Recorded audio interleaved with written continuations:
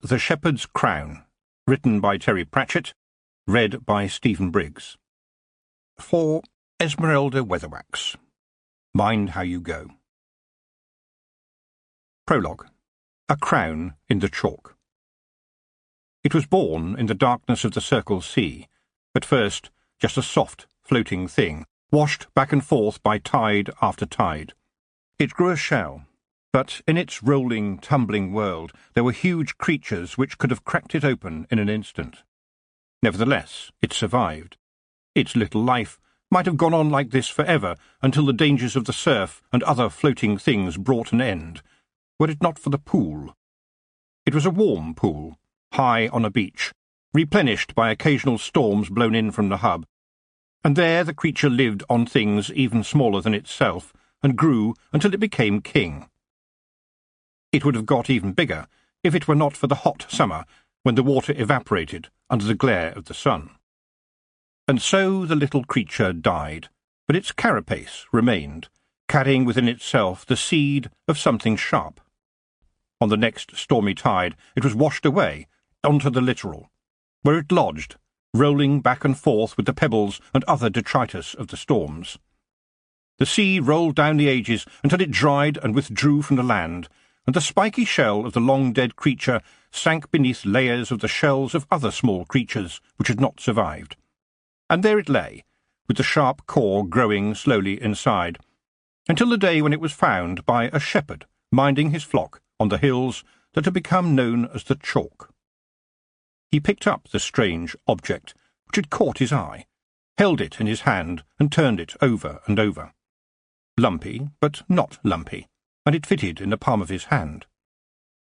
Too regular a shape to be a flint, and yet it had flint in its heart. The surface was grey, like stone, but with a hint of gold beneath the grey. There were 5 distinct ridges, spaced evenly, almost like stripes, rising from a flattish base to its top. He had seen things like this before, but this one seemed different. It had almost jumped into his hand. The little piece tumbled as he turned it around and about, and he had a feeling that it was trying to tell him something. It was silly, he knew, and he hadn't had a beer yet, but the strange object seemed to fill his world. Then he cursed himself as an idiot, but nevertheless kept it and took it to show his mates in the pub. "Look," he said, "it looks like a crown." Of course, one of his mates laughed and said, "A crown? What would you want with one of them? You're no king, Daniel Aking." But the shepherd took his find home and placed it carefully on the shelf in his kitchen, where he kept the things he liked. And there, eventually, it was forgotten and was lost to history. But not to the Akings, who handed it down, generation to generation. Chapter 1. Where the Wind Blows.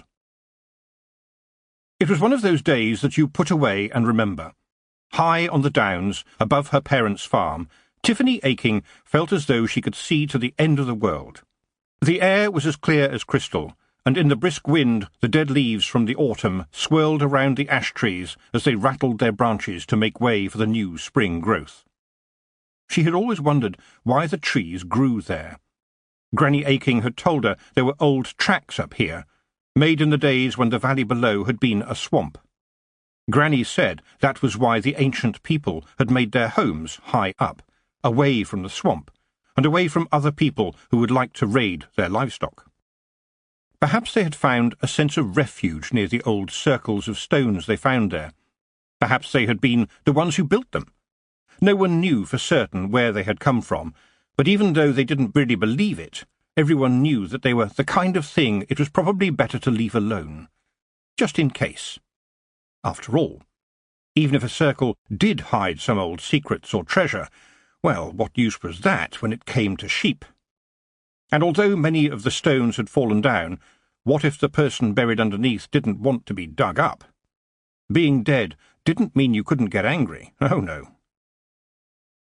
But Tiffany herself had once used one particular set of stones to pass through an arch to fairyland, a fairyland most decidedly not like the one she had read about in the Good Child's Book of Fairy Tales, and she knew the dangers were real. today, for some reason, she had felt the need to come up to the stones. Like any sensible witch, she wore strong boots that could march through anything. Good, sensible boots. But they did not stop her feeling her land, feeling what it told her. It had begun with a tickle, an itch that crept into her feet and demanded to be heard, urging her to tramp over the downs, to visit the circle, even while she was sticking her hand up a sheep's bottom to try and sort out a nasty case of colic. Why she had to go to the stones, Tiffany did not know, but no witch ignored what could be a summons. And the circles stood as protection. Protection for her land, protection from what could come through. She had headed up there immediately, a slight frown on her face. But somehow, up there, on top of the chalk, everything was right. It always was, even today. Or was it? For, to Tiffany's surprise, she had not been the only one drawn to the old circle that day. As she spun in the crisp, clean air, listening to the wind, the leaves dancing across her feet, she recognized a flash of red hair, a glimpse of tattooed blue skin, and heard a muttered "Crivens!" as a particularly joyful surge of leaves got caught on the horns of a rabbit's skull helmet. "The Kelder herself sent me here to keep an eye on these stones," said Rob Anybody, from his vantage point on a rocky outcrop close by. He was surveying the landscape as if he were watching for raiders, wherever they came from, particularly if they came through a circle. "And if any of them scuggins wants to come back and try again, we're always ready for 'em, you ken," he added hopefully. "I'm sure we can give them our best feegle hospitality." He drew his wiry blue frame up to its full 6 inches and brandished his claymore at an invisible enemy. The effect, Tiffany thought, not for the first time, was quite impressive. "Those ancient raiders are all long dead," she said before she could stop herself, even though her second thoughts were telling her to listen properly. If Jeanie, Rob's wife, and the Kelder of the Feagle clan had seen trouble a-brewing, well, it was likely that trouble was on the way. "Deed, we'll sure we," said Rob. The Feagles believed to a man that they had to be dead, as the world they now lived in was grand, filled as it was with so many opportunities for stealing and fighting and boozing. A land fit for dead heroes. Alas, Tiffany sighed, in those long-ago days mortals just died. They didn't come back like you seem to do. "They would if they had some of our brose." "What's that?" asked Tiffany. "Well, it's a kind of porridge with everything in it, and, if possible you can, a dram of brandy or some of your old granny's sheep liniment." Tiffany laughed, but that uneasiness remained. "I need to speak to Jeanie," she thought. "Need to know why she and my boots are both feeling the same thing." When they arrived at the large grassy mound nearby that housed the intricate warren of the Feagle dwelling, Tiffany and Rob made their way over to the patch of briars which concealed the main entrance and found Jeanie sitting outside, eating a sandwich. Mutton, Tiffany thought, with just a tinge of annoyance. She was well aware of the agreement with the Feagles that they could have the occasional old ewe in exchange for the fun of fighting off the corbies that would otherwise swoop down on the young lambs, who were doing their best to do what lambs did best, get lost and get dead. The lost lambs up on the chalk had a new trick now, heading at speed across the downs, sometimes backwards, with a Feagle under each tiny foot as they were returned to the flock. A Kelder needed a big appetite, for there was only one Kelder in a Knack-Mack Feagle clan, and she had a lot of sons, plus the occasional lucky daughter popping out. Sometimes, literally, since a Kelder usually gave birth to about 7 Feagle babies at a time. Jeanie herself had produced a daughter in amongst her first brood. Each time Tiffany saw Jeanie, the little Kelder was a bit wider and a bit rounder. Those hips took work, and Jeanie was certainly working hard at getting them bigger right now as she tackled what looked like half a sheep's leg between 2 bits of bread. No mean feat for a Feagle only 6 inches high, and as Jeanie grew to become a wise old Kelder, the word belt would no longer signify something to hold up her kilt, but just something to mark her equator. Young Feagles were herding snails and wrestling. They were bouncing off each other, off the walls, and sometimes off their own boots. They were in awe of Tiffany, seeing in her a kind of Kelda, and they stopped brawling and looked at her nervously as she approached. "Line up, lads, sure oor hag how hard you have been working," their mother said, with pride in her voice, wiping a smear of mutton fat off her lips. Oh no, Tiffany thought. What am I going to see? I hope it doesn't involve snails. But Jeanie said, "Let yon hag hear your ABC now. Come on, you start, slightly more wee than wee Jock. The first Feegle in the line scratched at his spog and flicked a small beetle out. It seems to be a fact of life that a Feegle's spog will always be itchy, Tiffany thought, possibly because what is kept in it might still be alive. Slightly more wee than wee Jock swallowed. "A is for axe," he bellowed. "To cut your head off you can," he added with a proud boast. "B is for boot," shouted the next Feegle, wiping something that looked like snail slime down the front of his kilt. "So as to stamp on your head." "And C is for Claymore, and Crivens, I'll gie you such a good kicking if when you stick that sword into me one more time," shouted the third, turning and hurling himself at one of his brothers. A yellowing, crescent-shaped object fell to the ground as the brawl spun off into the brambles, and Rob snatched it up and tried to hide it behind his back. Tiffany narrowed her eyes. That had looked suspiciously like, yes, a bit of old toenail. "Weel," said Rob, shuffling his feet, "you's always cutting these little chunks off on them old gentlemen you goes to visit most days. They fly out of the windows, just waiting for a body to pick them up. And they's as hard as nails, you ken." "Yes, that's because they are nails," Tiffany began, then stopped. After all, maybe someone like old Mr. Nimlet would like to know that parts of his body were still ready for a scrap, even if he himself couldn't get out of a chair without help these days. The Kelda drew her to one side now and said, "Weel, hen, your name is in the soil. It talks to you. Tir fe heen, land under wave. Do you talk to it?" "Yes," said Tiffany. "Only sometimes, though. But I do listen, Jeanie." "Not every day," said the Kelda. "No, not every day. So much to do, so much to do." "I ken that," said the Kelda. "You know that I watch over you. I watch you in me head, but I also see you whizzing about over me head. And you must remember, you are a long time deed." Tiffany sighed, weary to her bones. Going around the houses, that was what you did if you were a compassionate witch, what she and all the other witches did to fill in the gaps in the world, doing things that had to be done, carrying logs in for an old lady, or popping on a pot of stew for a dinner, bringing a herbal remedy for a sore leg or a troublesome ache, fetching a basket of spare eggs or second-hand clothes for a new baby and a house where money was scarce, and listening, oh yes, always listening to people's troubles and worries. And the toenails, those toenails, they seemed to be as hard as flint, and sometimes an old boy without friends or family would have his toenails twisting inside his boots. But the reward for lots of work seemed to be lots more. If you dug the biggest hole, they just gave you a bigger shovel. "Today, Jeanie," she said slowly, "I did listen to the land. It told me to go to the circle." There was a question hanging in the air. The Kelda sighed. "I dinna see it clear yet, but there is something not right, Tifan," she said. "The veil between our worlds is thin and can be easily break, ye ken. The stones stand, so the gateway is nae open, and the Queen of the Elves will nae be strong after ye sent her back to fairyland afore. She will nae be in a hurry to get past ye again, but I am still afeard. I can feel it noo, like a fog drifting our way." Tiffany bit her lip. If the Kelda was worried, she knew she should be too. "Dinna fash yoursel," Jeanie said softly, watching Tiffany closely. "When you need the Feegles, we will be there.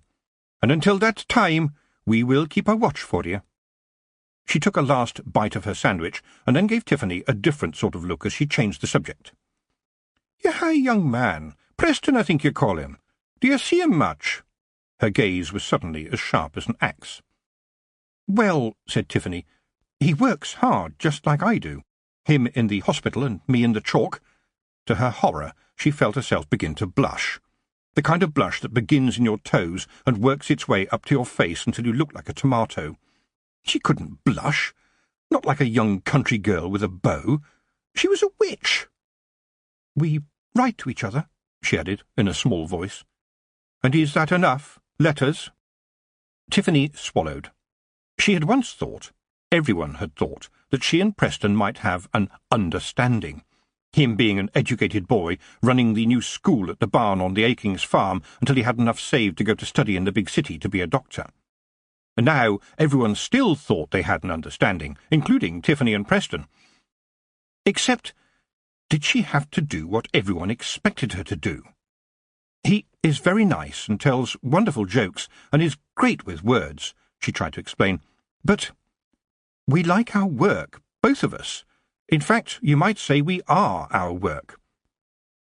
Preston is working so hard at the Lady Sybil Free Hospital, and I can't help thinking about Granny Aking and how much she liked her life up on the downs, just her and the sheep and her 2 dogs, Thunder and Lightning, and—" She tailed off, and Jeanie laid a small nut-brown hand on her arm. "Do you think this is the way to live, my girl?" "Well, I do like what I am doing, and it helps people." "But who helps you? That broomstick of yours flies everywhere, and I think sometimes it might bust into flames. You look after everybody, but who looks after ye? If Preston is away, there's your friend the Baron and his new wife. Surely they care about their people, care enough to help." "They do care," said Tiffany, remembering with a shudder how everyone had once also thought that she and Roland, now the Baron, had an understanding. Why were they so keen to try and find her a husband? Were husbands that difficult to find if she wanted one? Roland is a decent man, although not yet as good as his father became, and Letitia, she thought. Both she and Letitia knew that Letitia could do magic, but right now was just playing the role of the young Baroness. And she was good at it. So good that Tiffany wondered if the being a Baroness might come to win over being a witch in the end. It certainly involved a lot less mess. "Already you have done such things that other folk wouldn't credit," Jeanie continued. "Well," said Tiffany, "there's too much to be done and not enough people to do it." The smile that the Kelder gave her was a strange one. The little woman said, "Do you let them try? You mustn't be afraid to ask for help. Pride is a good thing, my girl, but it will kill you in time." Tiffany laughed. "Jeanie, you are always right. But I am a witch, so pride is in the bones." That brought to mind Granny Weatherwax, the witch all the other witches thought of as the wisest and most senior of them all. When Granny Weatherwax said things, she never sounded proud, but she didn't need to. It was just there, built right into her essence. In fact, whatever a witch needed in her bones, Granny Weatherwax had it in great big shovelfuls. Tiffany hoped one day that she might be that strong a witch herself. "Well, that's good, so it is," said the Kelder. "You're oor hag of the hills, and we need oor hag to have some pride, but we'd also like you to have a life of your own." Her solemn little gaze was fixed on Tiffany now. "So off you gae, and follow where the wind blows you." The wind down in the shires was angry, blowing everywhere as if it was upset, howling around the chimneys of Lord Swivel's mansion, which stood surrounded by acres of parkland and could only be reached by a long drive, ruling out visits by anyone not in possession of at least a decent horse. That put paid to the majority of the ordinary people thereabouts, who were mostly farmers, and who were too busy to do any such thing anyway. Any horse they had was generally large and hairy-legged, and usually seen attached to carts. The skinny, half-mad horses that pranced up the drive or pulled coaches up it were normally conveying a very different class of man, one who always had land and money, but often very little chin, and whose wife sometimes resembled his horse. Lord Swivel's father had inherited money and a title from his father, a great master builder, but he had been a drunkard and had wasted almost all of it. Lord Swivel's father reckoned it was no waste, and that he had thoroughly enjoyed drinking the family fortune. At least, he thought this until he drank so much he fell over and met a gentleman with a decided lack of flesh on his bones and the definitive addition of a scythe a good few years earlier than he should have done.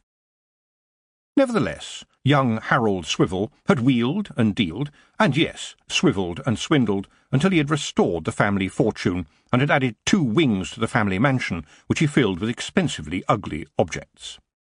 He had 3 sons, which pleased him greatly, in that his wife had produced 1 extra over and above the usual heir and spare. Lord Swivel liked to be one-up on everyone else, even if the one-up was only in the form of a son he didn't overly care for. Harry, the eldest, didn't go to school much because he was now dealing with the estate, helping his father and learning who was worth talking to and who wasn't. Number 2 was Hugh, who had suggested to his father that he would like to go into the church. His father had said, "Only if it's the Church of Om, but none of the others. I'm not having no son of mine fooling around with cultic activities." He knew, too, that gods could sometimes make inconvenient requests. He had an associate who had chosen to follow the crocodile god Offler, and then found he had to keep an aviary of tooth-cleaning birds handy to fulfil his god's dental whims. Om was handily silent, thereby enabling his priests to interpret his wishes how they chose. Amazingly, Om's wishes rarely translated into instructions like feed the poor or help the elderly, but more along the lines of you need a splendid residence, or why not have 7 courses for dinner. So Lord Swivel felt that a clergyman in the family could in fact be useful. His 3rd son was Geoffrey, and nobody quite knew what to make of Geoffrey, not least Geoffrey himself. The tutor Lord Swivel employed for his boys was named Mr. Wiggle. Geoffrey's older brothers called him Wiggler, sometimes even to his face. But for Geoffrey, Mr. Wiggle was a godsend. The tutor had arrived with a huge crate of his own books, only too aware that some great houses barely had a single book in them, unless the books were about battles of the past in which a member of the family had been spectacularly and stupidly heroic. Mr. Wiggle and his wonderful books taught Geoffrey about the great philosophers, Lai Tin Weedle, Orangekrates, Zeno and Ibid, and the celebrated inventors Goldeneyes Silverhand Dactylos and Leonard of Quirm, and Geoffrey started to discover what he might make of himself. When they weren't reading and studying, Mr. Wiggle took Geoffrey to dig up things, old bones and old places, around the shires, and told him about the universe, which he previously had not thought about. The more he learned, the more he thirsted for knowledge, and longed to know all about the great turtle Atuin, and the lands beyond the shires. "Excuse me, sir," he said to his tutor one day, "how did you become a teacher?" Mr. Wiggle laughed and said, "Someone taught me, that's how it goes. And he gave me a book, and after that I would read any book that I could find. Just like you, young sir. I see you reading all the time, not just in lessons." Geoffrey knew that his father sneered at the teacher. But his mother had intervened, saying that Geoffrey had a star in his hand. His father scoffed at that. "All he's got in his hand is mud and dead people, and who cares where 4X is? No one ever goes there." Very true. But a lot of people came from 4X, as is often the case with a place that nobody has ever heard of. They just never bothered to go back again. His mother looked tired, but took his side, saying, "He's very good at reading, and Mr. Wiggle has taught him 3 languages. He can even speak a bit of Offleran." Again his father sneered. "Only handy if he wants to be a dentist. Ha! Why waste time on learning languages? After all, everyone speaks Ankh-Morpork these days." But Geoffrey's mother said to him, "You read, my boy. Reading is the way up. Knowledge is the key to everything." Shortly afterwards, the tutor was sent away by Lord Swivel, who said, "Too much nonsense around here. It's not as if the boy will amount to much. Not like his brothers." The walls of the manor could pick up voices a long way away, and Geoffrey had heard that and thought, well, whatever I do choose to become, I am not going to be like my father.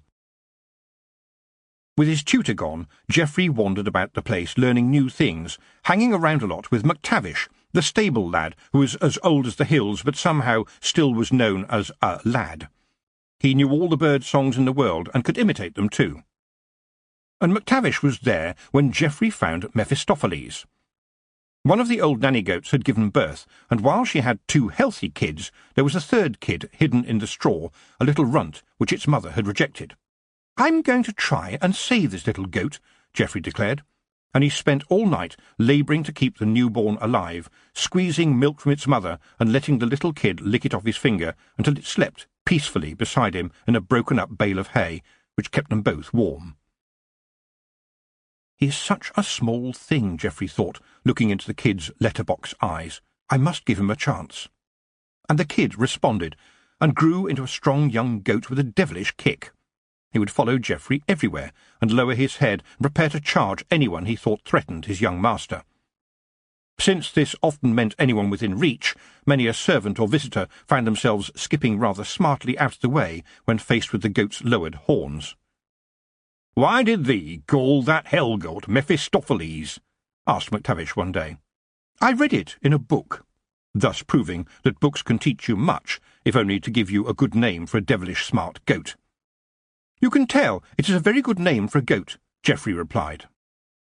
Geoffrey grew older, turning from a little boy into a young lad, and then a bigger lad, wisely catching his father's eye only occasionally.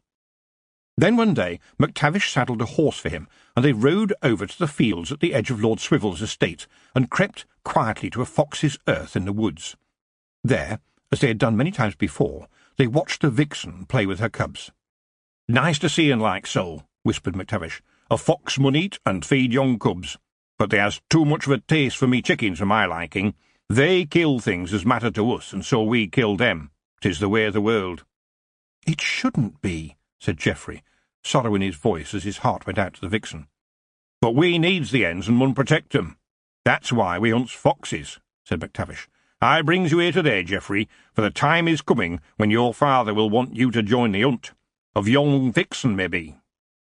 "I understand," Geoffrey said. He knew about the hunt, of course, as he'd been made to watch them ride out every year since he was a baby. "We must protect our hens, and the world can be cruel and merciless. But making a game of it is not right. That's terrible. It's just execution. Must we kill everything? Kill a mother who is feeding her cubs? We take so much and we give back nothing." He rose to his feet and went back to his horse. "I do not want to hunt, MacTavish. My word, I do not like to hate. I don't even hate my father. But the hunt I would like to see put in a dark place." MacTavish looked worried. "I think thee needs to be careful, young Geoffrey. You knows what your father is like. He's a bit of a stick in the mud." "My father is not a stick in the mud. He is the mud," Geoffrey said bitterly. "Well then, if you tries talking to him, or your mother, maybe he might understand that you are not ready to join the hunt." "No point," said Geoffrey. "When he has made up his mind, you cannot get through to him. I hear my mother crying sometimes. She doesn't like to be seen crying, but I know she cries." Then it was, as he looked up to watch a hawk hovering, that he thought to himself, "There is freedom. Freedom is what I want." "I would like to fly, MacTavish," he said, adding, "like the birds, like Langas." The legend of Pelotus and his son Langas, who wanted to fly like the birds, was known by every well-educated boy. They did, indeed, build themselves wings by sewing together feathers and thistledown. The boy at least flew a little way, but his elderly and portly father crashed. The moral of this story is, understand what you are doing before you do it. And almost immediately he saw a witch flying overhead on a stick, following the hawk, and he pointed up and said, "I want one of those. I want to be a witch." But the old man said, "It's not for thee, boy. Everybody knows men can't be witches." "Why not?" asked Geoffrey. The old man shrugged and said, "Nobody knows." And Geoffrey said, "I want to know." On the day of Geoffrey's first hunt, he trotted out with the rest, pale-faced but determined, and thought, "This is the day I must try to stand up for myself." Soon the local gentry were galloping across the countryside, some taking it to the extreme by careering into ditches, through hedges or over gates, often minus their mounts, while Geoffrey carefully held his position well to the back of the throng until he could slip away unnoticed. He circled the woods in the opposite direction to the hunt, his heart aching, especially when the baying of the hounds turned to joyous yelps as the prey was brought down. Then it was time to return to the house. There, Everyone was at that happy stage of a hunt where tomorrow is a word that still means something, and you have a mug of hot beverage that is liberally laced with something not too dissimilar to Tiffany's grandmother's special sheep liniment. A reward for the returning heroes. They had survived the hunt. Huzzah! They swigged and swilled, and the drink ran over their non-existent chins. But Lord Swivel looked at Geoffrey's horse, the only animal not to be lathered in sweat with its legs besplattered in mud, and his wrath was unquenchable. Geoffrey's brothers held him, while his mother looked on imploringly, but to no avail. She averted her face as Lord Swivel smeared Vixen's blood on Geoffrey's face. His lordship was almost incandescent in his rage. "Where were you? You should have been there at the Kell," he roared. "You will do this, young man, and like it. I had to do it when I was young, and so did my father before me, and so will you. It is a tradition, do you understand? Every male member of our family has been blooded at your age. Who are you to say it's wrong? I'm ashamed of you." There it came, the swish of the crop across Geoffrey's back. Geoffrey, his face dripping with the Vixen's blood, looked to his mother. "She was a beautiful thing. Why kill her in such a way? For fun?" "Please don't upset your father," his mother pleaded. "I see them in the woods, and you just hunt them. Can you eat them? No. We, the unspeakable, chase and kill what we cannot eat just for the blood, for fun." Swish! It hurt. But Geoffrey was suddenly full of... what?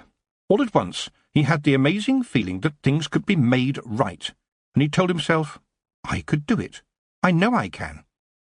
He drew himself up to his full height and shook himself free of his brother's grasp. "I must thank you, father," he said, with unexpected vigour. "I have learned something important today, but I won't let you hit me again. Never. And nor will you see me again unless you change. Do you understand me?" His tone was oddly formal now, as if befitting the occasion. Harry and Hugh looked at Geoffrey with a kind of awe and waited for the explosion, while the rest of the hunt, which had given Lord Swivel space in which to deal with his son, stopped pretending that they weren't watching. The world of the hunt was out of kilter, the air frozen, but somehow contriving also to seem to hold its breath.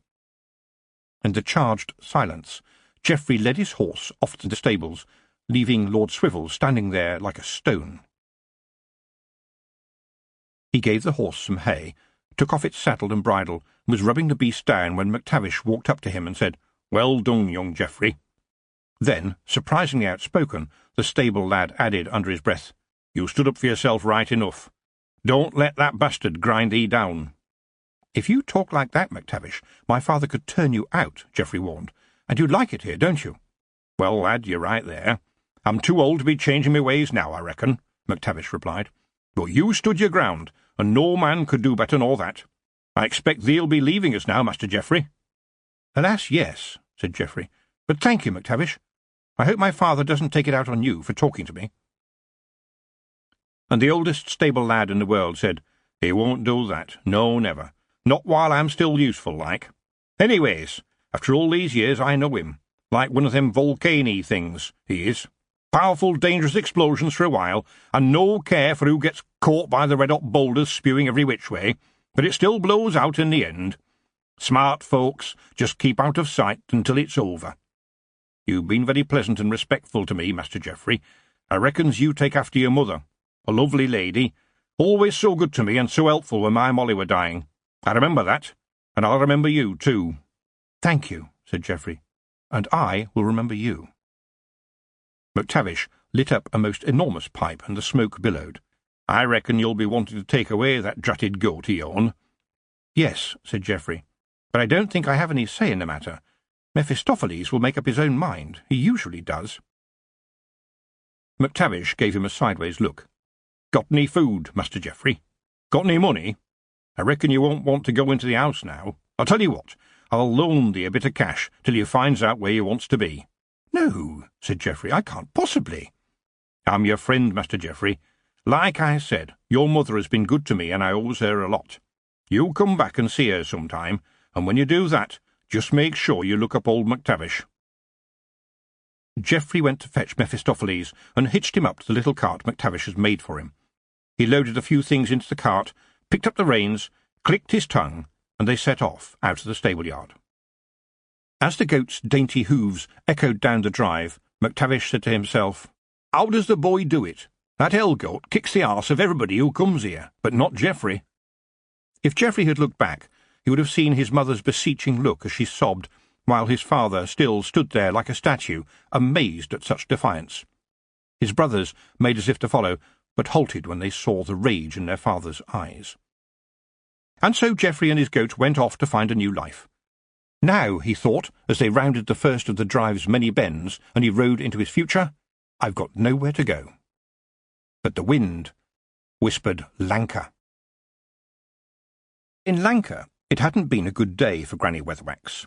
A young lumberjack at work higher up in the Round Top Mountains had nearly severed his own foot, and on a day when the resident Igor was elsewhere so unable to patch him up. When Granny arrived at the camp on her rickety old broomstick, she immediately saw that the lad was in an even worse mess than she had expected. He had been doing his best to look brave in front of his mates, who were clustered around him trying to cheer him up, but she could see the pain in his face. As she examined the damage, he cried out for his mother. "You, lad," Granny said sharply, turning a piercing look on the nearest of his mates. "You know where this lad's family live?" And at the boy's scared nod, a witch's pointy hat often seemed to make the young lads suddenly very scared, she went on, "Go on then, run. Tell the lady I'm bringing her son back, and she'll need hot water on and a clean bed. Clean, mind." And as the boy raced off, Granny glared at the others standing sheepishly around. "You others," she said sharply, "don't just stand around.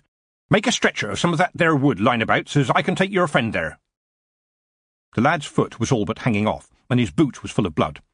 Granny gritted her teeth and set to with everything in her armoury and all the knowledge accumulated over many years, quietly, gently taking his pain away from him, drawing it into herself to hold until she could release it. His face came alive, and his eyes sparkled, and he started chatting to the witch like an old friend. She cleaned and she stitched, all the while telling the lad what she was doing in a cheerful and calm voice before giving him what she called a little tincture. To the onlookers, it looked like the boy was almost himself again when they brought to her a rather makeshift stretcher and found the lad dreamily telling Granny how to get to his home. The habitations of the lumberjacks up in the mountains were often no better than sheds, and it turned out the boy, a lad by the name of Jack Abbott, and his mother lived in one of these. It was a rickety little hut, held together more with dirt than with anything else, and when Granny Weatherwax arrived outside with the stretcher lashed underneath her broomstick, she frowned, wondering how this lad's injury could possibly be kept clean in such surroundings.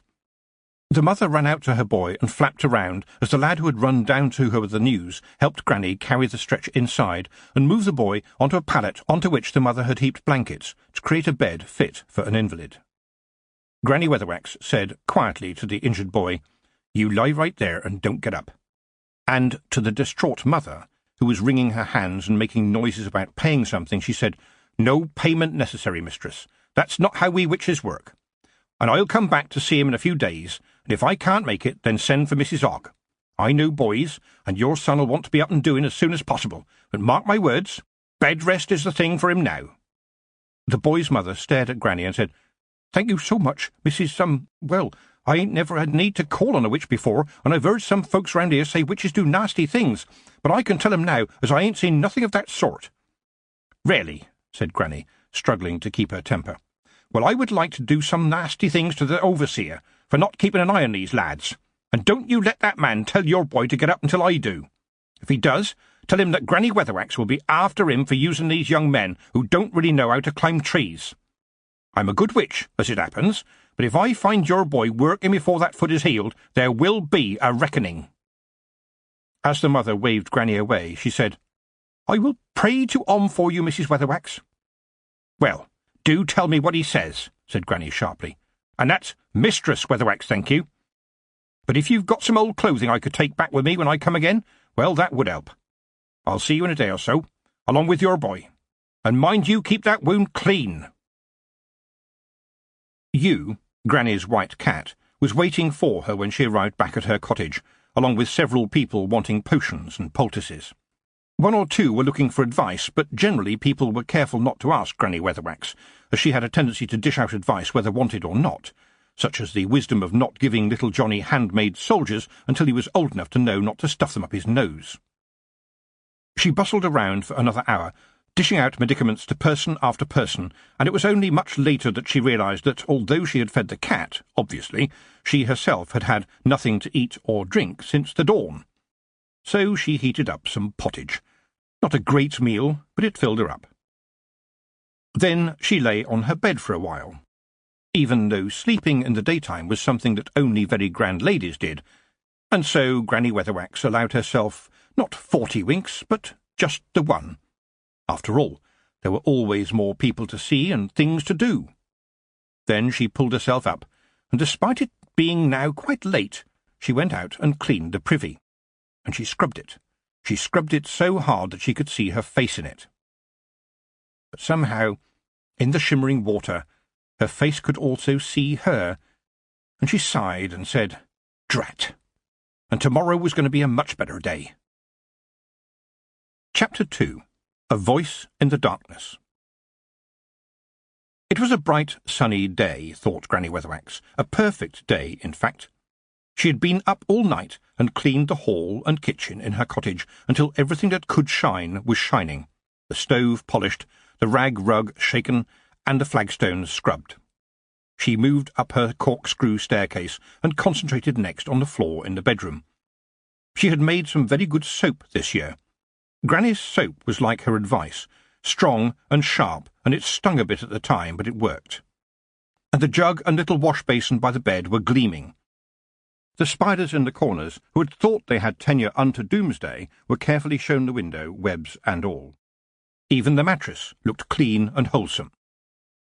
Every so often, you, her cat, appeared to see what was going on, and to lie on the patchwork quilt that was so flat it looked like someone had trodden on a huge tortoise. Then Granny cleaned the privy once again, just for good measure. Not an errand for a fine day, but Esmeralda Weatherwax was meticulous in these things, and the privy yielded to her efforts, and yes, it shone. Amazingly so. Watching her, the intensity that showed on her cat's face was remarkable. This was a different day, you sensed. A day not yet experienced. A day that bustled as if there would never be another day. And with the inside of the cottage up to scratch, you now followed Granny into the scullery. A bucket of water, filled from the pump by the well, did the trick there. Granny smiled. She had always liked the scullery. It smelled of hard work being done properly. Here there were also spiders, mostly hiding around the bottles and jars on the shelves, but she thought scullery spiders didn't really count. Live and let live. She went outside next, to the walled paddock at the back of the cottage to check on her goats.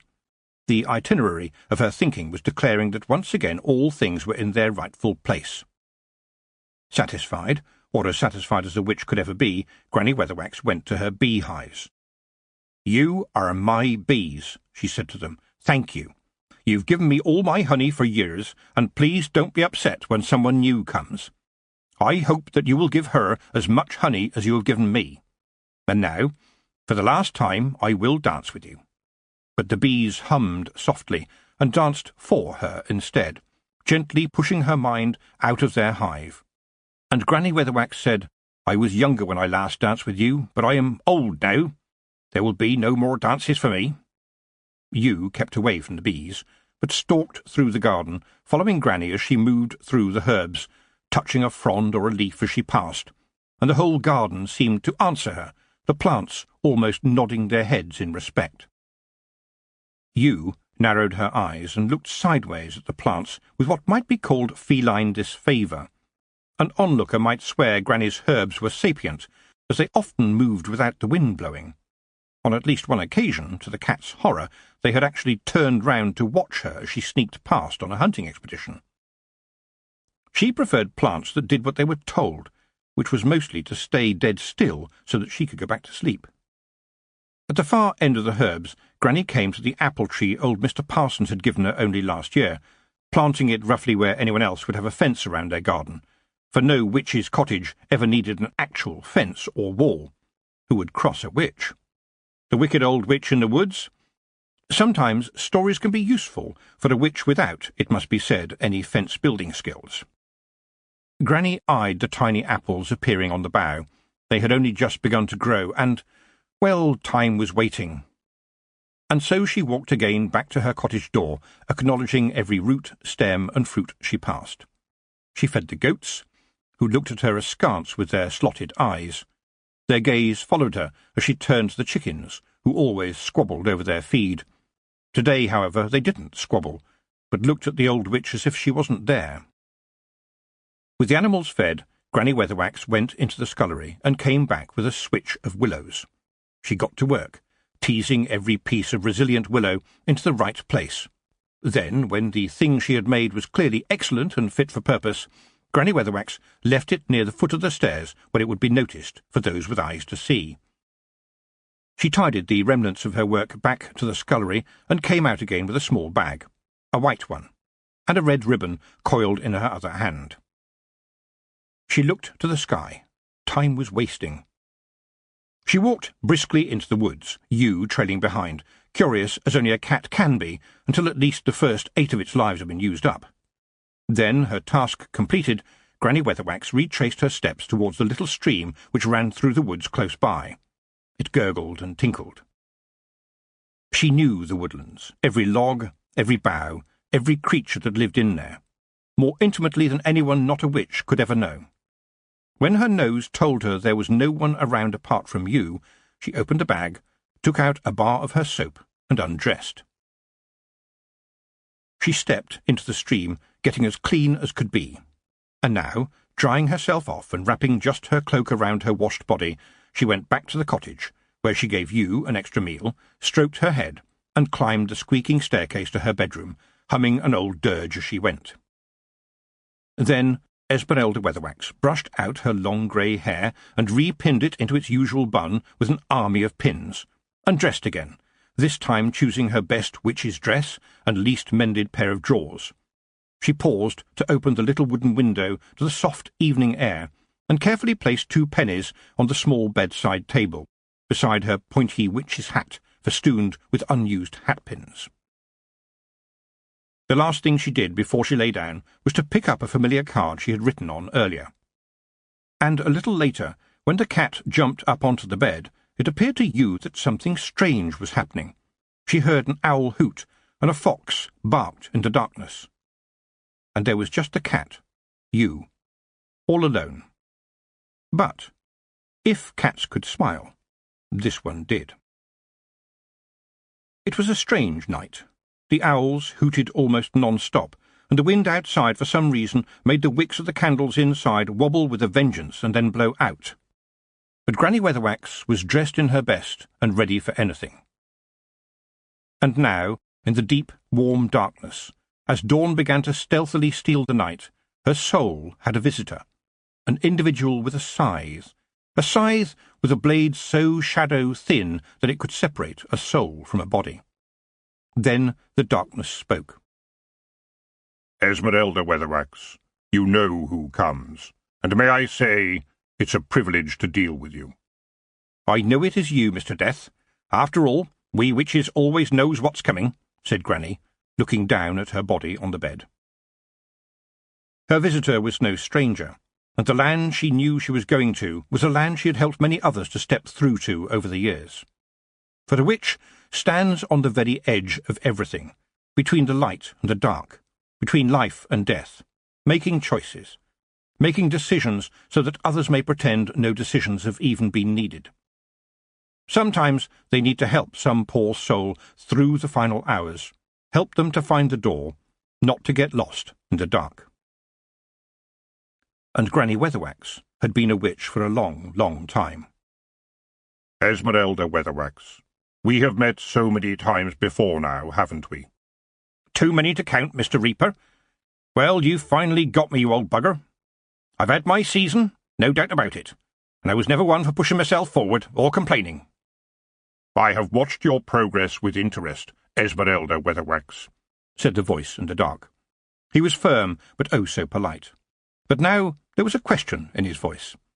Pray tell me, why were you content to live in this tiny little country when, as you know, you could have been anything and anybody in the world? I don't know about the world, not much. But in my part of the world I could make little miracles for ordinary people, Granny replied sharply. And I never wanted the world. Just a part of it. A small part which I could keep safe, which I could keep away from storms. Not the ones of the sky, you understand. There are other kinds. And would you say your life benefited the people of Lanka and environs? After a minute, the soul of Granny Weatherwax said, Well, not boasting your willingness, I think I have done right, for Lanka at least. I've never been to environs. Mistress Weatherwax, the word environs means, well, thereabouts. All right, said Granny. I did get about, to be sure. A very good life lived indeed, Esmeralda. Thank you, said Granny. I did my best. More than your best, said Death. And I look forward to watching your chosen successor. We have met before. She's a good witch, to be sure, said the shade of Granny Weatherwax. I have no doubts whatsoever. You are taking this very well, Esme Weatherwax. It's an inconvenience, true enough, and I don't like it at all, but I know that you do it for everyone, Mr. Death. Is there any other way? No, there isn't, I'm afraid. We are all floating in the winds of time, but your candle, Mistress Weatherwax, will flicker for some time before it goes out. A little reward for a life well lived, for I can see the balance, and you have left the world much better than you found it. And if you ask me, said Death, nobody could do any better than that. There was no light, no point of reference, except for the 2 tiny blue pinpricks sparkling in the eye sockets of Death himself. Well, the journey was worth taking, and I saw many wonderful things on the way, including you, my reliable friend. Shall we go now? Madam, we've already gone. In the early morning light, in a village pond near Slice, Bubbles came to the surface, followed by Miss Tick, witch-finder. There was no one there to observe this remarkable occurrence, apart from her mule, Joseph, grazing steadily on the riverbank. Of course, she told herself sadly as she picked up her towel, they all leave me alone these days. She sighed. It was such a shame when old customs disappeared. A good witch-ducking was something she had liked doing in the bad old days. She had even trained for it. All those swimming lessons, and practice with knots at the Quirm College for Young Ladies. She had been able to defeat the mobs under water if necessary, or at least work at breaking her own record for untying the simple knots they all thought worked on the nasty witch. Now, a bit of pond-dipping had become more like a hobby, and she had a nasty feeling that others were copying her after she passed through their villages. She'd even heard talk of a swimming club being started in one small hamlet over by Ham-on-Rye. A popular idea among the lads, since they felt that everyone, and everyone definitely included the young ladies, should swim without their clothes. Miss Tick picked up her towel to dry herself off and went back to her small caravan, gave Joseph his breakfast nosebag and put the kettle on. She settled down under the trees to have her snap, bread and dripping, a thank you the day before from a farmer's wife for an afternoon's knowledge of reading. Miss Tick had smiled as she left because the eyes of the rather elderly woman had been sparkling. "Now," she had said, "I can see what's in those letters Alfred gets, especially the ones that smell of lavender." Miss Tick wondered if it might be a good idea to get moving soon, before Alfred got another letter anyway. Her stomach filled, ready for the day ahead, she sensed an uneasiness in the air, so there was nothing for it but to make a shamble. A shamble is a witch's aid to inner concentration, and always has to be made right there and then, when needed, to catch the moment. It could be made of pretty much anything, but had to include something alive. An egg would do, though most witches would prefer to save the egg for dinner, in case it exploded on them. Miss Tick dug in her pockets. A woodlouse, a dirty handkerchief, an old sock, an ancient conker, a stone with a hole in it, and a toadstool which Miss Tick couldn't quite identify and so couldn't risk eating. She expertly strung them all together with a bit of string and a spare length of knicker elastic. Then she pulled at the threads. But there was something wrong. With a twang that reverberated round the clearing, the tangle of objects threw itself into the air and spun, twisting and turning. "Well, that's going to complicate things," Miss Tick groaned. Just across the woods from Granny Weatherwax's cottage, Nanny Ogg nearly dropped a flagon of her best homemade cider on her cat, Grebo. She kept her flagons of cider in the shady spring by her cottage. The tomcat considered a growl, but after one look at his mistress he tried to be a good boy, for the normally cheerful face of Nanny Ogg was like thunder this morning. and he heard her mutter, "It should have been me." In Genua, on a royal visit with her husband Verence, Queen Magrat of Lanka, former witch, discovered that even though she might think she had retired from magic, magic had not retired from her. She shuddered as the shock wave was carried across the world like a tsunami, an intimation that things were going to be otherwise. In Boffo's Novelty and Joke Emporium in Ankh-Morpork, all the whoopee cushions trumpeted in a doleful harmony, while over in Quirm, Agnes Nitt, both witch and singer, woke with the sinking feeling known to many that she might have made a fool of herself at the previous evening's first-night party, though Agnes does have the very handy excuse that if she behaves badly, it might not be Agnes doing the devil amongst the Pixies dance on the table, but her other personality, Perdita, who is much more outgoing and, incidentally, a lot thinner. It certainly still seemed to be going on behind her eyeballs. Then suddenly she heard her inner Perdita wail. Over in the great city of Ankh-Morpork at Unseen University, Ponder Stibbons had just finished a lengthy breakfast when he entered the basement of the high-energy magic building. He stopped and gaped in amazement. In front of him, Hex was calculating at a speed that Ponder had never seen before, and he hadn't even entered the question yet, or pulled the great big lever. The ant tubes that the ants crawled through to make their calculations were blurred with their motion. Was that an ant crash by the cogwheel? Ponder tapped a question into Hex. What do you know that I don't? Please, Hex. There was a scuffling in the ant hills, and the answer spat out, practically everything. Ponder rephrased his question more carefully with the requisite number of if and before clauses. It was wordy and complicated, a huge ask for a wizard with only one meal in him, and no one else would have understood what Ponder even meant, but after a big hiccup of ants, Hex shot out, "We are dealing with the death of Granny Weatherwax." And then Ponder went to see the Arch-Chancellor, Mustrum Ridcully, who would definitely want to hear this news. In the oblong office of the Patrician of Ankh-Morpork, Lord Vetinari watched amazed as his Times crossword filled itself in. High above the ramtops, in the monastery of Oi Dong, the abbot of the history monks licked his mystic pencil and made a note of it. The cat called Yu purred like a kind of feline windmill. And in the travelling now, Escarina, a woman who had once been a wizard, held the hand of her son and knew sorrow. But in a world shimmering just the other side of the disk, a world where dreams could become real, where those who lived there liked to creep through to other worlds and hurt and destroy and steal and poison, an elf lord by the name of Peaseblossom felt a powerful quiver shoot through the air as a spider might feel a prey land on his web. He rubbed his hands in glee. "A barrier has gone," he whispered to himself. "They will be weak." Back on the chalk, the Kelder of the Wee Free Men watched her fire flicker and thought, "The witch of witches is away to the fair lands. Mind how you go, Hagger Hags. You'll be sore missed." She sighed, then called to her husband, the big man of the clan. "Rob, I'm afeard for o' big wee hag. She's going to ha' need o' ye. Gae to her, Rob. Take a few of the lads, and get ye a wa to her." Jeanie bustled into her chamber to fetch her cauldron. "The edges of our world will nae be as strong," she said to herself. "I need to ken what may be coming our way." And far away, in some place unthinkable, a white horse was being unsaddled by a figure with a scythe with, it must be said, some sorrow. Chapter 3.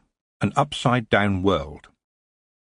In a small cottage, in a little hamlet, on the rolling fields of the sheep-haunted chalk, Tiffany Aching had her sleeves rolled up and was sweating just as much as the mother-to-be, a young girl only a few years older than she herself was, who was leaning on her. Tiffany had already helped more than 50 babies into the world, plus lots and lots of lambs, and was generally held to be an expert midwife. Unfortunately, Miss Millie Standish's mother and several other women of varying ages, who had all claimed to be relatives and asserted their right to a place in the very small room, thought they were experts themselves, and were generously telling Tiffany what she was doing wrong. Already one or two of them had given her old-fashioned advice, wrong advice, and possibly dangerous advice. But Tiffany kept her calm, tried not to shout at everybody, and concentrated on dealing with the fact that Millie was having twins. She hoped that people couldn't hear her teeth grinding. It was always going to be a difficult birth, with two boisterous babies fighting one another to be the first out. But Tiffany was focused on the new lives, and she would not allow Mr. Death a place in this room. Another sweating push from the young mother, and first one and then another baby came yelling into the world to be handed to their grandmother and a neighbour. "Two lads, how wonderful!" said old Mother Standish, with a distinct note of satisfaction. Tiffany wiped her hands, mopped her brow, and continued to look after the mother while the crowd cooed over the new arrivals. And then she noticed something. There was another child in that capacious young woman. Yes, a third baby was arriving, hardly noticed because of the battling brothers ahead of it. Just then, Tiffany looked down and, in a slight greenish-yellow haze, saw a cat, pure white and as aloof as a duchess, staring at her. It was Granny Weatherwax's cat, Ewe. Tiffany knew the cat well, having given her to Granny Weatherwax herself only a few years ago. To her horror, one of the older ladies went to shoo Ewe away. Tiffany almost screamed. "Ladies, that cat belongs to Granny Weatherwax," she said sharply. "It might not be a good idea to make a very senior witch angry." Suddenly the gaggle backed away. Even here on the chalk, the name of Mistress Weatherwax worked a treat. Her reputation had spread far and wide, further and wider than Granny Weatherwax had been in the habit of travelling herself. The dwarfs over in Stow Plains even had a name for her that translated as "go around the other side of the mountain." But Tiffany, sweating again, wondered why Granny's cat was here. Usually, Ewe would be hanging around Granny Weatherwax's cottage back in Lanka, not all the way down here on the chalk. Witches saw omens everywhere, of course. So was it some kind of omen? Something to do with what Jeanie had said? Not for the first time she wondered how it was that cats seemed to be able to be in one place one moment and then, almost at the same time, reappear somewhere else. She did not know it, but a keen young philosopher in Ephebi had pondered exactly that same conundrum until he was found one morning, most of him, anyway, surrounded by a number of purring and very well-fed cats. No one had seemed keen to continue his experiments after that. There was a cry of pain from the young mother, and Tiffany gritted her teeth and turned her attention back to the job in hand. Witches do the task that is in front of them, and what was in front of her right at that moment was a struggling young mother and another small head. "One big push, Millie, please. You're having triplets." Millie groaned. "Another one. A small one," said Tiffany cheerfully, as a girl child arrived, unscathed, quite pretty for a newborn, and small. She handed the baby girl to another relative, and then reality was back again. As Tiffany began clearing up, she noticed, because noticing was the ground state of her being as a witch, that there was a lot more cooing over the two boys than there was for their sister. It was always good to recognise those things and put them away and keep them in mind, so that a little trouble wouldn't one day become a larger trouble. The ladies had produced the family groaning chair for Millie, so that she could sit in state to receive the congratulations of the throng. They were also busy congratulating each other, nodding sagely about the advice given, which had clearly been the right advice, since here was the evidence. 2 strapping boys. Oh, and a little girl. Bottles were opened, and a child was fetched and told to go across the fields to find Dad, who was working on the barley, with his dad. Mum was beaming, especially since young Millie was very soon to be Mrs. Robinson, because Mum had put her foot down very, very hard about that, and made certain that young Mr. Robinson was definitely going to do his duty by her girl.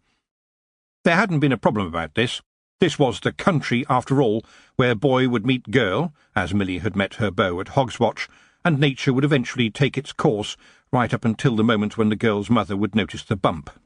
She would then tell her husband, and her husband, over a convivial pint of beer, would have a word with the boy's father, who would then talk to the boy. And usually it worked. Tiffany went over to the old lady holding the little girl. "Can I see her for just a moment, please, just to see if she's, if she's all right?" The rather toothless old crone handed over the little girl with alacrity. After all, she knew that Tiffany, apart from being a midwife, was a witch, and you never knew what a witch might do if you got on the wrong side of one. And when the old granny went to get her share of the drink, Tiffany took the child in her arms and whispered a promise to her in a voice so low that no one could have heard. This little girl would clearly need some luck in her life, and with luck, now, she would get some. She took her back to her mother, who didn't seem very impressed with her. By now, Tiffany noticed, the little boys had names, but the girl didn't. Worried about this, Tiffany said, "What about your girl? Can't she have a name?" The mother looked over. "Name her after yourself. Tiffany is a nice name." Tiffany was flattered, but it didn't take the worry away about baby Tiffany. Those big, strapping boys were going to get most of the milk, she thought. But not if she could do something about it, and so she decided that this particular family was going to be visited almost every week for a time. Then there was nothing for it but to say, "Everything looks fine. You know where to find me.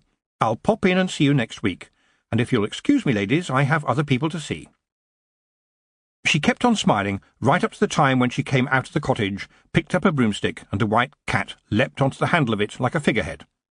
The world is changing, Tiffany thought. I can feel it.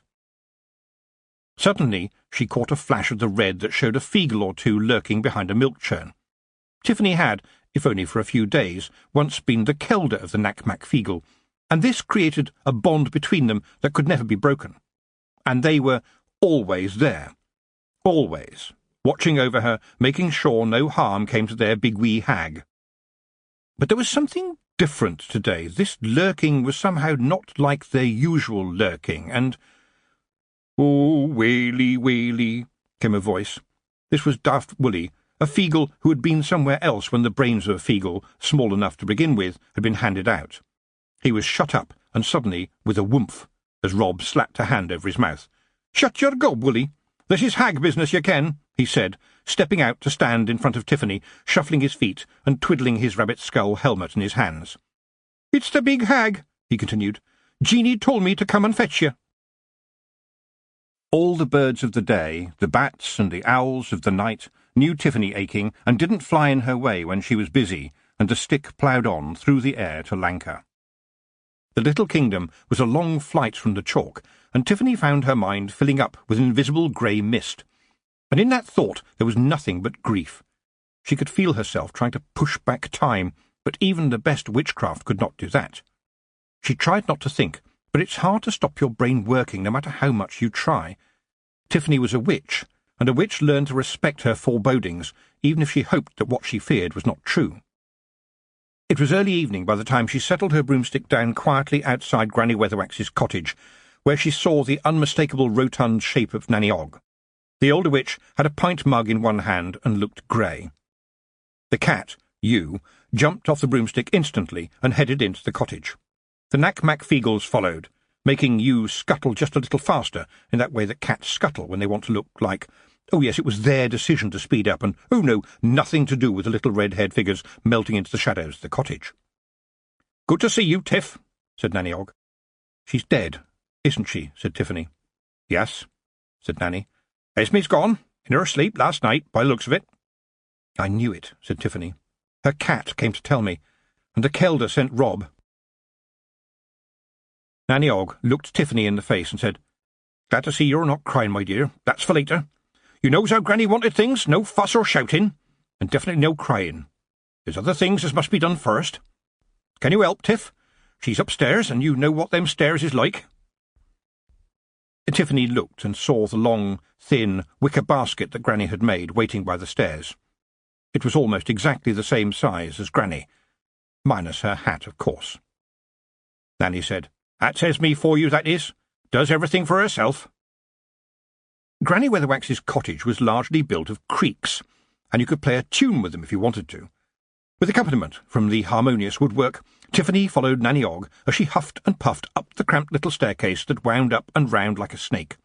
Nanny always said that you needed a corkscrew to get through it, until they arrived at the bedroom and the small, sad deathbed.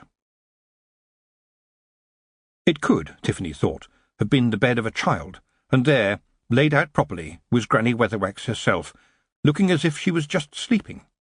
And there too, on the bed by her mistress, was you, the cat. There was a familiar card on Granny's chest, and a sudden thought struck Tiffany like a gong. Nanny, you don't suppose Granny could just be borrowing, do you? Do you think that while her body is here, her actual self is elsewhere? She looked at the white cat curled upon the bed and added hopefully, In you? Granny Weatherwax had been an expert at borrowing, moving her mind into that of another creature, using its body, sharing its experiences. And its meals. It's amazing how a night as an owl snacking on voles can really leave a nasty taste in your mouth. It was dangerous witchery, for an inexperienced witch risked losing herself in the mind of the other and never coming back. And of course, whilst away from one's body, people could get the wrong idea. Nanny silently picked up the card from Granny's chest. They looked at it, together. I is probably dead. Nanny Og turned it over as Tiffany's hand crept towards Granny Weatherwax's wrist, and even now, even when every atom of her witch being told her that Granny was no longer there, the young girl part of her tried to feel for even the slightest beat of life. On the back of the card, however, there was a scrawled message that pretty much put the final strand in the willow basket below. I probably ain't alive, Geetha Og. You know what to do and who to tell. All of it goes to Tiffany Aching except the cat, you. She'll go where she wants to.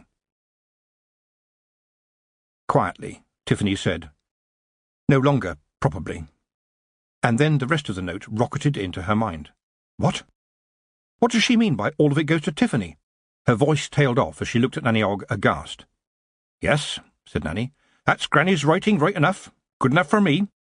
You gets the cottage and the surrounding grounds, the herbs and the bees and everything else in the place.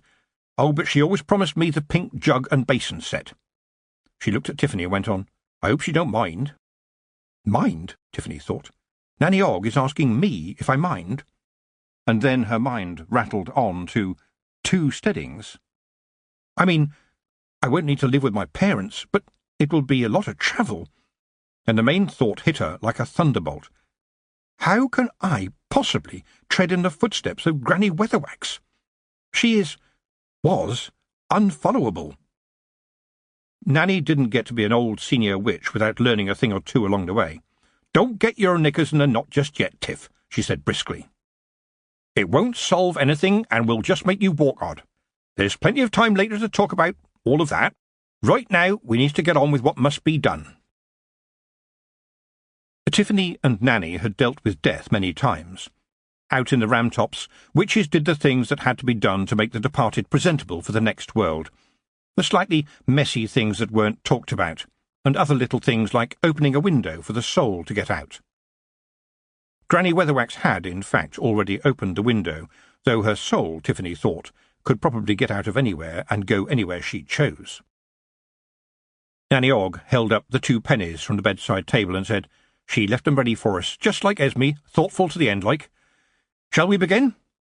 Unfortunately, Nanny had brought Granny Weatherwax's bottle of triple-distilled peach brandy, for medicinal use only, from the scullery. She said it would help her as she went through the rites for their sister in the craft. And although they dealt with Granny Weatherwax as if she were a precious gem, Nanny Og's drinking was not helping. She looks good, don't she? Said Nanny, after the nasty bits. And, thank goodness, Granny still had all her own teeth, were over and done with. It's a shame. Always thought as I'd be the first to go, what with my drinking and such like, especially the such like. I've done a lot of that. In fact, Nanny Og had done a great deal of everything, and was commonly held to be so broad-minded you could pull her mind out through her ears and tie a hat on with it. Is there going to be a funeral? Asked Tiffany. Well, you know Esme. She wasn't one for that kind of thing. Never one to push herself forward. She hadn't ever needed to. Granny Weatherwax was like the prow of a ship. Seas parted when she turned up. And we witches don't much like funerals. Granny called them fuss. Tiffany thought of the only other witch's funeral she had been to, the late Miss Treason, for whom she had worked, had wanted a lot of fuss. She hadn't wanted to miss the event herself either, so she had sent out invitations in advance. It had been memorable. As they put Granny Weatherwax to bed, as Granny had called it, Nanny said, Queen Magrat has to be told. She's away in Genua at the moment with the King, but I dare say as she'll be along as soon as possible, what with all these railways and what not. Anyone else as needs to know will probably know already, you mark my words. But first thing tomorrow, before they get here, we'll bury Esme the way she wanted, quiet-like and no fuss, in that wickerwork basket downstairs. Very cheap wickerwork baskets are and quick to make, Esme always said. And you know Esme, she's such a frugal person. Nothing goes to waste. Tiffany spent the night on the truckle bed, a tiny thing which was usually pushed away when it wasn't needed. Nanny Ogg had settled for the rocking chair downstairs, which squeaked and complained every time she rocked back. But Tiffany didn't sleep. There were a series of half-sleeps as the light of the moon filtered into the room, and every time she looked up there was you, the cat, asleep at the foot of Granny's bed, curled up like a little white moon herself. Tiffany had watched the dead before many times, of course. It was the custom for a departing soul to have company the night before any funeral or burial, as if to make a point to anything that might be lurking. This person mattered. There is someone here to make sure nothing evil creeps in at this time of danger. The night-time creaking of woodwork filled the room now, and Tiffany, fully awake, listened as Granny Weatherwax began making sounds of her own as her body settled down. "I've done this often," she told herself. "It's what we witches do. We don't talk about it, but we do it.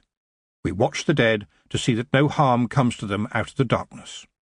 Although, as Nanny said, maybe it's the living you have to watch, for despite what most people thought, the dead don't hurt anybody." "What do I do now?" she thought in the small hours of the night. "What's going to happen tomorrow? The world is upside down. I can't replace Granny, never in 100 years.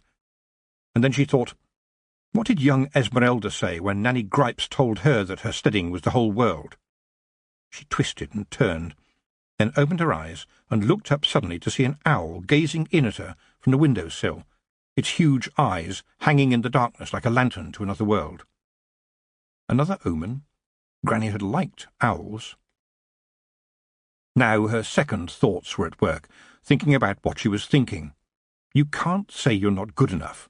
No witch would ever say that, they told her. I mean, you know you're pretty good, yes. The senior witches know that you once threw the Queen of the Fairies from our world, and they saw you go through the gate with the hiver. They all saw you return, too. But is that enough? Her first thoughts butted in.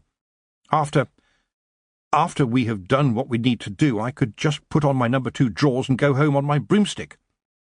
I have to go anyway, even if I take on the steading. I have to tell my parents. And I'm going to need help on the chalk. It's going to be a nightmare if I have to be in 2 places at once. I'm not like a cat. And as she thought that, she looked down, and there was you, looking at her. But not just looking. A penetrating stare of the kind that only cats can achieve. And it seemed to Tiffany that this meant, get on with your job. There is a lot of work to be doing. Don't think of yourself, think for all. Then tiredness was finally her friend, and Tiffany Aching had a few hours' sleep. The clacks rattled as the news of Granny Weatherwax went down the lines in the morning, and people who got the message faced it in their various ways. In the study of her manor house, Mrs. Earwig, pronounced Arwidge, got the news while she was writing her next book on flower magic. And there was a sudden sense of wrongness, of the world going askew. She put the right expression of grief on her face and went to tell her husband, an elderly wizard, trying to keep her joy hidden as she realized what this could mean. She, Mrs. Earwig, was going to be one of the most senior witches in Lanka. Perhaps she could get her latest girl into that old cottage in the woods. Her sharp face went even sharper as she thought how magical she could make it look, with the help of a few curse nets, charms, runic symbols, silver stars, black velvet drapes, and, oh yes, the essential crystal ball. She called to her latest young trainee to fetch her cape and broomstick, and pulled on her very best pair of black lacy gloves, the ones with the silver symbols stitched over each fingertip. She would need to make an entrance. In Boffo's Novelty and Joke Emporium, 4 10th Egg Street, Ankh-Morpork, everything for the hag in a hurry, Mrs. Proust said, "What a shame, but the old girl had a good innings." Witches don't have leaders, of course, but everyone knew that Granny Weatherwax had been the best leader they didn't have. So now someone else would need to step forward to generally steer the witches, and to keep an eye, too, on anyone prone to a bit of cackling. Mrs. Proust put down an imitation cackle she had taken from her Compare the Cackle display, and looked towards her son Derek and said, "There's going to be an argument now, or my name's not Eunice Proust. But it will surely be young Tiffany Aking who gets that steading. We all saw what she can do, my word we did."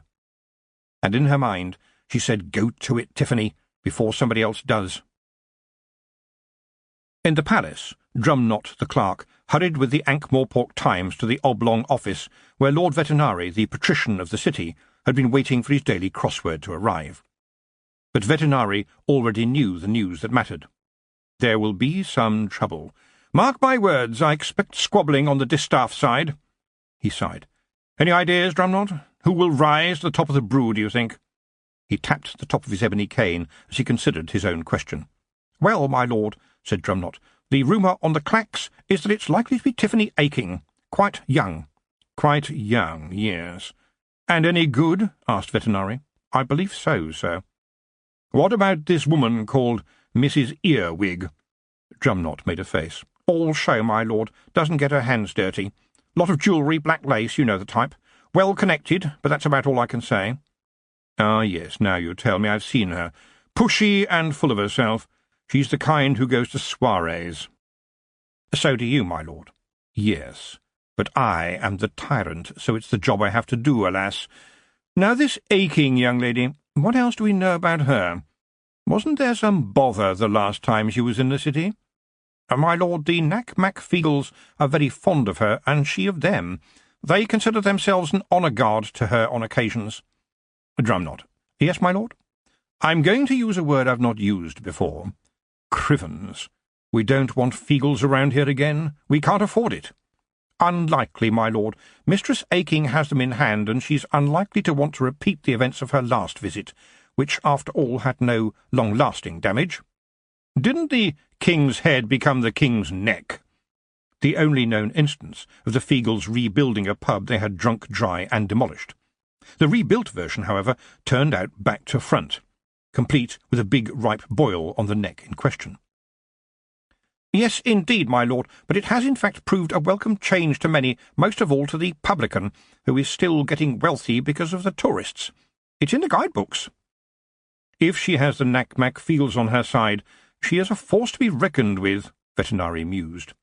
"The young lady is also known to be thoughtful, helpful, and clever, without being insufferable. I wish I could say the same of Mrs. Earwig." Said Vetinari. "We should keep a careful eye on her."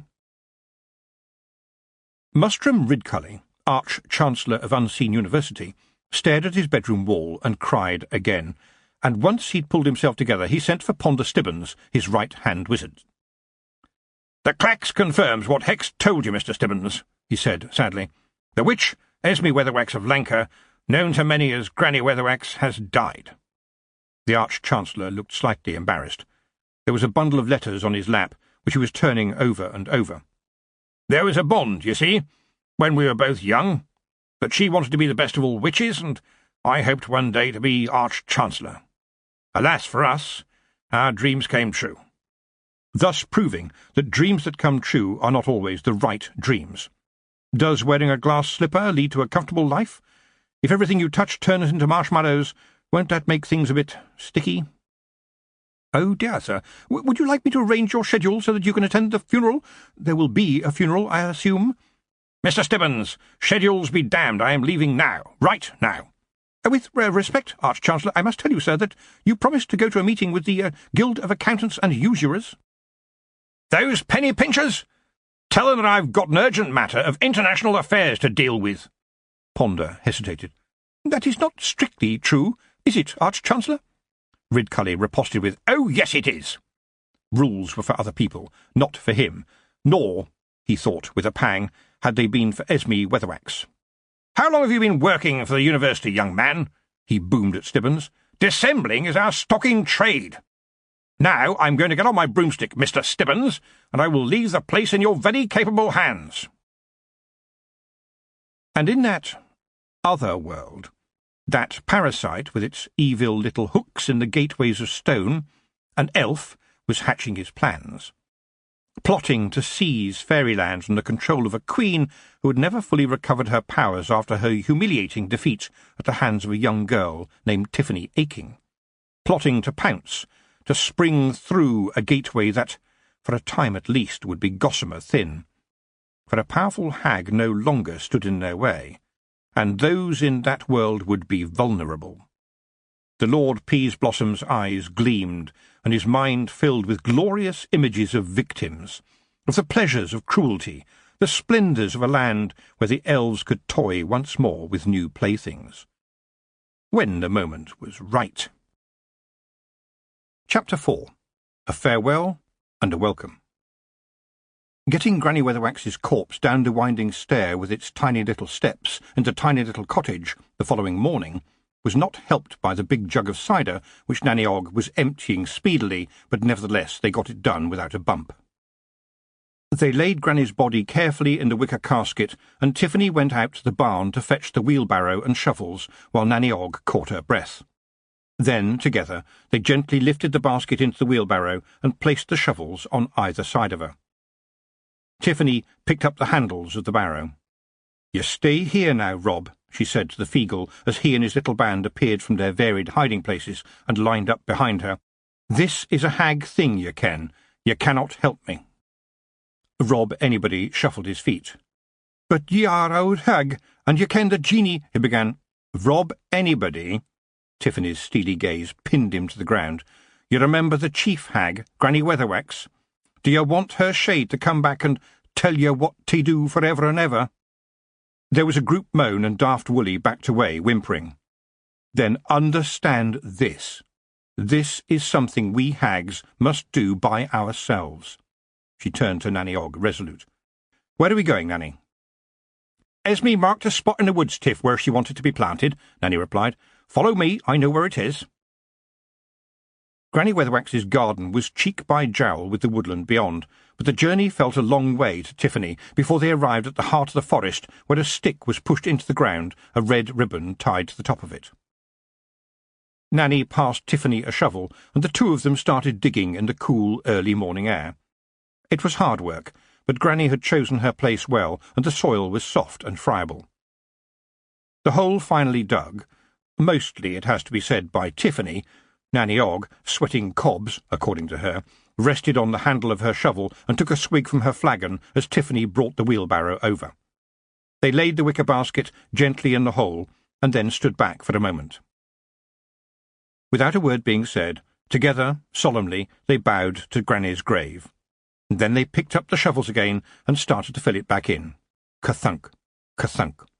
The earth built up over the wicker until all that could be seen was soil, and Tiffany watched it flow in until the last crumb had stopped moving. As they smoothed the fresh mound of earth, Nanny told Tiffany that Granny had said she wanted no urns, no shrines, and definitely no gravestone. "Surely there should be a stone," said Tiffany. "You know how badgers and mice and other creatures can lift the earth. Even though we know the bones are not her, I, for one, would want to be sure that nothing is dug up until—" She hesitated. "The ends of time," said Nanny. "Look, Tiff, Esme told me to say, if you wants to see Esmeralda Weatherwax, then just you look around. She is here. Us witches don't mourn for very long. We are satisfied with happy memories. They're there to be cherished." The memory of Granny Aching suddenly shone in Tiffany's mind. Her own Granny had been no witch, though Weatherwax had been very interested in hearing about her. But when Granny Aching had died, her shepherding hut had been burned, and her bones had gone down into the hills 6 feet deep in the chalk. Then the turf had been put back with a spot marked only by the iron wheels of the hut. But it was a sacred spot now, a place for memories. And not only for Tiffany. No shepherd ever passed without a glance at the skies and a thought for Granny Aching, who had tramped those hills night after night, her light zigzagging in the darkness. Her nod of approval had meant the world on the chalk. This spot in the woods, Tiffany realised, would be the same. Blessed. It had been a nice day for it, she thought, if there ever was such a thing as a good day to die, a good day to be buried. And now the birds were singing overhead, and there was a soft rustling in the undergrowth, and all the sounds of the forest which showed that life was still being lived blended with the souls of the dead in a woodland requiem. The whole forest now sang for Granny Weatherwax. Tiffany saw a fox sidle up, bow, and then run away because a wild boar had arrived with its family of piglets. Then there was a badger, paying no heed to those who had come earlier, and it remained, and Tiffany was astounded when creature after creature settled down near the grave and sat there as if they were domestic pets. Where is Granny now? Tiffany wondered. Could a part of her still be here? She jumped as something touched her on the shoulder, but it was just a leaf. Then, deep inside, she knew the answer to her question. Where is Granny Weatherwax? It was, she is here, and everywhere. To Tiffany's surprise, Nanny Ogg was weeping gently. Nanny took another swig from her flagon and wiped her eyes. Crying helps sometimes, she said. No shame in tears for them as you've loved. Sometimes I remember one of my husbands and shed a tear or two. The memories are there to be treasured, and it's no good to get morbid-like about it. How many husbands have you actually had, Nanny? Asked Tiffany. Nanny appeared to be counting. 3 of my own, and let's just say I've run out of fingers on the rest, as it were. But she was smiling now, perhaps remembering a very treasured husband. And then, bouncing back from the past, she was suddenly her normal cheerful self again. Come on, Tiff, she said. Let's go back to your cottage. Like I always says, a decent wake don't happen by itself. As they made their way back to the cottage, Tiffany asked Nanny the question which had been burning in her mind. What do you think will happen next? Nanny looked at Tiffany. What do you mean? Well, Granny wasn't exactly the head witch, except that most people thought she was. There ain't no such thing as a head witch, Tiff, you know that. Yes, but if Granny's not here any more, do you become the not head witch? Me? Nanny Ogg laughed. Oh, no, dear. I've had a very good life, me. Lots of children, lots of men, lots of fun, and yes, as witches go, I'm pretty good. But I never thought of stepping into Esme's shoes, ever. Well, who is, then? Someone's got to. Nanny Ogg scowled and said, Granny never said as she was better than others. She just got on with it and showed 'em, and people worked it out for themselves. You mark my words, the senior witches will get together soon enough to talk about this, but I know who Granny would choose, and it's as I would too. She stopped and looked serious for a moment. It's you, Tiff. Esme's left you her cottage, but more than that, you must step into the shoes of Granny Weatherwax, or else someone less qualified will try and do it. But I can't. And witches don't have leaders. You've just said that, Nanny. Yes, said Nanny. And you must be the best damn leader that we don't have. Don't look at me sideways like that, Tiffany Aching. Just think about it. You didn't try to earn it, but earn it you has. And if you don't believe me, believe Granny Weatherwax. She told me that you was the only witch who could seriously take her place. She said that on the night after you run with that air. She never said anything to me, said Tiffany, feeling suddenly very young. Well, she wouldn't say nothing, of course she wouldn't, said Nanny. That's not Esme's way, you know that. She would have given a grunt, and maybe said, Well done, girl. She just liked people to know their own strengths, and your strengths are formidable. But, Nanny, you're older, more experienced than me. You know lots more. And some of it I wants to forget, said Nanny. I'm far too young, Tiffany wailed. If I wasn't a witch, I'd still just be thinking of boyfriends. Nanny Ogg almost jumped on her. You're not too young, she said. Yours ain't what's important here. Granny Weatherwax said to me as you is the one who's to deal with the future. And being young means you've got a lot of future. She sniffed. Lot more than me, that's for sure. But that's not how it works, Tiffany said. It ought to be a senior witch. It has to be. But her second thoughts then leapt up in her head, challenging her. Why? Why not to do things differently? Why should we do things how they have always been done before? And something inside her suddenly thrilled to the challenge. Huh, Nanny retorted. You dance with the air to save the lives of your friends, my girl. Do you remember being so angry that you picked up a lump of flint and let it dribble between your fingers as if it was water? All the senior witches were there, and they took off their hats to you. You! Hats! She stomped off towards the cottage, with just one parting shot. And remember, you chose you. That cat there, she went to you when Esme up and left. And there the white cat was, sitting on the stump of an old birch, preening herself, and Tiffany wondered. Oh yes, she wondered. Just as they got back to the cottage, a dishevelled but very large wizard was trying to land his broomstick by the goat shed. "It is good of you to come, Mustrum," Nanny Ogg shouted across the garden, as the gentleman smoothed down his robes, trod carefully past the herbs, and doffed his hat to them. Tiffany noticed with glee that he had it tied onto his head with string. "Tiff, this is Mustrum Ridcully, Arch-Chancellor of Unseen University." Tiffany had only met one or two wizards, and they had mostly been of the type that relied on the robes, pointy hat and staff to make their point, hoping that they never had to actually do anything magical. On the face of it, Ridcully looked exactly the same. Beard, big staff with a knob on the top, pointy hat. Wait, a pointy hat with a crossbow tucked into the hatband. The witch side of her stepped back and watched carefully, but Ridcully was not interested in her at all. To her astonishment, the Arch-Chancellor actually appeared to be crying. "Is it true then, Nanny? Has she really gone?" Nanny gave him a handkerchief, and as he blew noisily into it, she whispered to Tiffany, "He and Esme were, well, good friends when they were younger." She winked. The Arch-Chancellor seemed to be overcome. Nanny handed him a flagon. "My famous remedy, your worship. Best to drink it down in one great gulp. Works a right treat for melancholy, it does. Whenever I'm a bit unsure of myself, I drinks a lot of it.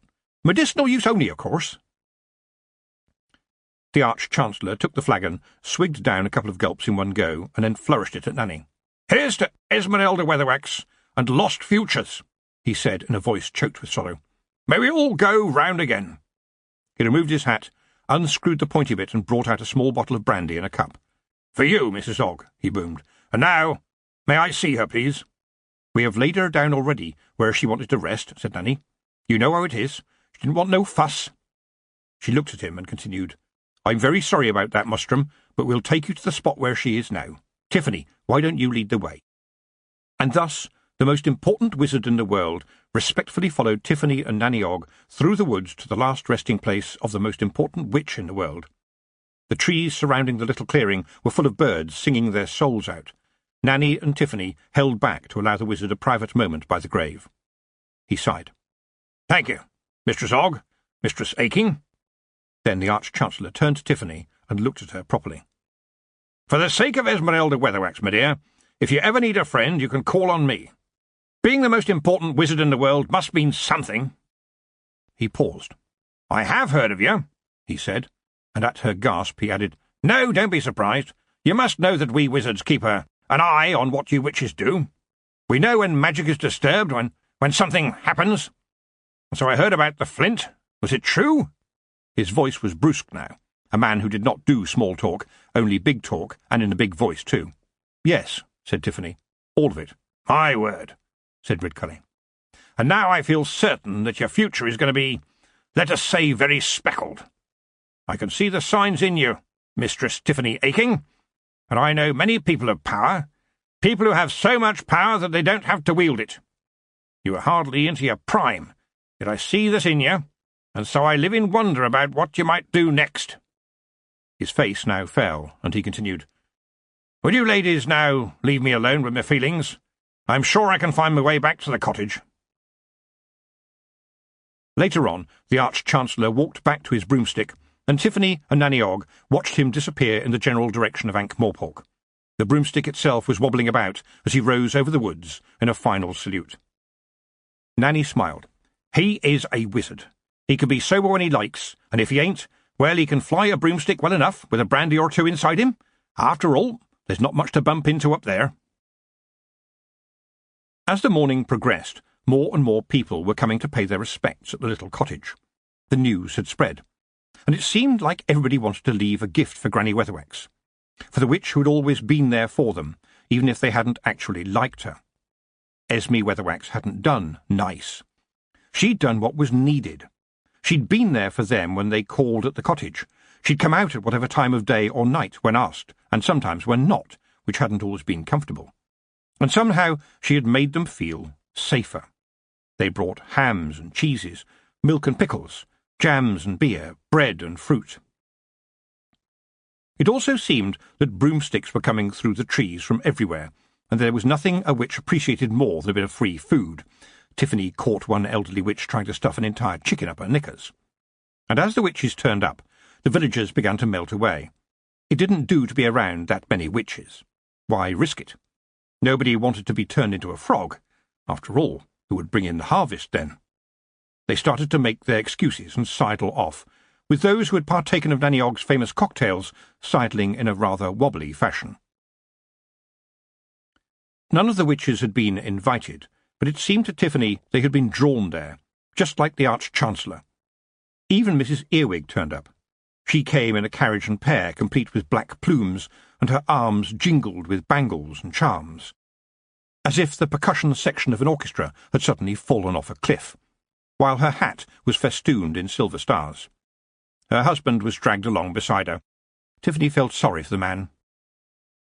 "Hail, sisters, and may the runes protect us on this momentous occasion," Mrs. Earwig pronounced, just loud enough to be heard by the remaining villagers. She did like to advertise her witchiness.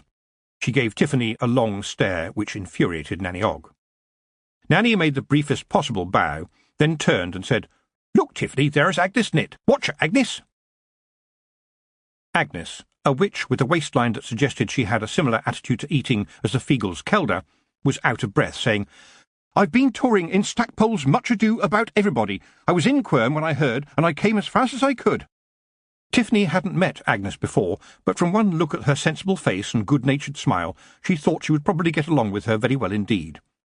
Then she was overcome with delight as a broomstick wobbled down to the land, and she heard the familiar of her friend Petulia. Tiffany, I heard you were here. Do you want some help with making any sandwiches?" Petulia offered, waving a big side of bacon as she landed. Petulia was married to a pig farmer and was acknowledged to be Lanca's best pig borer. Pig boring saved a lot of nasty squealing. A pig borer, like Petulia, would talk to the pigs until they simply died of boredom. She was also one of Tiffany's very best friends. "Dimity is here too, and, Lucy Warbeck," Petulia continued.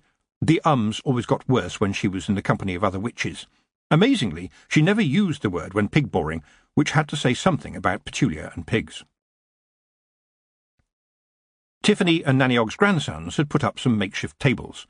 After all, everybody knows what a funeral is really for, and most people like eating and drinking, whatever the occasion. There was music, and over it all Agnes's heavenly voice.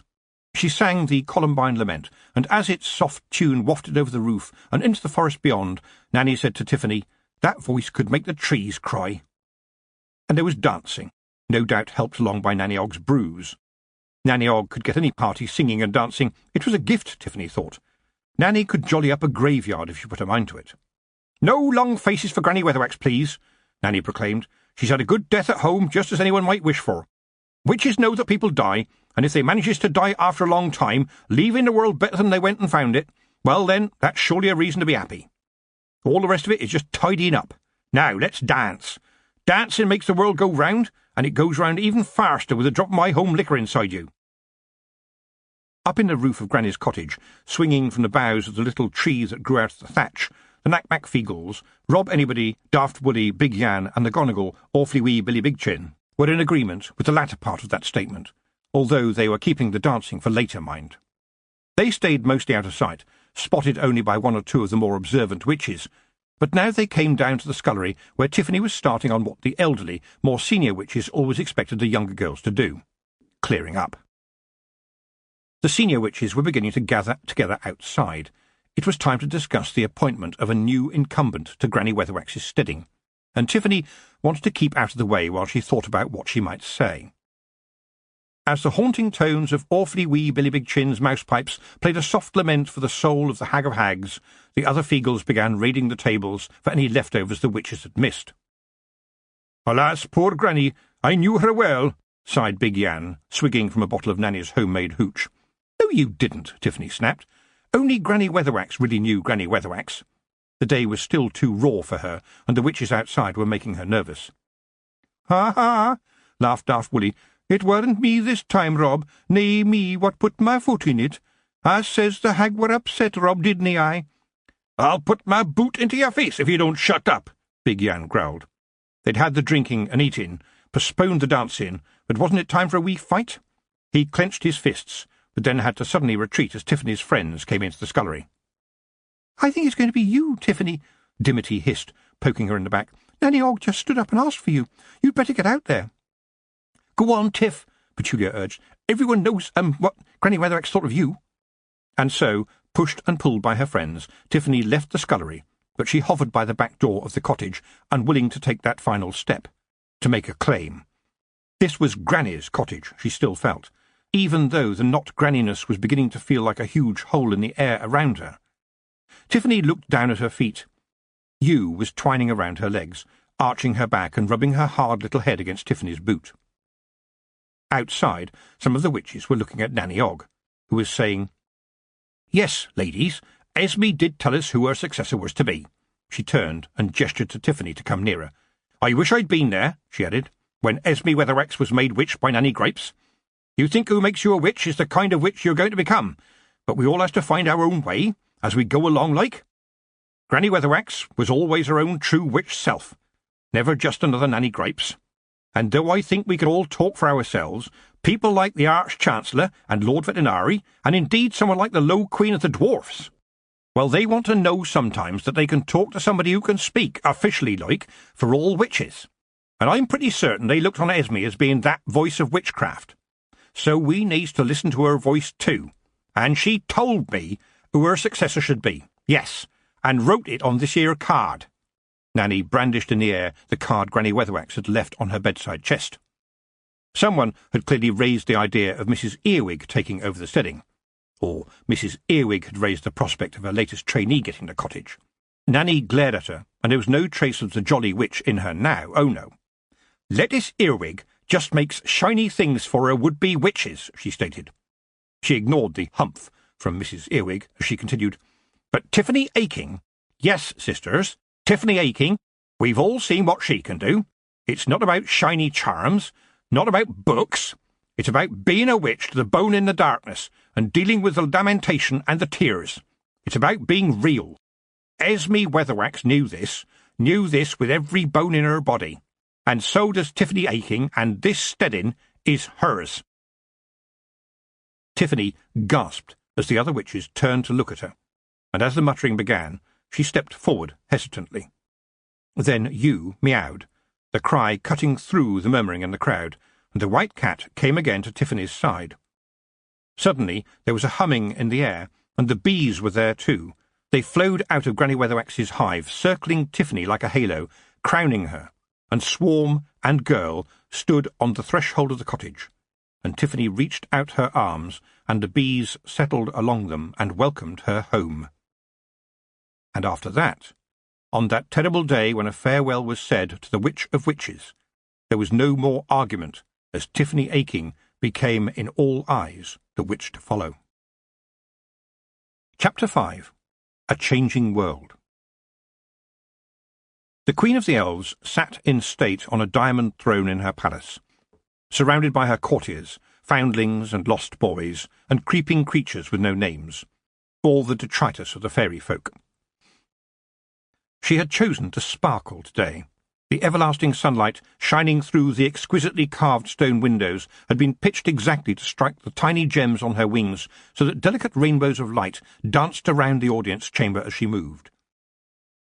The courtiers, lounging about the place in lace-trimmed velvet and feathers, were almost, but not quite, as beautifully dressed.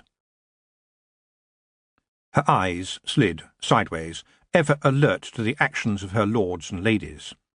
Was that Lord Lankin over there in the corner with Lord Mustardseed, whispering? And where was Lord Peaseblossom? One day, she thought, she would have his head on a pole. She didn't trust him at all, and his glamour had been strong of late, almost as glorious as her own. Or, she reminded herself bitterly, as glorious as her own had been before. Before that young witch, Tiffany Aching, had come into Fairyland and humiliated her. Lately, she had felt shivers between their two worlds, understood that things were shifting, the edges becoming more blurred, softer. A few of the stronger elves had even been slipping through from time to time for a little mischief. Perhaps soon she could lead the elves on a proper raiding party, fetch another child to play with, have her revenge on the Aching witch. The Queen smiled at the thought, licking her lips in anticipation of the fun ahead. But for now there was other troubling news to deal with. Goblins. Mere worms who should be grateful if an elvish lord or lady even looked their way, but who were now foolishly refusing to do her bidding. She would show them all, she thought. Lords Lankin, Mustard Seed, Peaseblossom.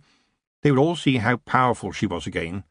They would see her strike down this goblin filth. But where was Peaseblossom? The goblin prisoner was brought into the audience chamber under guard. The whole effect was visually stunning, the goblin thought sourly. Exactly as a fairy court would look in a human child's storybook, until you looked at the faces and realised that there was something not quite right about the eyes and the expressions of the beautiful creatures in the scene. The Queen considered the goblin for a while, resting her fine-boned chin on the fingers of one exquisitely thin hand, her alabaster brow furrowed. "You, goblin! Call yourself of the dew the sunlight, I believe. You and your kind have long enjoyed the protection of this court. Yet I hear talk of rebellion, a refusal to do my bidding. Before I hand you over to my guards for their amusement, tell me why this is." Her melodious voice was rich with charm as the words were spoken, but the goblin seemed unmoved. He should have fallen to his knees and begged for her forgiveness, hypnotised by the power of the Queen's glamour, but instead he stood his ground stockily and grinned at her. Grinned at the Queen. "Well, Queenie, it's like this, you see. Goblins is now treated as upright citizens in human world. Humans say goblins useful. We likes being useful. We gets paid for being useful and finding out things and making things." The Queen's beautiful visage slipped. She glared at the cheeky creature in front of her. "That's impossible," she shouted. "You goblins are the dregs. Everyone knows that." "Ha ha!" laughed the goblin. "Queenie not so clever as she thinks. Goblins riding on hogs' back now. Goblins know how to drive the iron horses." There was a shiver in the court as the goblin uttered the word iron, and the magical glimmer dimmed. The Queen's dress changed colour from silver gossamer to blood-red velvet, and her blonde ringlets turned into straight, raven-black locks. Her courtiers followed suit as the pastel silks and lace made way for leather breeches, scarlet sashes, and scraps of fur over woad-covered torsos. Elven stone knives were drawn and sharp teeth bared. The little goblin did not flinch. "I don't believe you," said the Queen. "After all, you are just a goblin." "Just a goblin, yes, your queeniness," he said quietly. "A goblin what understands iron and steel as goes round and chuffs, takes people to far-away places, and a goblin what is a citizen of Ankh-Morpork, and you know what that means, my lady. The Dark One there gets upset when his citizens get killed." "You are lying," said the Queen. "The Lord Veterinary would not care what happens to you. You goblins always lie, of the dew the sunlight. Not my name any more. I am now of the lathe the swarf," said the goblin proudly. "Swarf?" said the Queen. "What is that?" "Itty bits of iron, these, Queenie," said the goblin, his eyes hardening. "Of the lathe the swarf, no liar. You talks to me like that again, your magisтерiousness. I opens my pockets. Then we sees what swarf is." The Queen drew back, her eyes fixed on the goblin's hands hovering near the pockets of his dark blue jacket, wooden toggles fastening it over his skinny chest. "You dare threaten me," she said, "here, in my own realm, you worm, when I could shrivel your heart within you with just a word? Or have you dropped where you stand?" She gestured to the guards standing ready with their crossbows aimed at the goblin. "I is no worm for you, Queenie. I have the swarf, tiny bits of steel that can float in the air, but I is here to bring news, a warning. Of the lathe the swarf still has fancy for the old days. I likes to see humans squirm, likes to see you fairy folk stirring things up, I does. Some goblins thinks as I does, but not so many now. Some goblins almost not goblins now, almost human. I don't likes it, but they says the times these are changing. The money is good, you see, Queenie." "Money?" sneered the Queen. "I give you goblins money, you—" She paused as she saw the goblin's hand move into his pocket. Could the horrible little creature really be bringing iron into her world? Iron, a terrible substance for any of the fairy folk. Painful, destructive. It blinded, deafened, made an elf feel more alone than any human could ever feel. She finished her sentence with gritted teeth. Worthy creature. Gold as melts away as sun rises, said the goblin. We, gets real money now. I just wants goblins to remain goblins, goblins with status, respect, not pushed around no more by you or anyone else. He glared at Peaseblossom, who had suddenly stepped to the side of the Queen. I don't believe you, said the Queen. Your funeral, Queenie, said the goblin. Don't believe me. Go to gate. Not so much trouble now, old witch gone. You sees for yourself. World has changed, Queenie. And the Queen thought, changed, yes. She had felt the tremors, known something momentous was afoot, but not known exactly what. So the old witch was gone. With no hag to stop them, why, she realised, we can ride through in splendour once more. Then her face fell. Except for this swarf, this iron. Bind this maggot's arms behind him, she ordered her guards, pointing at the goblin. I wish to see if he speaks true. And he will ride with us. She smiled.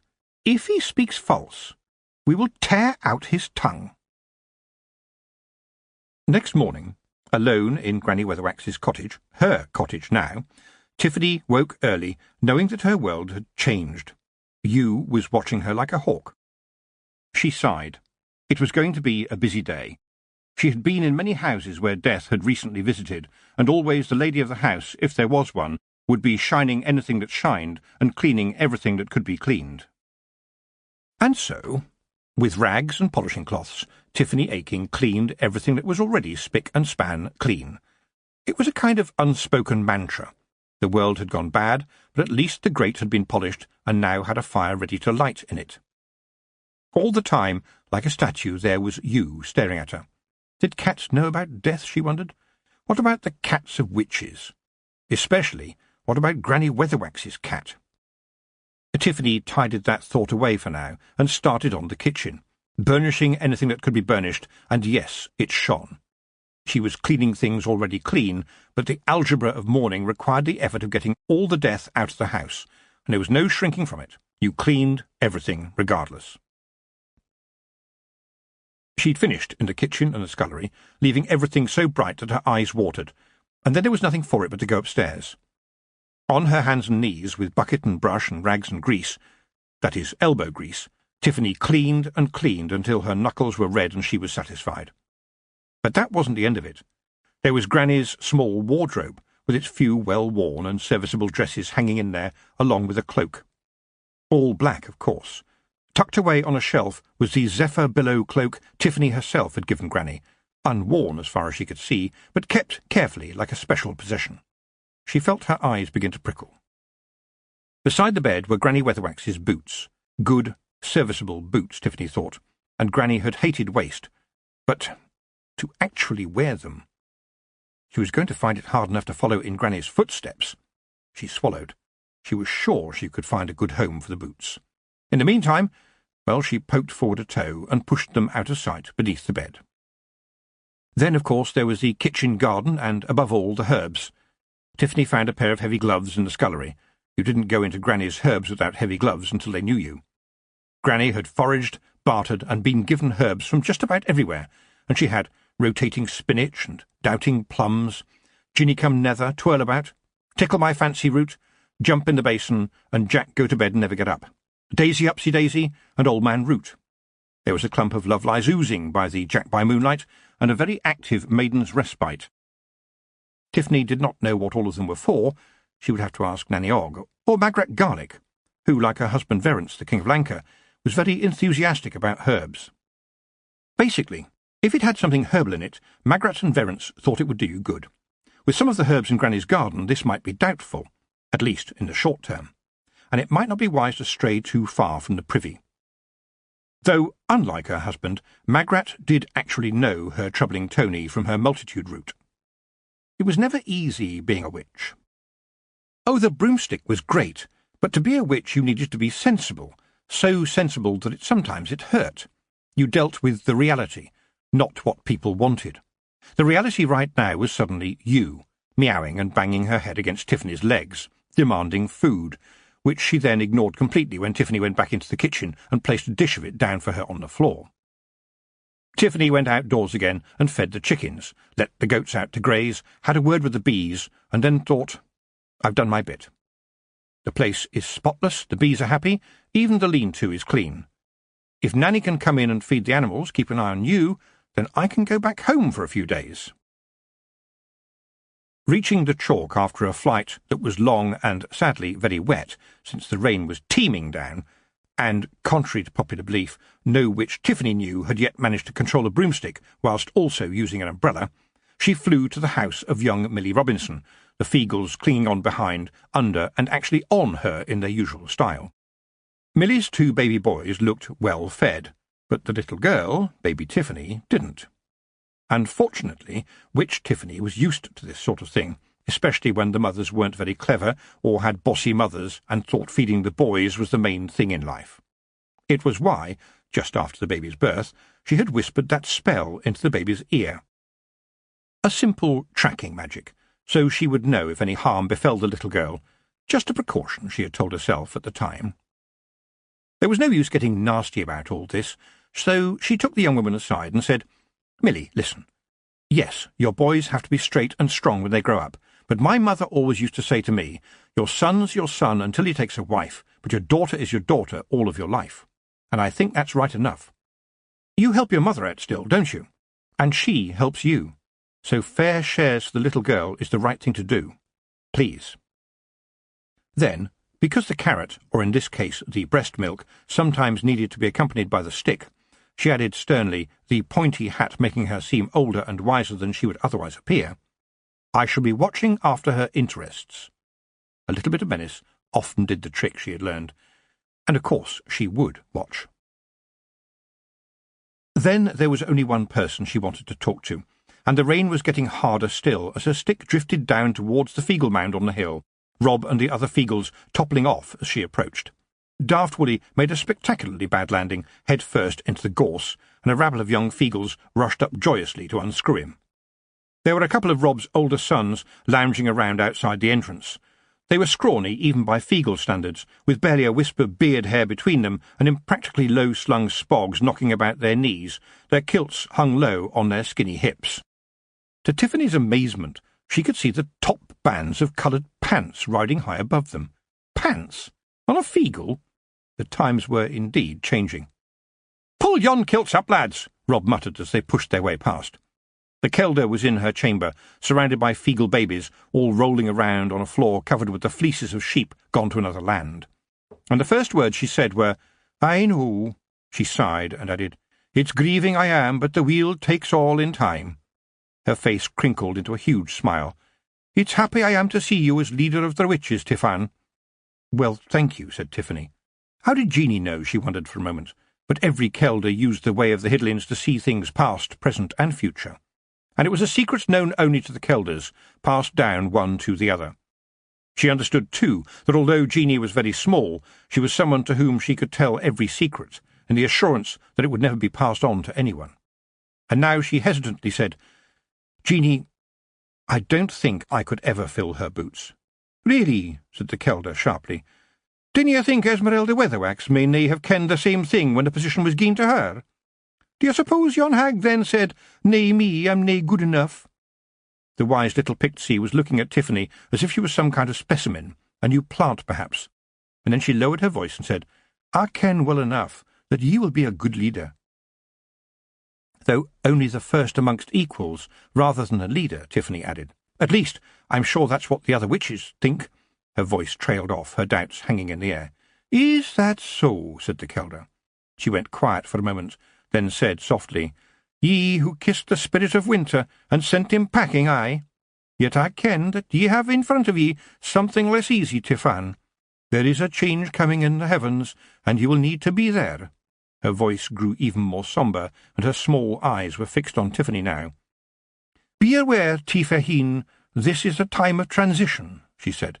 "Mistress Weatherwax is nae longer wi' us, and her going leaves a hole that others will nae fail to see. We must watch the gateways, and you must take great care, for them you don't wish to know might be seeking ye out." It was good to be home, Tiffany thought, when at last she arrived there, back at her parents' farm. It was even called Home Farm.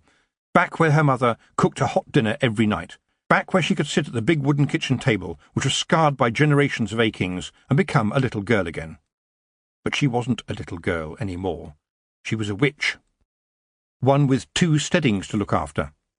And over the next week, as she flew back and forth from the chalk to Lanka, from Lanka to the chalk, in weather that seemed to be enjoying a competition to be the wettest ever for the time of year, it seemed to her that she was always arriving late, wet, and tired. People were nearly always polite, to her face anyway, and certainly to the pointy hat, but she could tell from what they didn't say that somehow, indefinably, whatever she did, it wasn't quite enough. She got up earlier every day and went to bed later, but it still wasn't enough. She needed to be a good witch, a strong witch, and in between the carrying and the healing, the helping and the listening, she could feel sudden prickles of alarm run up and down her body. Jeanie had warned her that something dreadful might be coming. Would she be up to the job? She didn't even think she was doing very well with all the usual stuff. She couldn't be Granny Weatherwax for them in Lanka, and it was getting harder and harder to be Tiffany Aking for the chalk. Even at home, even there, she struggled in wearily one night, longing for food, peace, and her bed, and as her mother pulled a huge pot from the big black oven and placed it in the centre of the table, a family row was just starting.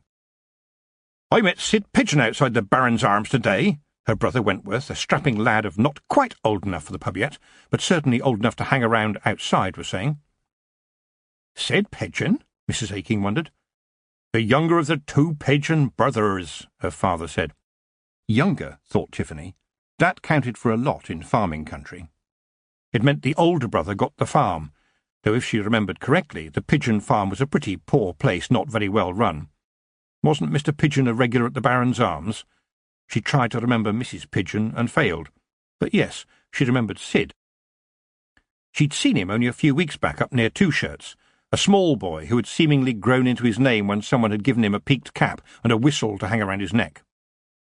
"You were telling me about them railway jobs," Wentworth went on enthusiastically. "He's earning good money, is Sid. Says they need more men. It's the future, Dad. Railways, not sheep." "Don't get any daft ideas, lad," his father warned. "Railways is for them as don't take on land to farm. Not like us Akings, not like you. You know what your future holds for you. It's right here, where it's always been for an Aking lad." "But—" Wentworth wasn't happy. Tiffany shot him a look. She knew how he felt. And after all, she herself wasn't doing what had been expected of her, was she? If she had, she'd be getting married about now, like her sisters had, getting ready to produce a few more grandchildren for her mother to fuss over. Her mother seemed to be thinking of the same thing. "You always seem to be somewhere else these days," she said, changing the subject from Wentworth to Tiffany, trying hard not to sound like she was complaining. "I wish you could be with us more, Tiff," she added, a bit sadly. "Don't bother the lass. She's some kind of top-notch witch now, you know. She can't be everywhere," her father said.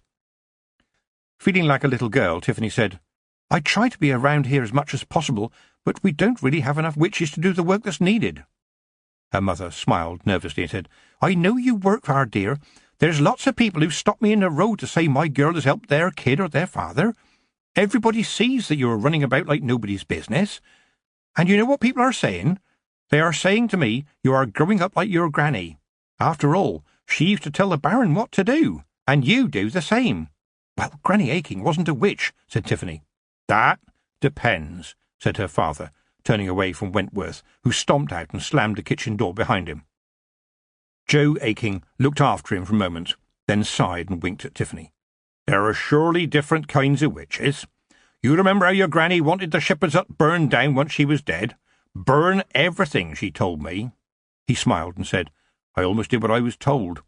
But there was a thing she had, and it was not for the burning. So I wrapped it up, and now, seeing you, my girl, here's a little memento from Granny Aking." To Tiffany's surprise, her father was crying, under his smiles, as he gave her a little package wrapped up in crinkled paper and tied with a piece of old wool. She opened it and turned the little ridged object over in her hand. "It's a shepherd's crown," she said. "I've seen them before. They're quite easy to find." Joe Aching laughed, said, "Not this one. Your granny said it was special, the crown of crowns. And if the shepherd of shepherds picked it up, it would turn into gold. Look, beneath the grey you can see the hints of gold." Tiffany looked at the little object while she ate her stew, made as only her mother could make it, and she thought about the days when Granny Aching would come down to the farm for a meal.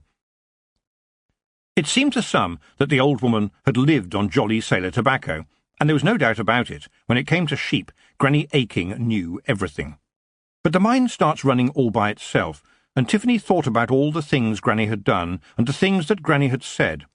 Then the memories came as a cavalcade, whether she wanted them or not, settling on her like snow. Tiffany thought of the time she had walked with her Granny. Mostly in silence, sometimes with thunder and lightning, Granny Aching's sheepdogs at their heels. She had learned a lot from the old woman. "She taught me so much," she said to herself. "She built me as we were walking around after the sheep, and she told me all those things that I needed to know, and the first thing was to look after people. Of course, the other thing had been to look after the sheep." And all she had ever asked for was her shepherd's hut and some horrible tobacco. Tiffany dropped her spoon. It was all right to sob in this familiar kitchen like she had when she was a girl. Immediately her father was there beside her. "You can do a lot, Jiggett, but no one can do it all." "Yes," said her mother, "and we keep your bed ready every day, and we know you are doing a lot of good, and I am proud when I see you flying around. But you can't do everything for everybody. Don't go out again tonight, please." "We like seeing our girl, but it'd be nice to see her properly, and not always in a blur," her father added, putting his arm around her. They finished their dinner in silence, a warm silence, and as Tiffany prepared to go up the stairs to her childhood bedroom, Mrs. Aching stood and pulled out an envelope from where she had tucked it out of the way on the dresser, amongst the blue and white jars that, surprisingly in a working farm kitchen, was simply for show. "There's a letter here for you, from Preston, I expect." Her tone was very motherish now. She only had to say Preston, and there was a question there. And Tiffany crept up the stairs, feeling the care and love of her parents flowing around her, and into her room, relishing the familiar creak of the boards. She placed the shepherd's crown on the shelf by her few books, a new treasure, and pulled on her night-dress wearily. Tonight, she decided, she would try to forget her fears, allow herself to just be Tiffany Aching for a while, not Tiffany Aching, the witch of the chalk. Then, while there was still light to see, she read Preston's letter, and the weariness fled for a moment, replaced by a wave of sheer happiness. Preston's letter was wonderful, filled with new language, new words. Today he wrote about taking up a scalpel, such a sharp, strong word, and how he had learned a new way to suture. Suture, Tiffany said quietly to herself, a soft word, so much smoother than scalpel, almost healing. And in a way, she needed healing. Healing from the loss of Granny Weatherwax, healing from the strain of too much to do, and healing from the effort of trying to match the expectations of the other witches. She carefully read every word, twice, then folded the letter up and put it away in a small wooden box in which she kept all his letters, as well as the beautiful golden hair pendant he had once given her. There was no point resealing it. She could keep nothing secret from the Feagles, and she preferred not to have the box full of the snail slime they used to re-stick anything they had opened. Then she slept in her childhood bedroom. Beside her there was the cat, Hugh. And Tiffany was a child again, a child with parents who loved her very much. But also a young girl, a girl with a boy who sends her letters. And a witch with a cat that was very special. While her parents lay in bed, talking about their daughter. "It's right proud of our girl I am," Joe Aching began. "And of course she is a really good midwife," Mrs. Aching said, adding rather sadly, "but I wonder if she might ever have children of her own. She doesn't talk about Preston to me, you know, and I don't much like to ask. Not like with her sisters." She sighed. "But so much is changing. Even Wentworth tonight. "Oh, don't worry about him," Mr. Aking said. "'Tis right for a lad to want to find his own feet, and most likely he'll bluster for a bit and shout and argue, but he'll be here when we've gone, looking after the Aking land, you mark my words. There is nothing to beat land," he sniffed. "Certainly not them railways." "But Tiffany's different," his wife continued. "What she's going to do I really don't know, though I do hope in time that she and Preston might settle round here. If he's a doctor and she's a witch, that's no reason why they can't be together, is it? Tiffany could have children too then, like Hannah and Fastidia." They thought of their other daughters, of their grandchildren. Joe sighed. "She's not like our other daughters, love. I believe Tiffany may even surpass her grandmother," he said, and then he blew out the candles, and they slept, thinking of their Tiffany, a skylark among the sparrows. Chapter 6. Around the Houses. Walking steadily along the road to Lanka, with Mephistopheles trotting beside him, and his little cart rattling behind, and swallows swooping overhead, Geoffrey realised that his old home seemed a long way away now. It had only been a week or so, but as they climbed higher into the ramtops, he began to understand what geography meant in reality, rather than in the books Mr. Wiggle had let him read.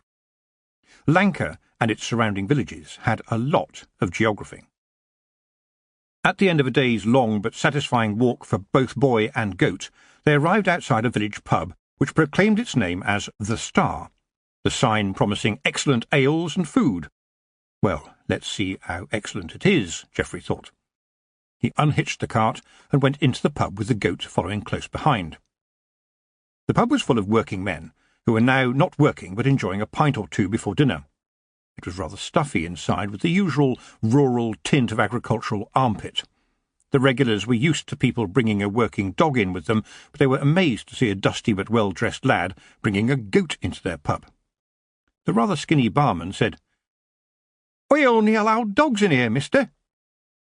All eyes in the pub were by now focused on Mephistopheles, and Geoffrey said, "My goat is cleaner and more knowledgeable than any dog. He can count to 20, and when the time comes he'll go outside to do his business. In fact, sir, if I can show him your privy now, he will use it when he needs it." One worker appeared to take umbrage at this point. "Do you think that just because we work on the land we don't know nothing? I have a pint here that says that the goat can't do it." Innocently, Geoffrey said, "You have a knowledgeable pint there, sir," and everyone in the pub laughed. Now every eye was on Geoffrey as he said, "Mephistopheles, how many people are in this pub?"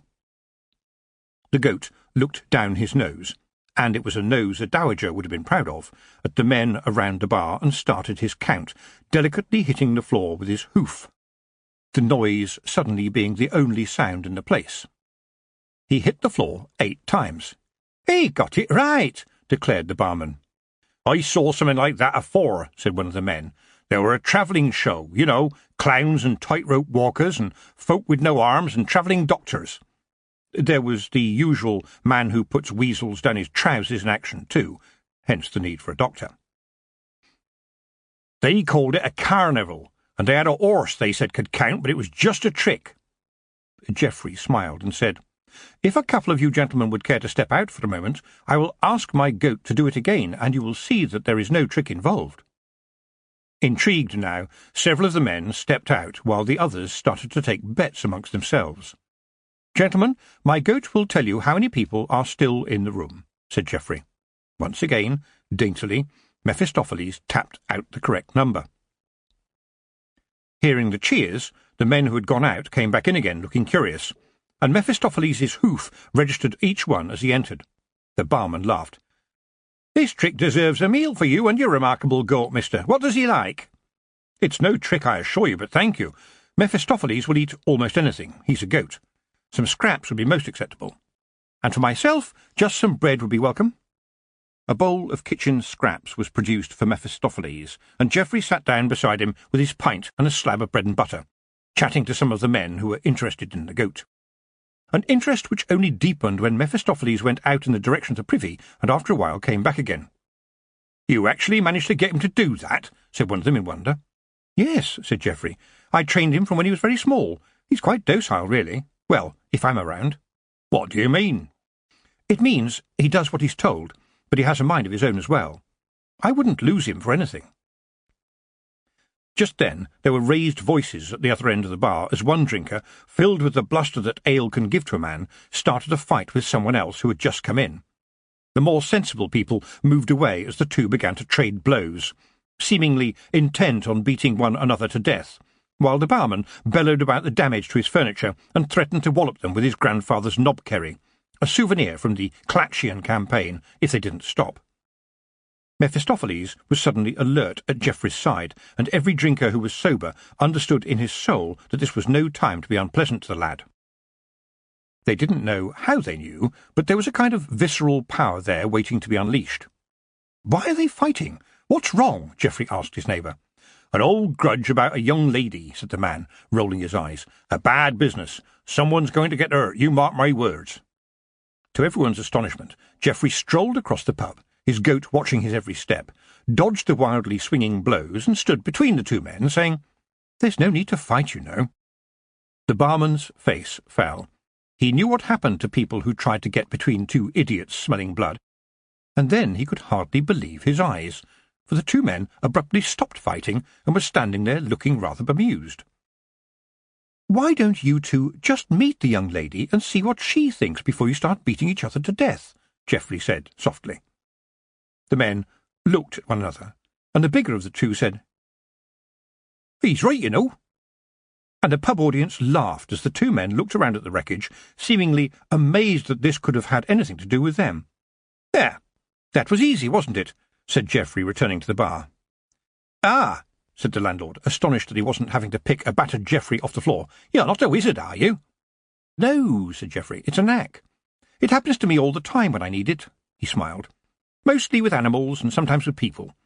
But alas," he thought to himself, "not with my father. Never with him." "Well, you must be some kind of wizard," said the barman. "You've broken up a fight between two of the nastiest bruisers we have around here." He glared at the two miscreants. "As for you two," he said, "don't come back here until you are sober. Look at the mess you've made." He grabbed both of them and pushed them out of the door. The rest of the drinkers got back to their pints. The barman turned back to Geoffrey and looked at him in shrewd appraisal. "You want a job, lad? No pay, but you get your keep." "I can't take a job, but I'd be happy to stay for a few days," said Geoffrey with alacrity. "If you can find some vegetables for me. I eat no meat. And can there be a place for Mephistopheles as well? He's not very smelly." "Probably no worse than the people we have in here," said the barman, laughing. "I'll tell you what, you and your goat can stay in the barn, and I'll give you your dinner and breakfast, and then after that we'll see." The man held out a rather dirty hand. "A deal, then?" "Oh, yes, thank you. My name is Geoffrey." The man hesitated. "My name's Darling. Darling Dove." He looked at Geoffrey mournfully and said, "Have a laugh about it, will you? Everyone does. Might as well get it out of the way." "Why?" said Geoffrey. "Darling is a kind word, and so is Dove. How can these be anything to worry about?" That night, Mr. Dove told his wife, "I got us a new bar boy. Funny cove he is too, but he seems, well, harmless. Sort of easy to talk to." "Can we afford it, Darling?" his wife said. "Oh," said Darling Dove, "he just wants feeding. Doesn't even want meat, and somewhere to sleep. And he's got a goat. Quite a smart one, really. Does tricks and all. Might bring some more customers in." "Well, dear, if you think it's a good idea." "What are his clothes like?" asked Mrs. Dove.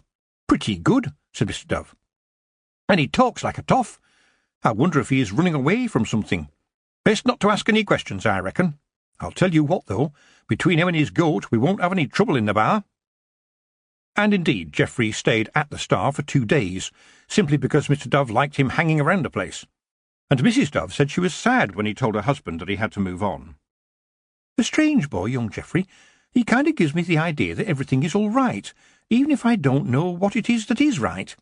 A sort of rightness floating in the air. I'm really sorry that he's going," she said. "Yes, dear," said Mr. Dove. "I asked him to stay, I really did, but he said he must go to Lanka." "That's where they have the witches," said his wife. She made a face. "Well," Mr. Dove said, "that's where he wants to go." He paused and added, "He said the wind is blowing him there." Battling into a bitter headwind on her long journey back to her parents' farm, Tiffany felt that there was altogether too much wind in and around Lanka. Still, At least it wasn't raining, she told herself. Yesterday's rain had been awful. The kind of joyous rain where every cloud had decided to join the party once one cloud had cracked open the first deluge. She had felt proud of having the two steadings at first, flying between Lanka and the chalk every few days, but broomsticks are not very fast. Or warm. It gets awfully cold up there, and no sensible witch ever took to the skies without several layers of flannelette between her and the stick. It was good that she could go back home to where her mother did the cooking, but even back home there was no time to rest, and being away in Lanka for half the week meant she was facing a plethora of demands from the chalk.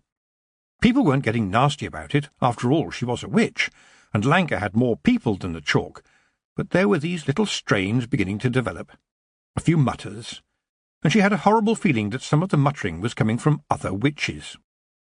Witches who were finding queues at their doors, people who had gone to find Granny Weatherwax and just found an empty cottage. Some of the problem in both steadings was with the old men left behind when their wives had died. A lot of them didn't know how to cook. Occasionally some of the old ladies would help, and you would see them carrying a pot of stew round for the old man next door. But the witch part of Tiffany couldn't help but notice that this happened more often if the old lady was a widow and the old man had a nice cottage and a bit of money put by. There was always something that had to be done, and some days it seemed mostly to be about toenails. There was one old man in Lanka, a decent old boy, whose toenails were as sharp as a lethal weapon, and Tiffany had to ask Jason Ogg, a blacksmith, to make her a pair of secateurs tough enough to break through them. She always closed her eyes until she heard the patter of his toenails banging off the ceiling. But the old man called her his lovely lady and tried to give her money, and at least she now knew that the Feagles had a use for the toenail clippings. Witches liked useful things, Tiffany mused, as she tried to take her mind off the chill wind whipping around her. A witch would never have to ask for anything. Oh, no, no one wanted to owe a witch anything, and a witch didn't take money either. Instead, she accepted things she could make use of, food, and old clothing, and bits of cloth for bandages, and spare boots. Boots. She had tripped over Granny Weatherwax's boots again that very day. She had put them in the corner of the room now, and there they sat, almost staring at her when she was too weary to think. "You're not good enough yet to fill these boots," they seemed to say. "You'll have to do a lot more first." Of course, there always was such a lot to do. So many people never seemed to think about the consequences of their everyday actions. And then a witch on her broom would have to set out from her bed in the rain at the dead of night because of I Only, and its little friends I Didn't Know, and It's Not My Fault. I only wanted to see if the copper was hot. I didn't know a boiling pot was dangerous. It's not my fault no one told me dogs that bark might also bite. And her favourite, I didn't know it would go off bang, when it said "Goes Bang" on the box it came in. That had been when little Ted Cooper had put an explosive banger, another tiny clue, into the carcass of a chicken after his mum's birthday party and nearly killed everybody around the table. Yes, she had bandaged and treated everybody, even the Joker, but she hoped very much his dad had kicked his arse afterwards. And when the witch wasn't there, well, what harm was there in trying out a few things for yourself? Most people knew about using plants to cure things. They were certain about that. But the thing about plants is that many of them look like all the others, and so Mistress Holland, wife of the miller of the chalk, had treated her husband's unfortunate skin condition with Love Lies Oozing rather than with Mediday Root, and now his skin had turned purple. Tiffany had treated the man, but then it had been time for her to go back to Lanka, and she was up and away again on her stick, hoping that they had both learned their lesson. She was very thankful that Nanny Ogg was not too far away from her cottage. There were a lot of things that Tiffany was good at, but cookery wasn't one of them, and so, just as she relied on her mum and dad for meals in the chalk, in Lanka she relied on Nanny. Strictly speaking, this meant she was relying on Nanny's army of daughters-in-law, who couldn't do enough for their old Nanny. Enough wasn't really a long enough word to describe the numerous little tasks any young woman marrying into the Ogg family found were expected of her. But wherever the pair of them took their meals, either in Tiffany's little cottage in the woods, or at Tia Nanny Ogg, the overcrowded but very comfortable home where Nanny Ogg ruled the roost, it seemed that you was there too.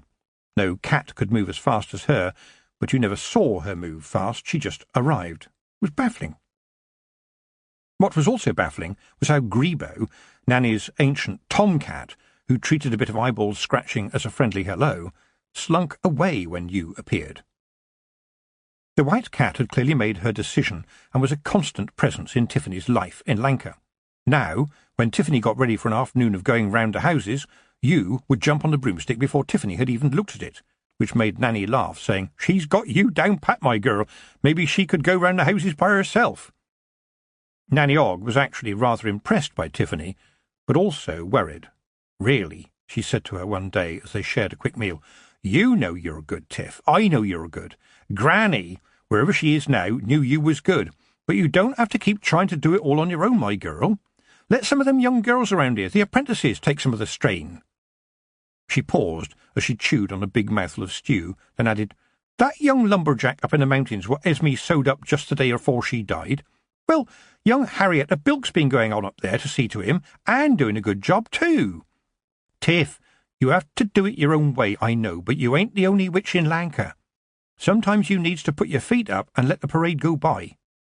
Tiffany had barely had time to listen before she was back on her stick and heading down to the chalk again. No rest for the busy witch with two steadings. But as the ear-numbing wind whistled by, she considered what Nanny had said. It was true that there were other witches in Lanka, but in the chalk, unless Letitia decided to stop being just a baroness, Tiffany was the only witch. And if her forebodings were right, if Jeanie's words came true, then one witch for the chalk might not be anywhere near enough. She shivered. She was looking forward to getting out of the icy wind and into the warmth of her mother's kitchen. But there was one person she needed to see first. It took Tiffany a long time to find Miss Tick, but eventually she landed in a little wood just outside Ham-on-Rye, where the travelling witch, the witch-finder, had stopped her caravan for tea. A small mule was tethered nearby, enjoying the contents of its feed bag. It looked at Tiffany as she approached and neighed. "He's called Joseph," said Miss Tick, "a real witch's mule." It had started to rain again, and Miss Tick quickly waved Tiffany up the wooden caravan steps. Tiffany was glad to see that there was a kettle bubbling on a little stove. She perched herself on the edge of a bench seat, fitted just inside the door, facing the stove, and gratefully took the offered cup of tea. Inside the caravan it was just as Tiffany expected. Miss Tick had everything ship-shape without needing a ship. On the walls were lots of little racks, neatly filled with many things, and all annotated in Miss Tick's careful, teachery hand. Tiffany looked closer, and, yes, they were in alphabetical order. Elsewhere were little pots without labels, so you would never know what was inside them, and by the side of her bed there was a chart showing a variety of knots. Escapology was a useful hobby for a witch. "I'll be grateful if you don't touch my little jars," said Miss Tick. "Some of those concoctions might not work properly, and the results are often unpredictable. But, you know, one should keep on experimenting." "That's what's in all the pots," thought Tiffany, taking a sip of her tea. "Experiments." "Glad to see you," Miss Tick continued. "I'm hearing about you all the time. You know, almost every girl I meet wants to be you. They see you whizzing about all over the place on your broomstick, and they all want to be you, Mistress Aching. Suddenly it's becoming a career choice to be a witch." "Oh, yes," said Tiffany. "That's how it starts out. And then you tell them exactly what they would spend their life doing, and quite a few of them decide to go to the big city and be a hairdresser or something." "Well, I make no bones about it," said Miss Tick firmly. "I tell them to think hard. It's not all magic and waving wands and all that silly business. It's dirt and grime." Tiffany sighed. "Being a witch is a man's job. That's why it needs women to do it." Miss Tick laughed and continued, "Well, I remember a little girl who was unsure of herself, and I told her that I would give her lessons that she would never forget in a hurry." Tiffany smiled.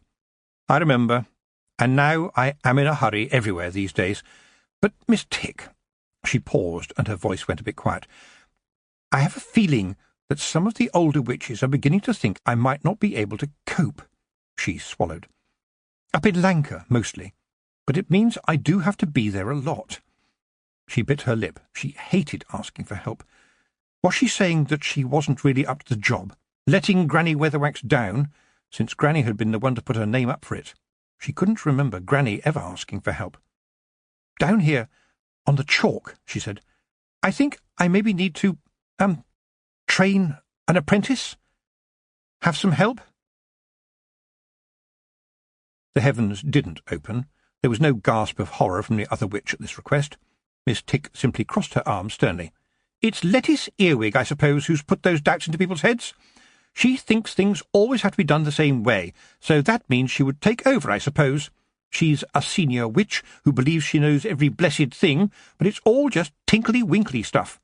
The stupid woman who wrote My Fairy Friends should be ashamed to call herself a witch, and certainly shouldn't hope to walk in the footsteps of Granny Weatherwax. Ha! Lettice Earwig certainly couldn't manage 2 steadings at once. She can't really even cope with 1, she snorted derisively.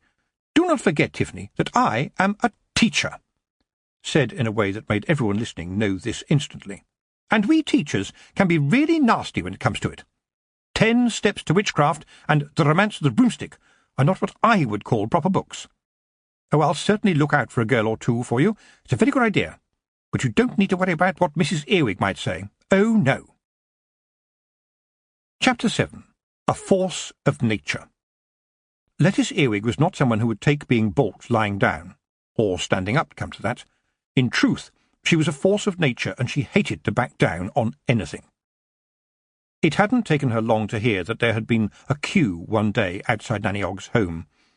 Tiffany Aching, Mrs. Earwig decided, was not coping, and it needed a witch of senior stature to do something about it. In Lettice Earwig's opinion, never a small thing, she was in fact the only witch who had the stature to act, especially as that old baggage Nanny Ogg wouldn't do a thing.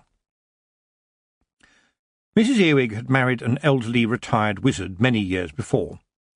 "Wizards ain't allowed to get married," Nanny Ogg had told Tiffany scornfully. "But the silly man got what was coming to him. Talk about henpecked, he was Earwig-pecked. She got through all his money, so they says." Tiffany wisely didn't rise to that.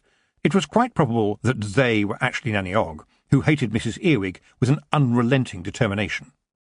But that was why she was relieved when Nanny Ogg wasn't there when Mrs. Earwig arrived at Granny's cottage one morning a week or so later, for what she called one of her little chats.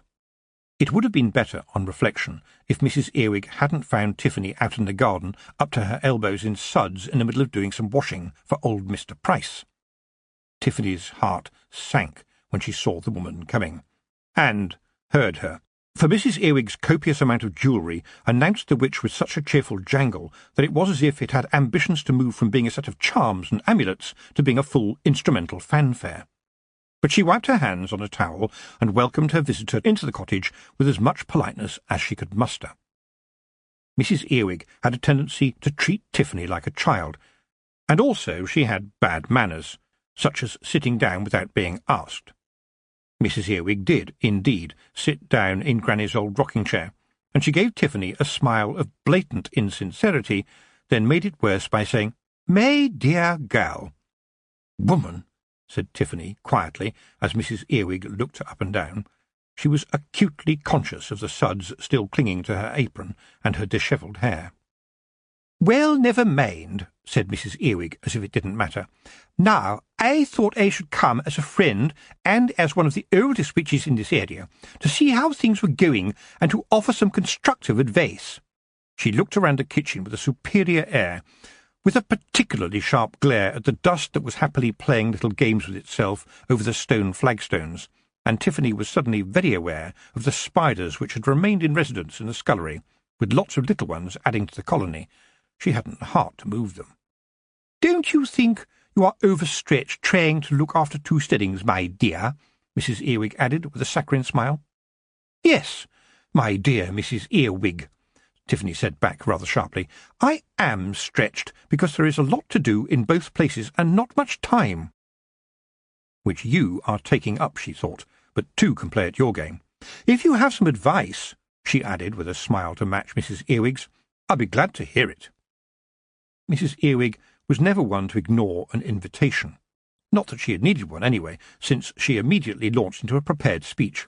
"I'm not saying you are a bad person, my dear. It's just that you can't cope, and people are talking about it." "Perhaps they do," said Tiffany. and often they thank me, but I am just one woman, that is, woman, not girl, so I can't do everything at once. It's just a shame that there aren't more elder witches around." Her voice trailed off, the memory of Granny Weatherwax lying in her willow casket still too fresh in her mind. "I understand," said Mrs. Earwig. "It isn't your fault." Now her voice was silky smooth, but just a shade beyond patronising and moving towards out-and-out rudeness. "You have indeed been flung into areas you can't manage, and you are in fact far too young, dear Tiffany, to take the right steps on the path of magic. You surely need the counsel of an elder witch." She sniffed. "A serious elder witch with the right approach. No family ties." And it was clear that she did not consider Nanny Ogg to be a candidate for this task. Tiffany bridled. If there was one thing she hated more than "my dear girl," it was dear Tiffany, and she well remembered the counsel Mrs. Earwig had given to her protégé, Anagramma Hawkin, who had taken over a witch's cottage knowing everything possible about runes and tinkly spells, but nothing at all useful. She had needed Tiffany's help. As for implying that Nanny Ogg would not be a good mentor— "Well, May, dear," Mrs. Earwig continued, "as one of the most senior witches in this area, I therefore feel I should take the place of Granny Weatherwax. It's the way it has always been done, and for good reason. People need a senior witch to be a person whom they can respect, someone they can look up to. After all, my dear girl, a witch of high standing would never be seen doing the washing." "Really?" said Tiffany, gritting her teeth. A second "my dear girl." One more, and she would want not only to thrust Mrs. Earwig into the suds, but also to hold her head under for quite some time. "Granny Weatherwax always said, 'You do the good that is in front of you, and I don't care who sees me doing an old man's washing. There's lots to do, and a lot of it is dirty, Mrs. Earwig.'" Mrs. Earwig flamed at that and said, "Our widge, my dear girl." "Not my dear girl," Tiffany snapped. "Mrs. Earwig," not a trace of our widge, "your last book was called To Ride a Golden Broomstick. Can you tell me, Mrs. Earwig, how does it fly? Gold is rather heavy. You might say, in fact, that it is extremely heavy." Mrs. Earwig growled. Tiffany had never heard her growl before, but this one was a heavy-duty growl. "It's a metaphor," she said sharply. "Really?" said Tiffany. Now she was angry. "What's it a metaphor for, Mrs. Earwig? I'm on the sharp end of witchcraft, which means doing what should be done as best you can. It's all about the people, Mrs. Earwig, not about the books. Have you ever gone round the houses, Mrs. Earwig? Helped a kid with his arse halfway out of his trousers? Do you even see the little children with no shoes? The cupboards with no food in them? The wives with a baby every year and a man down the pub? You have been kind enough to offer some advice. If I may offer you some advice in return, you will impress me if you too go round the houses, and not before. I am the acknowledged successor of Granny Weatherwax, who was brought up as a witch by Nanny Gripes, who learned it from witches going all the way back to Black Alice, and that doesn't change whatever you might think." She stood up and opened the front door. "Thank you for taking the time to come and see me. Now, as you have pointed out, I have lots to do, in my own way, and clearly you haven't." One thing about Mrs. Earwig, Tiffany thought, was that she could flounce. She flounced so much that it almost hurt. Things jingled a merry farewell around her, and one charm even made a spirited attempt to stay by hooking itself around the doorknob as Mrs. Earwig turned at the threshold. The last thing she said to Tiffany, as she untangled the little pendant, was, "I tried. I really tried. I invited you to take advantage of all I know about witchcraft, but no. You flung my good will right back in my face. You know, we could really have been friends, if you weren't so stubborn. Farewell, my dear girl." Having got the last word in, Mrs. Earwig slammed the door behind her as she left. Tiffany looked at it and said to herself, "I do what is needful, Mrs. Earwig, not what I want to do." But the banging of the door as punctuation caused Tiffany to think, and she thought suddenly, "I want to do it my way, not how the other witches think it should be done. I can't be Granny Weatherwax for them, I can only be me. Tiffany Aching." But she realised something else, too. "Mrs. Earwig was right about at least one thing," she said aloud. "I am trying to do too much.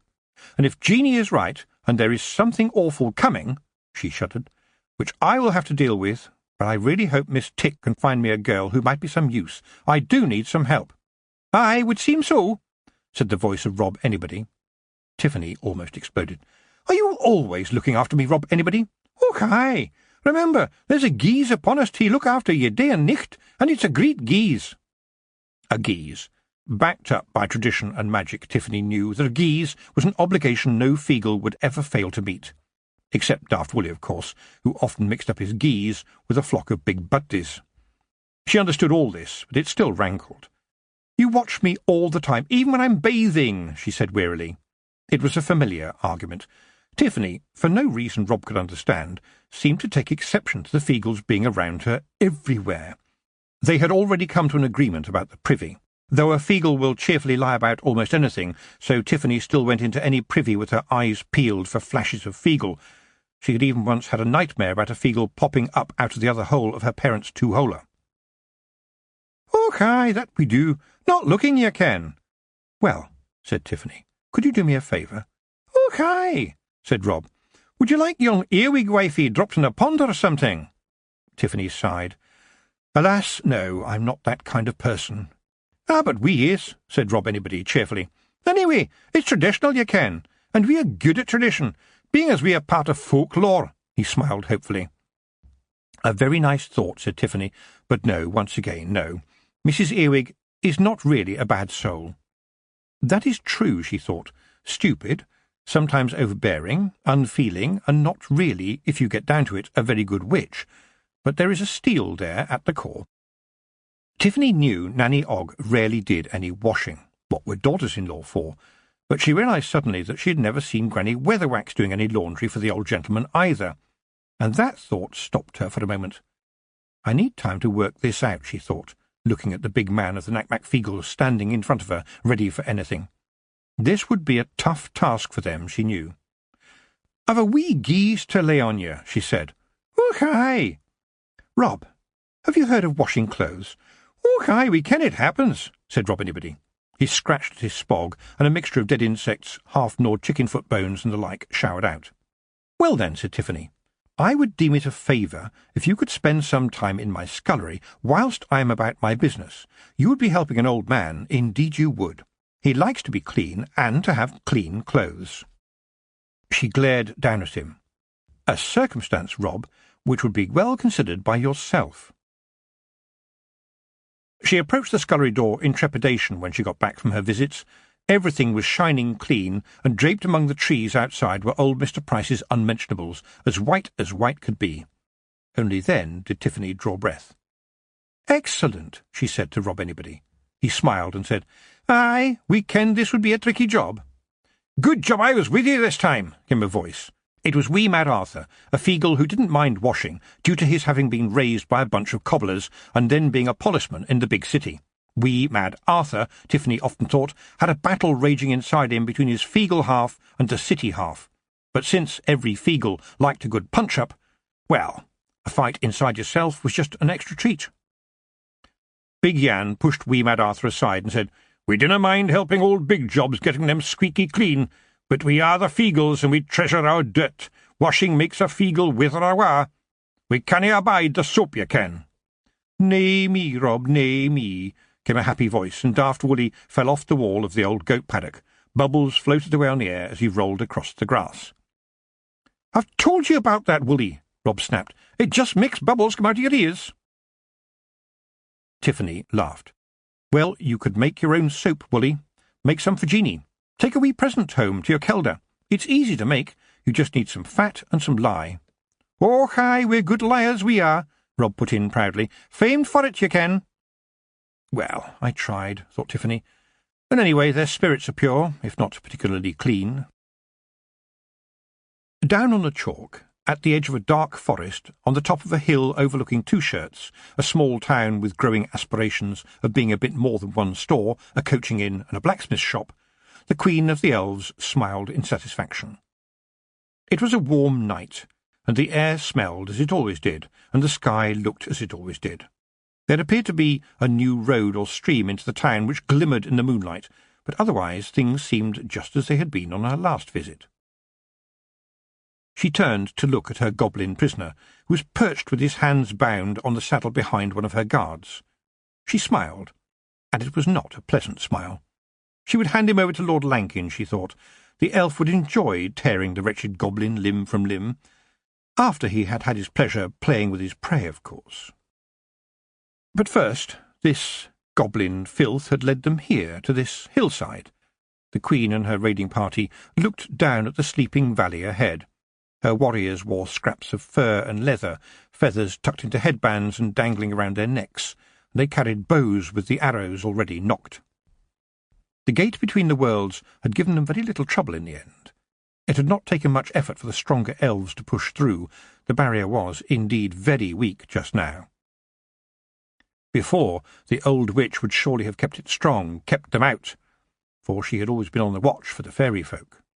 Animals noticed them too. At the very moment the Queen stepped onto the chalk, the hares on the downs had turned and frozen, whilst the owls out hunting had soared higher, sensing the unwelcome presence of another predator. Humans, however, were usually the last to notice anything, which made them so much more fun. Apart from a glow above a mound on the hillside and a distant noise of roistering that the Queen recognised as being the usual sounds of the Knack-Mack-Feegle, there had been nothing so far to trouble the first elf incursion into the Discworld for many years, and the elves had begun to enjoy themselves. They had caroused through a couple of villages, letting out cows, upturning carts, turning the milk and the churn sour, spoiling a cask of ale, and generally amusing themselves with such trifles. But the growing little town below promised all sorts of entertainment for elves who had been denied the pleasures of a raid for far too long.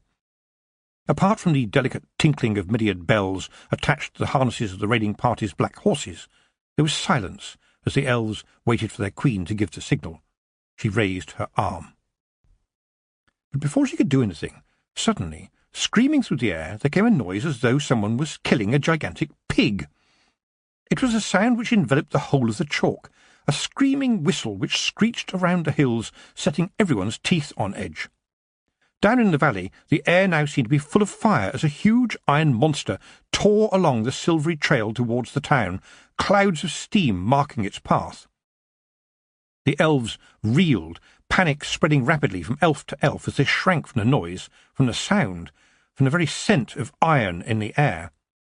Nonchalantly, Of the Lathe the Swarf jumped down from the saddle, used his teeth to steal a stone knife from the guard, whose hands were now covering his pointy ears in an effort to block out the sound, and swiftly sliced through his bonds. "Told you! Iron horse, that is," he said importantly. "Last strain into 2 shirts, is that? That's where goblins work, with steel and iron." The Queen hadn't flinched. She knew that. Some of the others had, but she could deal with them later. No elf should show fear in front of his Queen. But in her mind she thought, train? It's big. It's iron, and we don't know about it. And what we don't know about it could get us killed. How can we tame it? She demanded. More importantly, can we make it ours? What grief we could make with something like that! Peaseblossom, a calm Peaseblossom, seemingly impervious to the general sense of terror among the elves, was at her elbow and smiled, a smile the Queen didn't like. It cut through the dramatic style of the face he had chosen to wear, his eyes cold and merciless. He said, "We can torment the goblins until they tell us how to control it. Then they can do it for us." "They won't," said Of the Lathe the Swarf, giving Peaseblossom a dirty look. "Why should they?" Peaseblossom reached down to grab the goblin, and Of the Lathe the Swarf reacted quickly, thrusting his small hands into his pockets and throwing a shower of silvery scraps over the elf. Peaseblossom screamed in pain as he fell from his horse. The goblin laughed as the other elves hastily backed away. "Forgot what's in my pockets, Mr. P.P. Flower. Told you about Swarf, I did. Part of my name. Hurts, does it? Touch clever goblin these days, nasty things happens. Especially to elves." He pointed down at Peaseblossom, whose glamour had completely deserted him under the onslaught of the shower of iron filings. The elf lay writhing on the grass, a small, weak, pathetic creature crying from the pain. "Funny, no?" said the goblin. "In this new world, little things like Swarf and goblins do matter." Chapter 8. The Baron's Arms. The Baron's Arms was the kind of pub where John Parsley, hereditary landlord and bartender, was happy for the locals to mind the pumps when there was a rush or he needed to answer the call of nature. The kind of pub where men would arrive proudly carrying a huge cucumber or any other humorously shaped or suggestive vegetable from the garden just to show it off to all their friends. Quite often there would be arguments, but arguments for the truth and not for a fight. Occasionally, someone would try to wager money, but this was frowned on by John Parsley. Although smoking was allowed, lots and lots of smoking, spitting was not tolerated. And of course there was swearing, with language as ripe as the humorous vegetables. After all, there were no women there except for Mrs. Parsley, who turned a blind ear and would certainly put up with language such as bugger, it being considered nothing more than a colourful expression, used plentifully in this context as "How are you, you old bugger?" and more carefully, "Bugger me." The barons, knowing the value of a thriving pub and not being above dropping in from time to time, had over the generations added improvements for the entertainment of their tenants. Soon after his marriage, for instance, the new young baron had given the pub everything needful for playing darts. This hadn't been a total success. In one enthusiastic match, Shake Gently, widely acknowledged as the best ploughman on the chalk, but not known for his intellectual acumen, had almost lost an eye. The darts were therefore now looked upon as deadly by all the locals, and the shove-halfpenny board had been carefully put back into favour. After a long day's slog in the fields or sheds, the pub was a welcome refuge to many. Joe Aking, tenant farmer of Home Farm, had been promising himself a quiet pint throughout a day which had been beset by obstreperous animals and broken equipment. A pint, he had told himself, would put him in a better frame of mind for the discussion which he knew awaited him over supper about his wedding anniversary, which, to his dark dismay, he had forgotten. From long experience, he knew that this meant at least a week of cold dinners and cold shoulders, even the risk of a cold bed. It was Saturday, a warm, late summer evening, a clear night. The pub was full, though not as full as John Parsley would like. Joe took a seat at the long oak table outside the pub, with his dog Jester curled around his ankles. Coming from a long line of Akings who had farmed on the chalk, Joe Aking knew every man who lived in the area and their families. He knew who worked and who didn't work much, and he knew who was silly and who was smart. Joe himself wasn't smart, but he was clever and a good farmer, and above all things, every Saturday night, wherever he actually sat, he held the chair in the pub. Here he was the fount of all knowledge. At a smaller table just outside the door, he could hear two of the local men arguing about the difference between the paw prints of the cat and of the fox. One of them moved his hands in a slow pavan and said, "Look, I tell you this again, the cat, she walked like this, you old bugger, but Reynard, he do walk like this." Once again, fox and cat were demonstrated by the other man. I wonder, Joe thought, if we might be one of the last generations to think of a fox as Reynard. It had been a long day for all the men, working as they were with horses, pigs and sheep, not to mention the scores of chores that faced any countryman. They had a dialect that creaked, and they knew the names of all the songbirds throughout the valleys, and every snake and every fox where it could be found, and all the places where the baron's men generally didn't go. In short, they knew a large number of things unknown to scholars in universities. Usually, when one of them spoke, it was done after some cogitation and very slowly, and in this interlude they would put the world to rights until a boy was sent to tell the men their dinners were going cold if they didn't hurry. Then Dick Handley, a fat man with a wispy fluff of a beard that should be ashamed to call itself a beard in this company, quite abruptly said, "This ale is as weak as maiden's water." "What are you calling my beer?" said John Parsley, clearing the empties from the table. "It's as clean as anything. I opened the cask only this morning." Dick Handley said, "I'm not saying maiden's water is all that bad." That got a laugh, albeit a small one, for they all remembered the time when curmudgeonly old Mr. Tidder, putting his faith in a traditional cure, had asked his daughter to save some of her whittle to pour over his sore leg, and young Maisie, a sweet girl but somewhat lacking in the brains department, had misunderstood the request and poured her father out a drink with a very unusual flavour. Amazingly, his leg had still got better.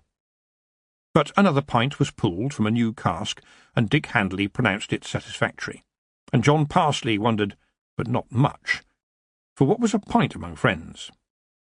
The landlord sat down with his customers now, and said to Joe, "How do you think the young Baron's settling in?" The relationship between the Baron and Mr. Aking, his tenant, was not that usual in the countryside.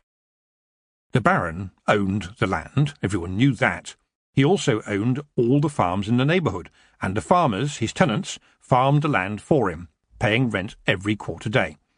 He could, if he chose, take a farm back and throw a farmer and his family out. In the past, there had been barons who had occasionally indulged in displays of authority, such as burning down cottages and throwing out whole families, sometimes just on a whim, but mostly as a daft way of showing who had the real power.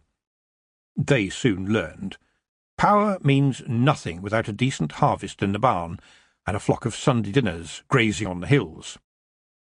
Roland, the young baron, had made a bit of a rocky start, made worse, it has to be said, by his new mother-in-law, a duchess who made sure that everyone knew it too. But he soon learned. Knowing that he wasn't yet experienced at farming the land, he had followed his father's general practice of wisely leaving his farmers to run their farms and their workers as they saw fit. Now everyone was happy. Also wisely, Roland would, from time to time, talk to Joe Aking, as had his father before him, and Joe, a kindly man, would offer to speak about the things the Baron's land agents and rent collectors might not see, such as a widow who had fallen on bad times, or a mother struggling to cope after her husband had been trampled by a bad-tempered young bull. Joe Aking would point out that a certain amount of charity would be a good thing, and, to give the young Baron his due, he would do what he was told in a strange sort of way, and the widow would find that somehow she had managed to pay her rent in advance, so owed nothing for the time being, and a helpful young lad from the estate who needed to learn farming might turn up at the young mother's little holding. "I don't like to judge too soon," said Joe, leaning back on the bench and looking solemn in a way only a man who had the right to the chair on a Saturday had the right to look. "But to tell you the truth, he's doing rather well. Picking it up as he goes along, you might say." "That's good, then," said Thomas Greengrass. "Looks like he's going to follow in the footsteps of his old man." "We'll be lucky, then. The old Baron was a good man. Tough on the outside, but he knew what was what." Parsley smiled. "His young lady the Baroness has learned a lot of lessons without being taught them. Have you noticed that? She's always around the place talking to people, not putting on airs. The wife likes her," he added with a sage nod. If the wife approved, well, that was good. It meant peace at home, and every countryman wanted that after a hard day's work. "I heard tell she'd been round to say well done whenever a man's wife was having kids." On that subject, Robert Thick said, "My Josephine will be having another one shortly." Somebody laughed and said, "That's pints all round, you know." "Be sure to have a word with Joe's Tiffany, then," said Thomas Greengrass. "When it comes to birthing a child, I've never seen better." Over his pint, Thomas added, "I saw her whizzing past yesterday. It made me right proud, it really did. A girl of the chalk. I'm sure you must be just as proud, Joe." Everyone knew Tiffany Aking, of course. Had done ever since she was very small and played with their own children. They didn't much like witches up on the chalk, but Tiffany was their witch. And a good witch to boot. Most importantly, she was a girl of the chalk. She knew the worth of sheep, and they'd seen her running around in her pants when she was growing up, so that was all right then. Tiffany's father tried to smile as he reached down and gave his dog a pork scratching. "A present for you, Jester." He looked up. "Of course, Tiffany's mother would like to see her here more often, though she's made up about our Tiff. Can't stop telling people about what she does, and neither can I." He looked over at the landlord. "Another pint for me when you've time, please, John." "Of course, Joe," said John Parsley, heading into the bar and returning with the foaming tankard in his hand. As the pint was passed down to its destination, Joe said, "It's strange, you know, when I think about how much time our Tiffany spends over in Lanka these days." "Be a shame if he moved up there," Dick Handley commented. And the thought was there, floating in the air, though nobody said anything further, not to Joe Aking, not on a Saturday. "Well, she's always very busy," Joe said slowly, tucking Dick's comment away in his head to think about later. "Lot of babies round here, lads." This brought a smile. "And it's not just birthing. She came to my old mother when she was going," said Jim Twister. "Was with her all night, and she took the pain away. She does that, you know." "Yeah," said Joe. "It's not just for barons, but that's how the old boy went, you know. He had a nurse, but it was Tiffany who sorted him out, made sure he had no pain." There was a sudden silence at the table as the drinkers reflected on the many times Tiffany Aching had crossed their paths. Then Noddy Saunders said, almost breathlessly, "Well, Joe, we're all hoping as your Tiffany stays round here, you know. You've got a good one there, and no mistake. Mind you tell her that when you sees her." "I don't need telling, Noddy," said Joe. "Tiffany's mother would like her to settle down, of course, on the chalk with her young man, you know, young Preston, who's gone off to learn to be a proper doctor in the big city. But I reckon she won't, not for a while anyway. As I see it, there's lots of Akins around here, but our Tiff is following in the footsteps of her granny. Only more modern thinking, if you get me. I reckon she's out to change the world, and if not the world, then this little bit called the chalk." "She's a right good witch for us shepherds," Thomas Greengrass added. And there was a murmur of agreement. "Do you remember, lads, when shepherds would all turn up here and fight in a challenge?" said Dick Handley after a pause to empty his glass. "We didn't have witches then." "Aye," said Joe Aching. "Those old shepherds didn't fight with their sticks, mind you. They arm-wrestled, and the winner would be named head shepherd."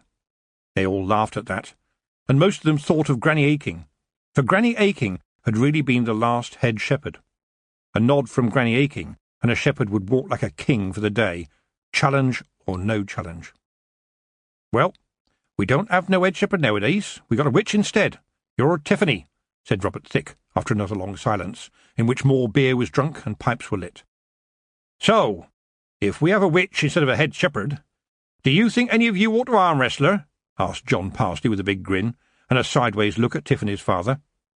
Robert Thick said, "A witch, no fear. I would mend my manners." Joe chuckled as the others nodded in agreement. Then they looked up as a shadow passed over them, and the girl on her broomstick shouted down, "Evening, Dad! Evening all! Can't stop! This one's having twins!"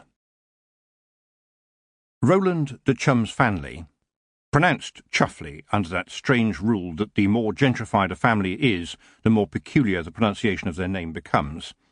Tiffany had once heard a high-born visitor named Ponsonby McElwright, Poot, refer to Roland as Chuff. She wondered how they managed at dinner when Poot introduced Chuff to Wum or Humph. Surely it could lead to misunderstandings. Roland de Chum's Fanley, the young baron on the chalk, did want to be like his father in many ways.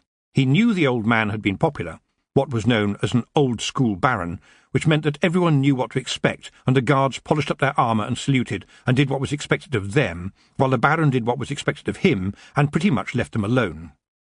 But his father had also been a bit of a bad-tempered bully at times, and that bit Roland wanted to forget about.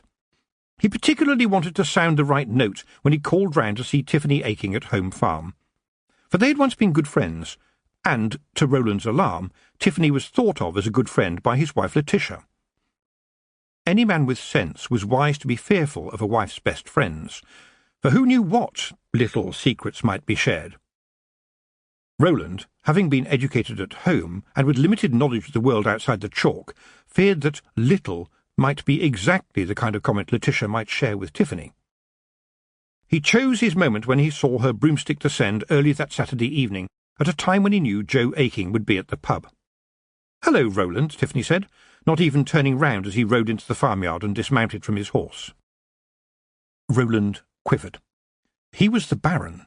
Her father's farm was his, and as he thought this, he realised how stupid a thought it was. As baron, he had the bits of paper that proved his ownership, but this farm was the Achings. It always had been, and it always would be, and he knew that Tiffany knew exactly what he'd just thought, so he went a bit pink when she turned round.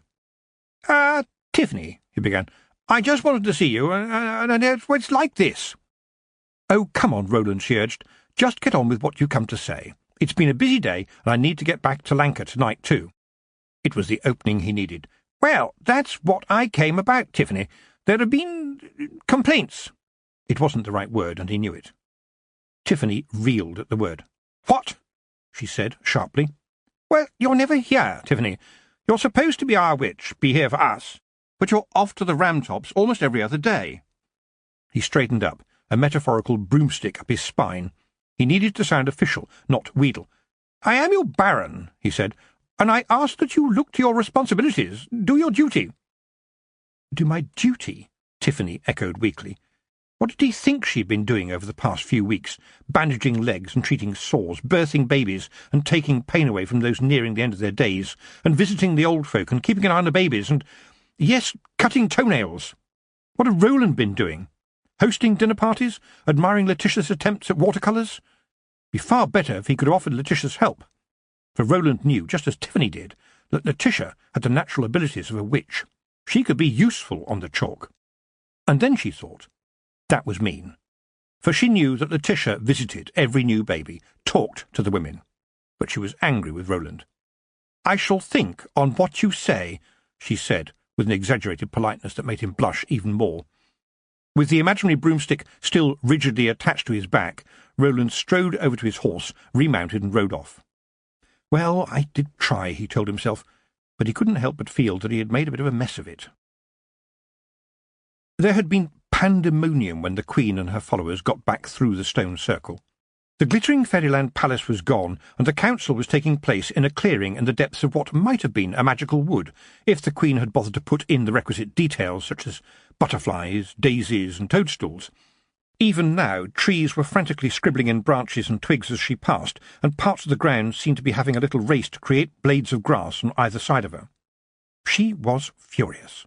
A goblin, a piece of filth, had dared to attack one of her lords. And he had fallen in front of that goblin, a goblin so fleet of mucky foot as he had run from her anger. But although it had been Peaseblossom who had fallen, and secretly the Queen was pleased that it had been him and not another of her lords, she knew that her elves blamed her for the shame, the failure, for she had led the raiding party, taken the goblin with them. Despite her orders, Peaseblossom was still with them. He'd been pale and staggering at first, but his glamour was almost back to its normal strength, now the terrible iron had been cleansed from his body. Behind him were ranked her guards, and she could feel defiance flowing from them. She glared at Peaseblossom with disdain, and said to one of the guards, "Take that weakling away! Get him out of my sight!" But the guard did not move. Instead he smiled, insolently, and fingered the crossbow in his hands, casually knocking a feathered arrow and daring to point it in her direction. "My lady," Peaseblossom said, with thinly veiled scorn, "we are getting lost. Our hold on the human world is weak. Even the goblins are laughing at us now. Why do we only learn from one of them that the humans have been encircling their world with iron? Why haven't you done anything to stop this? Why haven't we been out on the hunts? Why have you not allowed us to be true elves? It's not like the old times." His glamour was nearly powerful enough again to match hers, but his will was even stronger. How did I not fully see this? The Queen thought, though her face showed nothing of what she was feeling. Is he daring to challenge me? I am the Queen. The King may be in another world, lolling in his barrow, luxuriating in his pleasures, but I am still his Queen. There is always a Queen to rule, never a lord. She pulled herself up to her full height and glared at her treacherous lord, willing her glamour to its full power. But there was a chorus of agreement with Peaseblossom from several elves. It was indeed a rare day when an elf agreed with another elf. Disagreement was a far more normal state of being. But the mass of warriors seemed to be drawing closer together right now, their cold eyes examining their queen, pitiless, dangerous, nasty. The Queen looked at each one before turning back to Peaseblossom. "You little squib!" she hissed. "I could put out your eyes in a moment." "Oh, yes, madam," Peaseblossom continued as the pressure built. "And who lets the Feagles run amok? Now that the old crone is gone, the witches are weak, as is the gateway between our worlds. But you, despite all this, you seem still afraid of the aching girl. She nearly killed you before, by all accounts." "She did not," said the Queen. But the other elves were looking at her now, looking at her like a cat looks at its prey. And he spoke true. Tiffany Aching had defeated her. The Queen felt her glamour flickering, fading. "You are weak, madam," said Peaseblossom. The Queen felt weak, and small and tired. The trees were closing in. The light seemed to fade. She looked at the faces around her, then rallied and summoned up what power she had left. She was still the queen, their queen. They must listen to her. "The times are a-changing," she said, pulling herself to her full height. "Iron or not, goblins or not, that world is no longer the same." "So we hide away, at your bidding," said Peaseblossom, his voice full of contempt. "If the world is changing, it is we who must change it. We who must decide how it will be. That is how it has always been, and how it must be again." The elves around him sparkled their approval, their finery dazzling, their cold, narrow faces surrounded by the glow of their glamour. The queen felt lost. "You don't understand," she tried. "We have that world there for our pleasure. But if we try to act as it has always been, well, we will be rolled over by time. Just fairies. This is what the iron in that world tells us. There is no future for us there." Peaseblossom sneered and said, "This is rubbish. This talk of no future. We make our own futures. We don't care about humans or goblins. But you seem to be rather soft on them. Could the great queen be afraid? You are not certain of yourself, lady. That makes us uncertain of you." The allegiance of elves is spiderweb thin, and the currency of Fairyland is glamour. The queen could feel her glamour draining away more and more as her adversary talked. And then he struck. "You have become too soft, madam," he roared. "It began with that girl, and it will end with me." And now his glamour was growing in intensity, and his eyes were glowing, and the power was building around him, making the other elves wary and obedient. Peaseblossom pointed at the queen, watching myriad faces and visages flicker across her features. Golden hair, dark hair, long hair, short hair, wispy hair, balding, baby's hair, tall, strong, weak, childlike, upright, curled over, whimpering.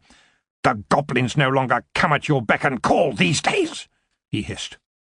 "And Fairyland cannot survive without a strong leader. We elves need somebody to prevail over goblins, over humans, and everybody else. What we need now, what our king in the barrow needs, is a warrior." Peaseblossom was like a snake now, his gaze piercing his victim, even as she shriveled further and wept from the loss of her glamour.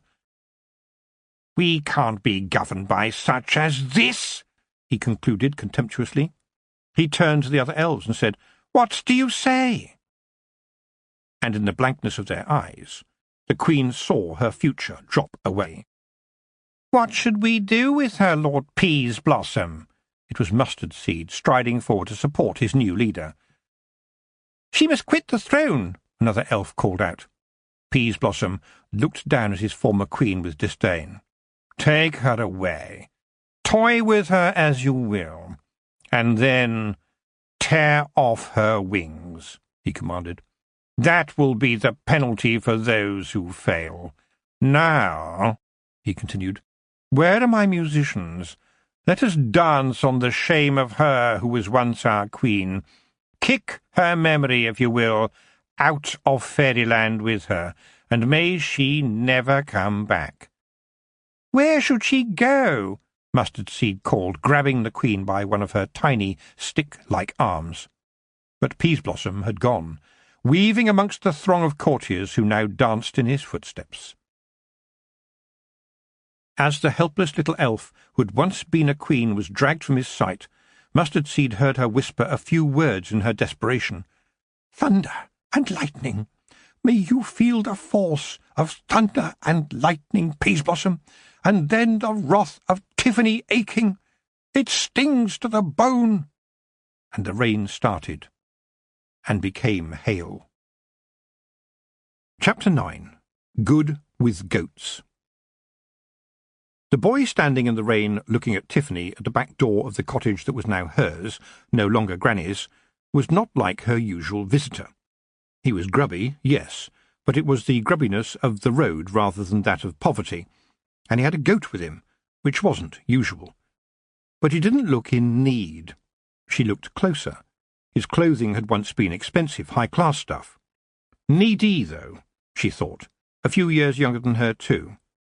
"Are you Mistress Aching the Witch?" he asked nervously as she opened the door. "Yes," said Tiffany, thinking to herself, "Well, at least he has done some homework, and he's not come knocking asking for Granny Weatherwax, and he's knocked at the back door just as he should. And I've just made myself some pottage, and it will be going cold. What can I do for you? I'm sure you need something," she continued, because a witch turned nobody away. "No, mistress, by your leave, but I heard people talking about you as I was walking along the road. They say you are the best witch." "Well, folks can say anything," said Tiffany, "but it's what the other witches think that matters. How can I help you?" "I want to be a witch." The last word resonated in the air as if it was alive, but the boy looked serious and unhappy, and he ploughed on doggedly, saying, "Mr. Wiggle, my tutor, told me of one witch who became a wizard, so surely, mistress, the concept must go both ways. They say what's good for the goose is good for the gander, don't they?" "Well, yes," said Tiffany, uncertain of herself, "but many ladies do not like to deal with an unknown man, as it were, in private circumstances. A lot of our work involves being midwives, you know, and with the accent on wives." The boy's Adam's apple was shaking, but he managed to say, "I know that in the big city the Lady Sybil Free Hospital helps women and men alike. There is no doubt about it, mistress, that when it comes to surgery there are ladies who are sometimes glad to see the surgeon." The boy seemed to brighten up for a moment and said, "I really feel I could be a witch. I know a lot about country things, and I have very little fingers, which were of great use some while ago on the road when I had to deal with a goat in labour, and it was in trouble. I had to roll up my sleeves and fiddle about with care to get the kid lined up to leave his mother. It was messy, of course, but the kid was alive, and the old man who owned the goat was in tears of gratitude." "Really," said Tiffany stonily, wondering when good with goats had become a qualification for being a witch. But the boy looked like a lost soul, so she relented and invited him in for a cup of tea. The goat was shown an overgrown patch of creep-along Minnie under the apple tree out of the rain, and seemed content to be left outside, although Tiffany could not help noticing, as any witch would notice, that it gave her an odd look of a kind not often seen in a goat's slotted eyes. The type of look that makes you wary of turning your back, definitely, but something more than that too. As she beckoned the boy in, she saw Hugh stroll past the apple tree and suddenly stop, her back arching and her tail fluffing out to a remarkable size as she spotted the goat. There was a pregnant pause as the two eyed each other up, and Tiffany could have sworn she saw a quick flash of fluorescent light, greenish-yellow-purple, and then all was suddenly calm, as if there had been an agreement signed and sealed. The goat returned to its nibbling, and Hugh subsided to her normal size and strolled past, almost brushing against the goat's legs. Tiffany was amazed. She had seen Nanny Ogg's cat Grebo run from Hugh. What kind of goat was this?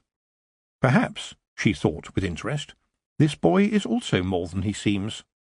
As they sat at the little kitchen table, she learned that the boy's name was Geoffrey, and that he was a long way from home. She noticed that he didn't seem to want to talk about his family, so she tried another tack. "I'm intrigued, Geoffrey," she said. "Why do you want to be a witch instead of a wizard, which is something traditionally thought of as a man's job?" "I've never thought of myself as a man, Mistress Tiffany. I don't think I'm anything. I'm just me," he said quietly. Good answer, Tiffany said to herself. Then she wondered, not for the first time, about the differences between wizards and witches.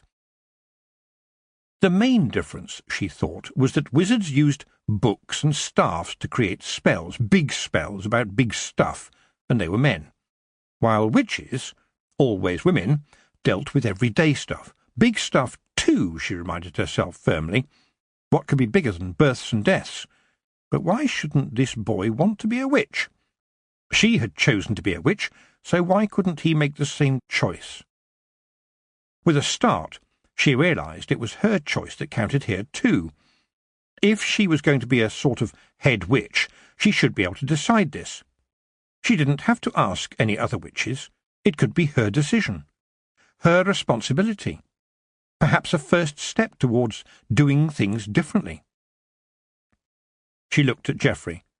There's something about this lad, and I don't know what it is, she decided. but he seems harmless and looks quite downtrodden, so I will decide, and I choose to give him a try. As for the goat, well, she said, I can give you some bedding in the lean-to and some food and drink for today. Your goat is your responsibility. But it's getting late now, so we will talk again tomorrow. Next morning, whilst waiting for Nanny to drop by, Tiffany went to the lean-to with some food. The boy was asleep. She coughed carefully, and the boy jumped at the sound. Very well, Geoffrey. Now tell me the truth. Are you running away from somebody? Parents, perhaps? No, I'm not, said Geoffrey, taking a mouthful of the bread Tiffany had brought, but pushing the slice of ham to one side. You little fibber, thought Tiffany, like any witch good at spotting a lie. Spotting the truth was much harder. She sighed. Are you just running away from home, then? Well, you could say that, mistress, but I am 16, and I just wanted to leave. Don't get on with your father, do you? Said Tiffany, and she saw the boy metaphorically jump, as if she'd hit a nerve. How could you see that, mistress? Tiffany sighed. It does say witch on the door, doesn't it? I might not be much older than you, but you aren't the first runaway I've dealt with, and I'm absolutely certain there will be many more. Although, she added, never one as high-born as you are, Mr. Geoffrey. Good coat, you see. Well, now, of what use can you be to me and my steading, Geoffrey? Oh, quite a lot, mistress, he said, trying to sound definite, but just seeming hopeful. And at that moment Nanny Ogg came round the corner of the cottage. Not there 1 minute, and then suddenly there, which was, Tiffany knew, Nanny's way. She looked at Geoffrey, made an instant judgment, then winked at Tiffany and said, Anything going on, Tiff? Tiffany saw a suggestive grin on Nanny's wrinkled face, as if an apple was suddenly leering at her. Geoffrey looked as if he was going to flee. It's all right, Nanny. Meet Geoffrey here, Tiffany said sharply. He wants to be a witch. Really? Nanny chortled. You mean he wants to do magic? Send him to the wizards. Now Geoffrey looked like a little fawn about to dash away. Nanny Ogg could affect people like that. No, he wants to be a witch, Nanny. Do you understand?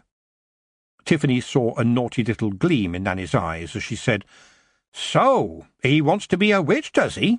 Perhaps he should learn what us witches has to put up with before he decides proper like.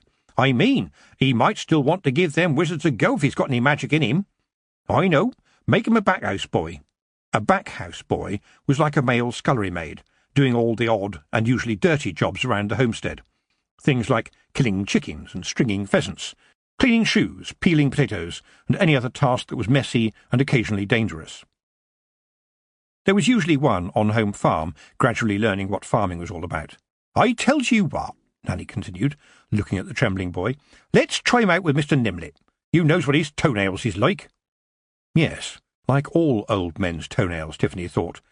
She looked at the boy, who was so terribly anxious to be helpful, and took pity on him and said, There's more to being a witch than you think, Geoffrey, but if you'd like to be my back-house boy, we'll see how you go. And first of all, I'd like you to do something about an old man's horrible toenails. You may need a shield, said Nanny Ogg. The boy looked at Tiffany questioningly. Oh dear, said Tiffany. Mr. Nimlet's toenails tend to be thick and strong and very, very difficult to deal with. You need really sharp secateurs, and even then the blessed things go pinging off around the room. You have to be careful about your eyes, too. She studied the boy's face. He looked determined to meet any obstacle, even fly-away toenails. Nanny was grinning, so Tiffany said, I've got a berth to see to. Nanny, would you be kind enough to take Geoffrey to Mr. Nimlet and see how he does? Oh, and tell him to remember to collect the clippings. Rob anybody has a use for them, so he does. Can I take Mephistopheles with me? Geoffrey asked. Nanny spun on her heels. Mephis what? She said slowly. My goat, Geoffrey said, pointing towards the paddock where Mephistopheles was investigating the remains of the dandelion patch. Or rather, he is his own goat, but we travel together. He is a very clever companion. Nanny snorted. See, Geoffrey added proudly, as they watched Mephistopheles daintily cross the paddock and nose open the door of the little shed by the beech tree, he has even learned to use the privy. And Nanny, for once in her life, was speechless. Chapter 10. Treasure. Deep in the heart of fairyland, the triumphant Peaseblossom surveyed his court. Lord Lankin, tall, elegant, a tunic of moss and gorse slung casually over his darkened skin, lounged by his side, toying with a bronze dagger. I am your king now, Peaseblossom declared. There was silence in the great hall as the elves considered this development and their chances, and one bold elf said, "What about the king himself, down in the barrow? What do you think he will say?" "Something like this," said Peaseblossom, hurling a feathered arrow at the elf, striking him down. Injured, but not dead. Good, Peaseblossom thought. More fun for me later. He gestured to his warriors, and the stricken elf was dragged away. "To hell with the king," he said, and this time there was no argument. Every elf knew that Peaseblossom wanted a showdown with the world of humans, of dwarfs and goblins and all the other peoples, wanted elves to run free and fierce through that world once again. "We have been elves since the dawn of time," Peaseblossom thundered. "Too long have humans had the upper hand. Upstart goblins will feel our wrath. The hootings of the mechanical rubbish will be swept away. We will take back the world we have been denied." He smiled and added softly, "Those who are not with us will suffer." In the world of the train and the swarf, iron could kill elves, but no elf wanted to be the one to feel the dreadful temper of Peaseblossom by gainsaying him. And they were very aware that he knew exactly how to make a short word like suffer turn into a very long experience. And as their new king's glamour built, and he stood tall and strong above them, they felt a sense of their world waking up once more. "What fools these mortals be!" Peaseblossom roared. "They think they can stop us. They need us. They call to us. And we will come. We will make them want what they can't have, and we will give them nothing but our laughter. We will take everything." And the elves cheered. Becky Pardon and Nancy Upright, dressed in their best, stood in trepidation in front of Miss Tick, who said, "It's not all spells and broomsticks. It's heavy work sometimes quite nasty." "Yes, Becky." "I was there when my granddad died," said Becky, "and I watched all the things that had to be done. My dad said I shouldn't, but my mother said, 'Let the girl see. She'll find out sooner or later how things are in the world.' What I want to know, girls, is that you can deal with magic. Both of you ought to have some basic magic, like blowing out a candle just by thought. What do you think we do with magic?" Becky said, "You can cure warts, I know that one. My granny could do that. Magic can make you beautiful." Her tone was wistful, and Miss Tick looked a little more closely at her. Oh, a rather nasty birthmark on one cheek. "Or you can magic someone to be your best friend," Nancy added, "or," with a bit of a blush, "make a boy like you." Miss Tick laughed. "Girls, I can tell you this. Magic won't make you beautiful if you are not, and it certainly won't make you popular. It is not a toy." Her face even redder, Nancy said, "But about boys?" Miss Tick's face did not move a muscle, and then she said, "What about them?" Nancy's blush was now impressive. If she went any redder, Miss Tick thought she would look like a lobster. Miss Tick continued, "You don't have to use spells to get boys, Nancy, and if you wish to know more about that, I dare say Mistress Tiffany will point you towards Nanny Ogg, or possibly your grandmother." "Do you have a bow, mistress?" asked Nancy.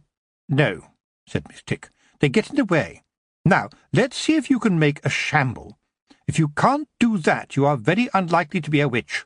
A shamble will give you focus." She flung her hand into the air, and something was there. The very air seemed to be boiling, dancing, fluttering, alive. And Miss Tick said, "See how the air moves, how it waits. It's the place where my shamble could be, where it could advise me." Suddenly, she had produced an egg in her hand, with some thread, twigs, a small nut. "These items I had about me could make that shamble," she said.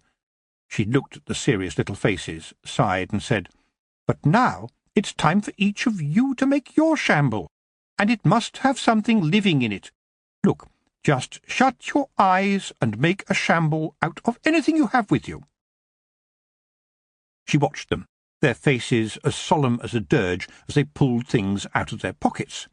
Miss Tick knew her witches, knew these girls had the innate magical talent, but to decide to train to be a witch was the kind of decision that took more than just a bit of talent. Hard work would have to come into it too, a lot of hard work. Even then it would not be easy, she knew. Apart from anything else, they had to have parents who would support their choice. A girl might be useful at home, helping with the younger children or working in a family business, for instance. That was before the question of grandchildren cropped up. And it always did. Oh, yes, always. Miss Tick knew, too, that you can find out a lot about somebody from what's in their pockets, and sometimes a lot about them from what they don't have. She herself generally had a small cheese in one of her pockets. You couldn't do good magic without a snack. Out loud she said, "Even a worm is alive, so keeping one in a little box with some wet leaves will help." Nancy pulled off one of her boots, saying, "I've got a caterpillar in here." "Well done," said Miss Tick. "You have been lucky, but being lucky is only part of being a witch." Becky looked rather glum. "I've got a hairpin. Am I allowed to use that?" Miss Tick sighed. "In your shamble? Of course, but you must still have something living. Butterflies or ants or things like that. But remember, you shouldn't kill them. Let them fly free." "Oh, all right," said Becky. She rummaged around in the bushes behind them for a moment, then held up a large, green, hairy caterpillar. "Copycat," said Nancy. Miss Tick laughed. "Part of being a witch is being clever, using your eyes and learning from what you see. Well done, Becky." For Becky now had the caterpillar neatly trussed in a bit of old string, which also seemed to be knotted somehow around one of her fingers. Her other fingers were struggling to push the hairpin into the shamble. Nancy pouted and held up her caterpillar, which appeared to be trying to burrow into a tuft of sheep's wool. There was a rumble of thunder and a strike of lightning, and both girls said, "That was me with my little shamble." Miss Tick smiled again. Why were people so keen to look at a sunrise, a rainbow, a flash of lightning, or a dark cloud and feel responsible for it? She knew that if either girl really believed they could control a storm in the skies, they would be running home screaming in terror, and their mothers would probably have to wash out the girls' underclothing. Still, a bit of self-belief in a witch was a good start. "Miss, miss," said Becky, and pointed. There was a hairpin now floating in the air alongside her caterpillar. "Well done," said Miss Tick. "Very well done indeed." "Well, what about this, then?" said Nancy, as her own shamble collapsed and the sheep's wool floated to the ground, the little caterpillar perched on top like a witch on a broomstick. She raised her finger, and fire appeared to come out of the tip. "Excellent," said Miss Tick. "Both of you have got the hang of it. After that, it's just a matter of learning. Learning every day," she said sternly. But what she thought was, "Well, Mistress Tiffany will want to see you two, and no mistake." The music was playing in Fairyland. A harmonious melody, notes spiralling into the empty air, where a lazing elf, perched on a slender branch near the top of a blossoming tree, allowed himself the pleasure of turning each note into a colour, so that they danced above their heads, delighting the court. It doesn't take much to delight an elf. Hurting something is usually top of their list, but music comes a close second. The musician was a human, lured into the woods by the glamour of an elf's harp, then snatched through to play, play, play for the Lord Peaseblossom. Elves were skilled at keeping their playthings alive, sometimes for weeks, and the man with the flute was a delightful new toy. Peaseblossom wondered idly how long the man would last. But he was pleased. His warriors were making little sorties into the human world, bringing him back presents such as this. And he knew that with each successful incursion their confidence was growing. Soon they would be ready to make their move. He frowned. He had to speak to Mustard Seed. He needed to know that the elf had indeed thrown the wretched remains of the Queen out of Fairyland. He wanted no complications. Just as he loved to watch wildlife, so Geoffrey observed people. He found them fascinating, and he watched closely all the time, learning more and more from what he saw. One thing he saw was that the old men seemed somehow in the way in their homes. It was so different from Geoffrey's own home, where his father had decidedly ruled the roost. Here, where there were women in the old men's lives, the women held all the power indoors, as they had for the years their men had been out working, and they had no intention of giving any of it away. This thought was in his mind when he went to tidy up the nostril hairs of Sailor Makepeace, an errand which even Nanny Ogg disliked. Now, Mrs. Sally Makepeace, too short-sighted to be trusted with a pair of scissors near her husband's nose, as an earlier attempt had proved, appeared to be a good woman, but Geoffrey had noticed that she treated her husband almost as part of the furniture, and that made Geoffrey sad. Sad that a seafaring man who had seen so many interesting things now spent much of his time in the pub because his wife was always washing, cleaning, polishing, and, when no alternative was around, dusting. She only just managed to avoid washing, cleaning, and dusting her husband, if he sat still for long enough. Gradually it dawned on Geoffrey that the pub was both an entertainment and a refuge for the old boys. He joined them there one day and bought them all a pint, which got their attention. Then he had Mephistopheles do his counting trick. By the second pint the old boys had become quite avuncular, and Geoffrey broached a subject which had been on his mind for a few days. "So, may I ask what you do, gentlemen?" As it happened, he got laughter, and Reservoir Slump, a man whose grin, unlike his name, never slipped, said, "Bless you, sir, you would call us gentlemen of leisure." "We are as kings," said Laughing Boy Sideways. "Though without the castles," Reservoir Slump added, "lest I had one and lost it somewhere." "And do you like your leisure, gentlemen?" said Geoffrey. "Not really," said Smack Tremble. "In fact, I hate it. Ever since my Judy died, we never had kids neither." There was a tear in his eye and a break in his voice, which he covered up by taking another swig from his tankard. "She had a tortoise, though, didn't she?" Wrinkled Joe, who had been built to a size big enough to pick up cows, put in.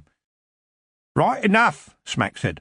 "She said she liked it because it walked no faster than her. Still got the tortoise, but it ain't the same. Not much good at conversation. My Judy would rattle on all day about this and that. The tortoise listens well enough, mind you, which is more than I could say for Judy sometimes." This got a laugh. "It's a petticoat government when you get old," said Stinky Jim Jones. Geoffrey, now pleased to have got the ball rolling, said, "What do you mean by that?" And then there was a kind of grumble from every man. "It's like this, Backhouse Boy," said Wrinkled Joe. "My Betsy tells me what I am to eat and when and where, and if we are together she fusses around me like an old hen. It's like being a kid." "Oh, I know," said Captain Makepeace. "My Sally is wonderful, and I knows I'd be lost without her, but, well, put it like this. I was a man once in charge of many other men, and when the weather was fearsomely bad, I'd be up there making sure that we didn't founder, because it was my job and I was the captain." He looked around, seeing nods from the others, and then said directly to Geoffrey, "And best of all, young man, I was a man, and now my job is to lift my feet while she sweeps around me. It's our home, and I love her, but somehow I'm always in the way." "I know what you mean," said Stinker Jim. "You know me, I'm still a good carpenter, well known in my guild, but my Milly frets about me handling all the tools and so on, and I tell you, when she's got her eyes on me, my hands shake." "Would you like them to stop shaking?" asked Geoffrey, though he had in fact seen Stinky Jim lift a tankard to his lips with a hand as steady as a rock.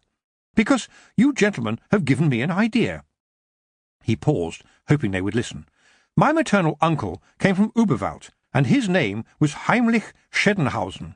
He was the first man known to have a shed." Stinky Jim said, "I've got a shed." "No offence. You may think you have," said Geoffrey, "but what is in it?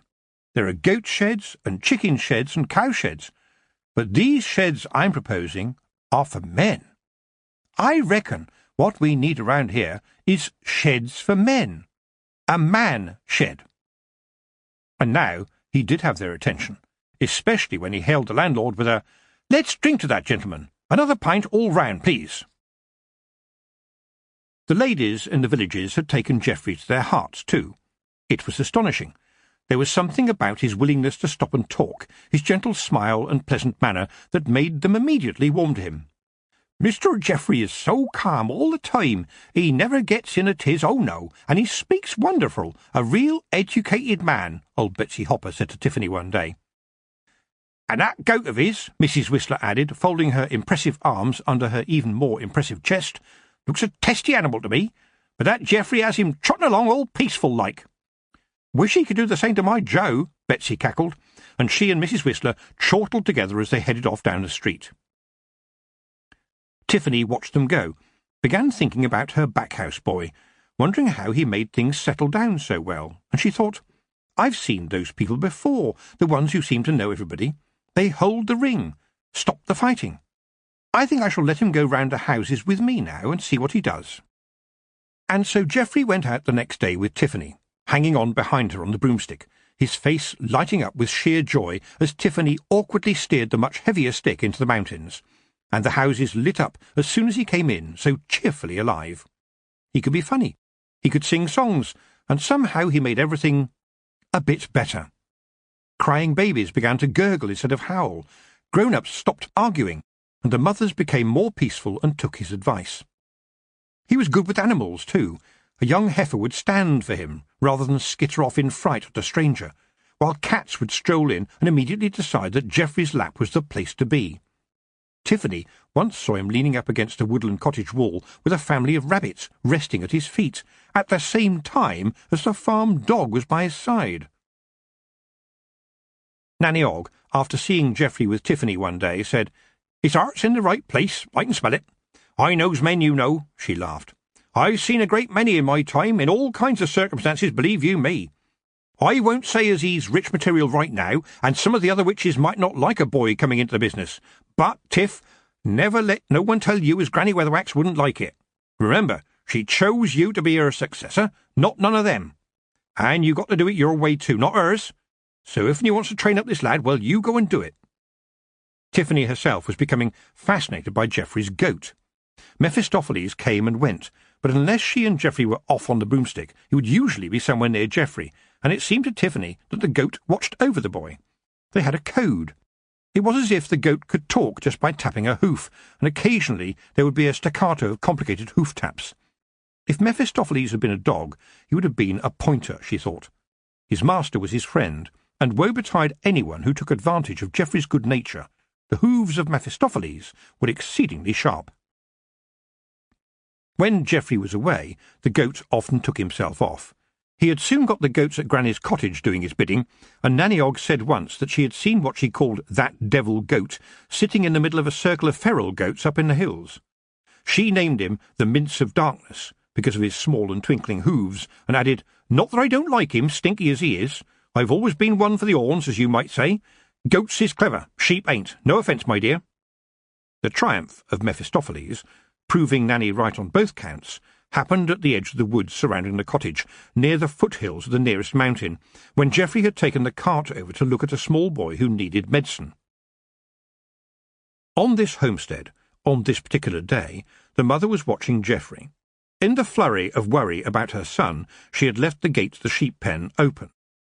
And the sheep, like all sheep, got hysterical and were getting out and running away before she looked out of the window and noticed.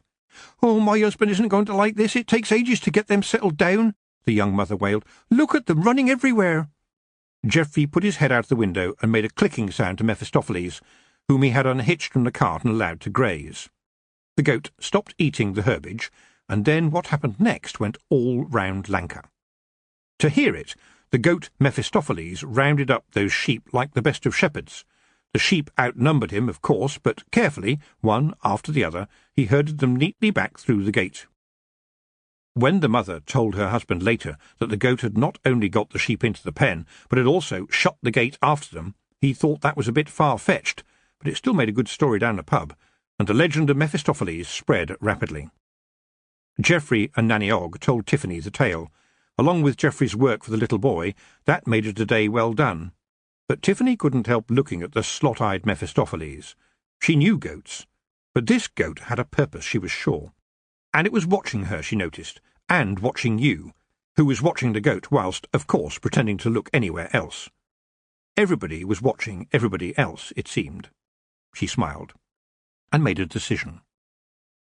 The following morning she took Geoffrey to one side and told him that she had something special to say to him. "There's something else," she said. "Some little friends I want to introduce you to." She paused. "Rob," she called. "I know ye is there, and I ask you to come out now." She paused. "There's a wee drop of scumble here for ye." She placed a cup with a few drips of the liquor in it on the floor.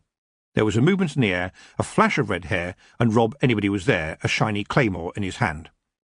"Rob, I want you to meet Geoffrey," Tiffany said slowly, carefully, turning to see how Geoffrey was taking the sight of his first Feagle, but Rob took her by surprise.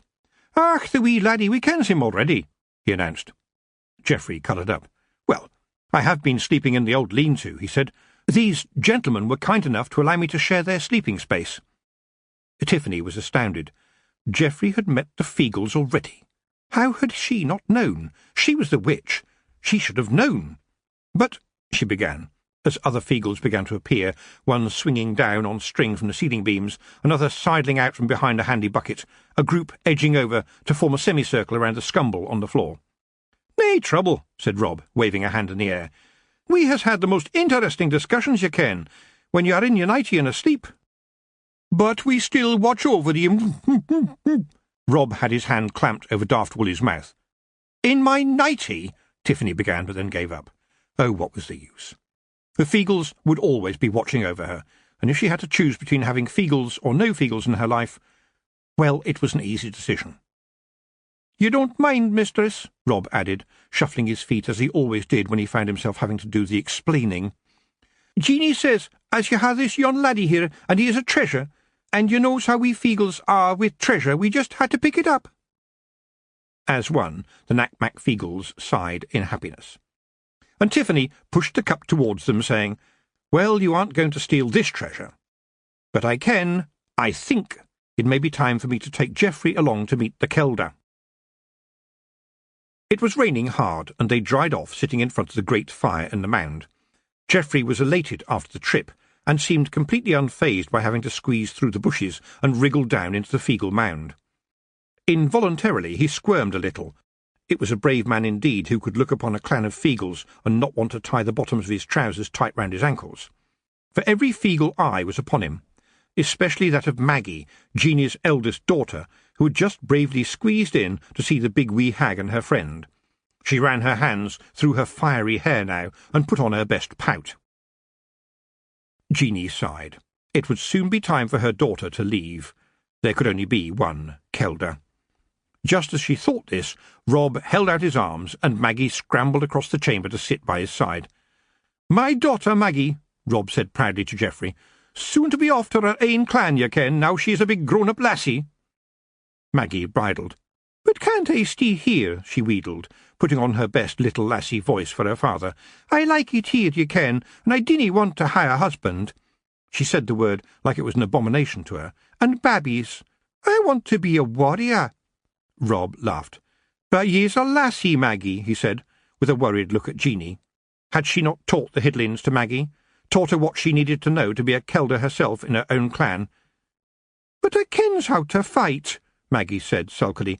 "Ask wee Dougie Bignose. I gave him such a kicking when we last had a wee brawl, ye ken." Wee Dougie Bignose, one of Rob's scrawnier teenage sons, scuffled his feet awkwardly in the corner and hung his head so that only his nose was visible as the beads in his plaits smacked him on the chin. "Anna talked to the toad." The toad was the Feagle's lawyer, his toad body the result of a misunderstanding with the fairy godmother. Maggie went on. "He said I dinna have to follow tradition, ye ken. He says it's my human rights." "Well, you ain't a human," Jeanie snapped. "And we'll have nae more of that nonsense. Gae and fetch your guest a nice bit of mutton now with some of her special relish." Tiffany knew of the Feagle's relish. Snail was one of the key ingredients.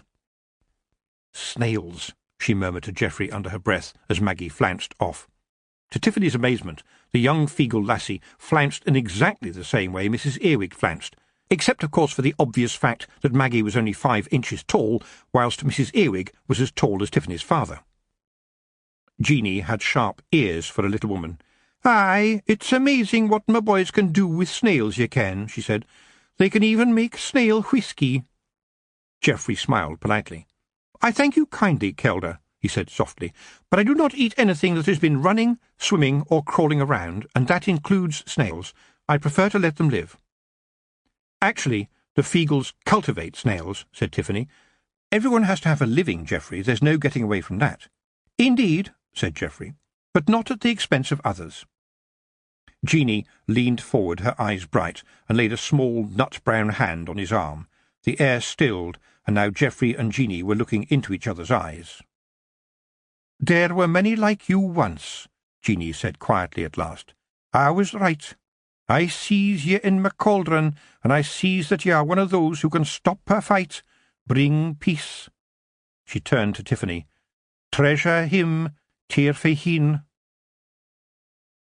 As they left to head back to the farm for tea, Tiffany pondered on the Kelder's words.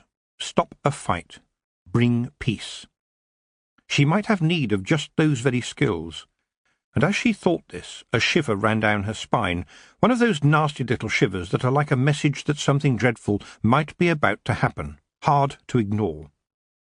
On the other hand, she thought, perhaps it was just her body telling her that if it was all right by her, next time perhaps she should say no to the snail relish. She did her best to shake the unsettling feeling off, focusing instead on Geoffrey. Treasure him. Jeanie is right about him, she decided. There might just be some things that a boy like this can do best. And right there and then she made a decision. She would go to Ankh-Morpork and take Geoffrey with her. It was time, anyway, as a sort of head witch, to make a trip to the city. What if all the city witches had heard of her and were talking about her like she was some little upstart? She ought to know. And a little voice whispered in her head, I can maybe see Preston, too. She tried to push the thought away. This trip was not about her. It was about being a witch, about doing what she ought to do, and that was what she would inform Nanny Ogg when she told her she'd be away for a few days. But the thought of seeing Preston again still crept back into her mind and made her feel a bit tingly. Geoffrey had got some way ahead down the path, but when Tiffany called him, he came back with a question in his eyes. "Geoffrey," she said, "tomorrow we will go to get you your first broomstick." Chapter 11. The Big City. It was a long journey to Ankh-Morpork. Tiffany and Geoffrey had to stay over on the way, one night at a local witch's cottage and the other in a barn where the farmer had been delighted at Geoffrey's ability to help him with a troublesome goat. But now they were there, at the great city, and Tiffany watched Geoffrey's mouth drop open as they flew carefully along the route of the River Ankh and into the heart of the capital. Well, she thought to herself, Geoffrey had said he wanted to see the world. Ankh-Morpork would be a very good start. But she herself was amazed too when she went to the site of the old broomstick workshop, and they were directed to a new site. The railway was still in its infancy, and already there were these arches. There's a kind of magic in the cavernous spaces underneath railway arches, and a mystery known only to those who work there. There are always puddles, even if it hasn't rained for weeks, and the puddles are glossy and slimy, the air above filled with the taint of oil and working man's armpit. It is easy to recognise a habitué of the railway arch. He, it is rarely a woman, is the kind of man who keeps useful nails in old jam jars, and he might spend a considerable time talking about the merits of different kinds of grease or sprocket, and occasionally an onlooker might hear a proprietor saying quietly, "I can get them for you next week," sometimes accompanied with a knowing look and a finger tap to the side of the nose. If anyone comes and asks for something, well, there will always be someone, often a dwarf, who knows where everything is, and almost always it's right at the back of the arch, in a darkness of Stygian proportions. And when the right piece is found and brought out, well, some people would call it a piece of junk, but in the arch the junk has somehow metamorphosed into exactly the item that the buyer really, really wants. No one knows why. It is as if that piece has just been waiting for the right person to wander in. The dwarfs, Shrucker and Dave, had relocated their established broomstick business to the second arch in the row, just after an arch where a passer-by's ears were assaulted by the weird noises of musical instruments, and before one where the tang of a harness-maker's fresh leather made its own happy raid on the nose. It was Dave who rushed towards Tiffany when she came in with Geoffrey in tow. He recognised her immediately. He had had a bad moment when she'd called in a year or two back and let slip that she knew the Feagles. The Feagles had, in fact, accidentally set fire to Tiffany's broomstick, creating a need for new bristles. Once a dwarf workshop gets the Feagles, well, they might as well just pack up and go back to the mountains. taking a big axe with them. Tiffany noticed how Dave's eyes were everywhere.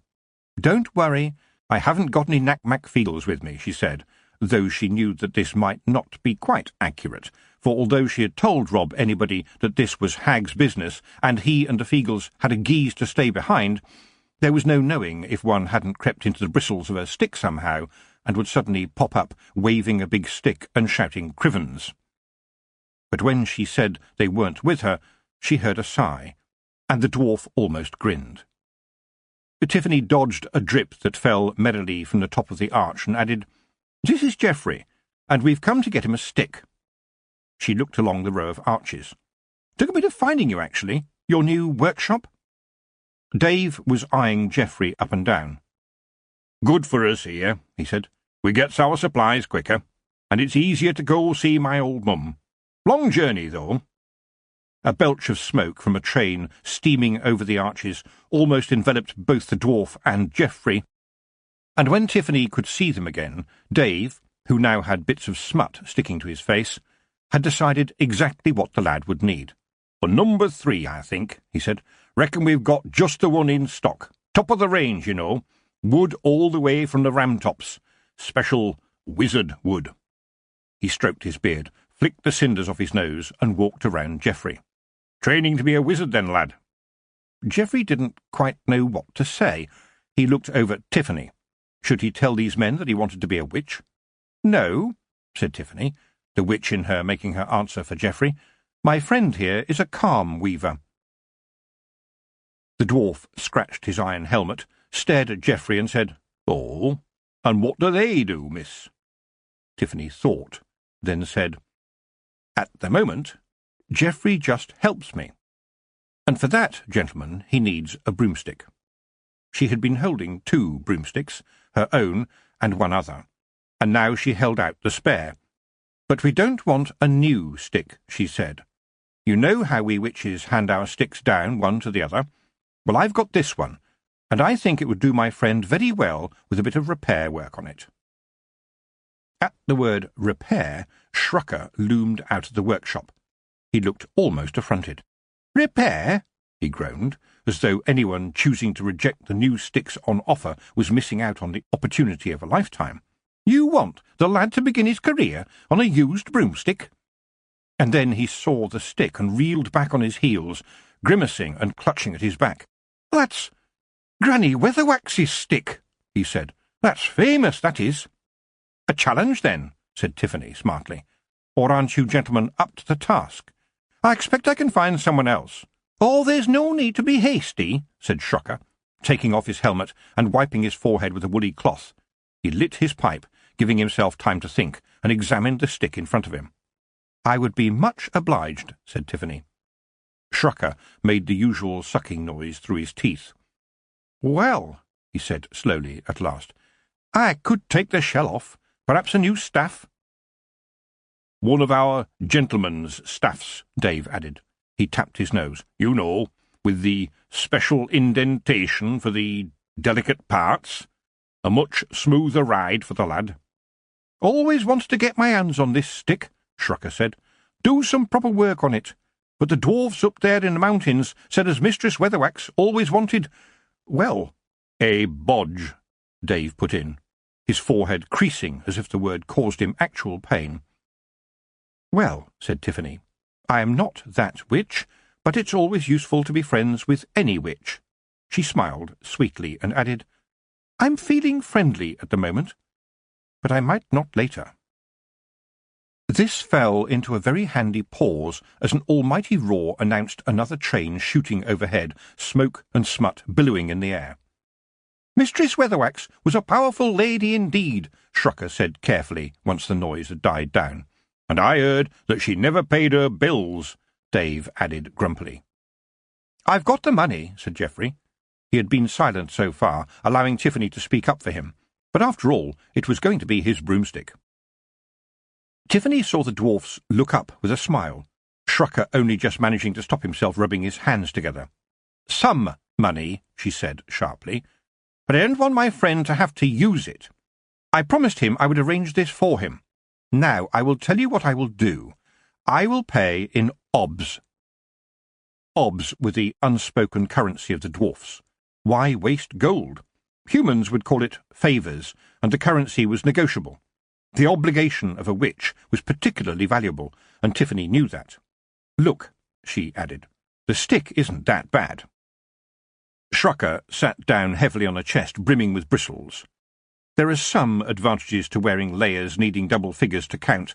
Dwarfs like lots of layers of chainmail, jackets, and, of course, the traditional woolly vest which actually makes the chainmail unnecessary. "It's funny you should suggest obs," he said slowly. "My lumbago is giving me jip. Comes with the job, you know. Can you do something about that?" "All right, then," said Tiffany. "Just stay there." And she walked behind him. He shifted around a bit, then sat up straight with a look of amazement on his face. "Oh, my!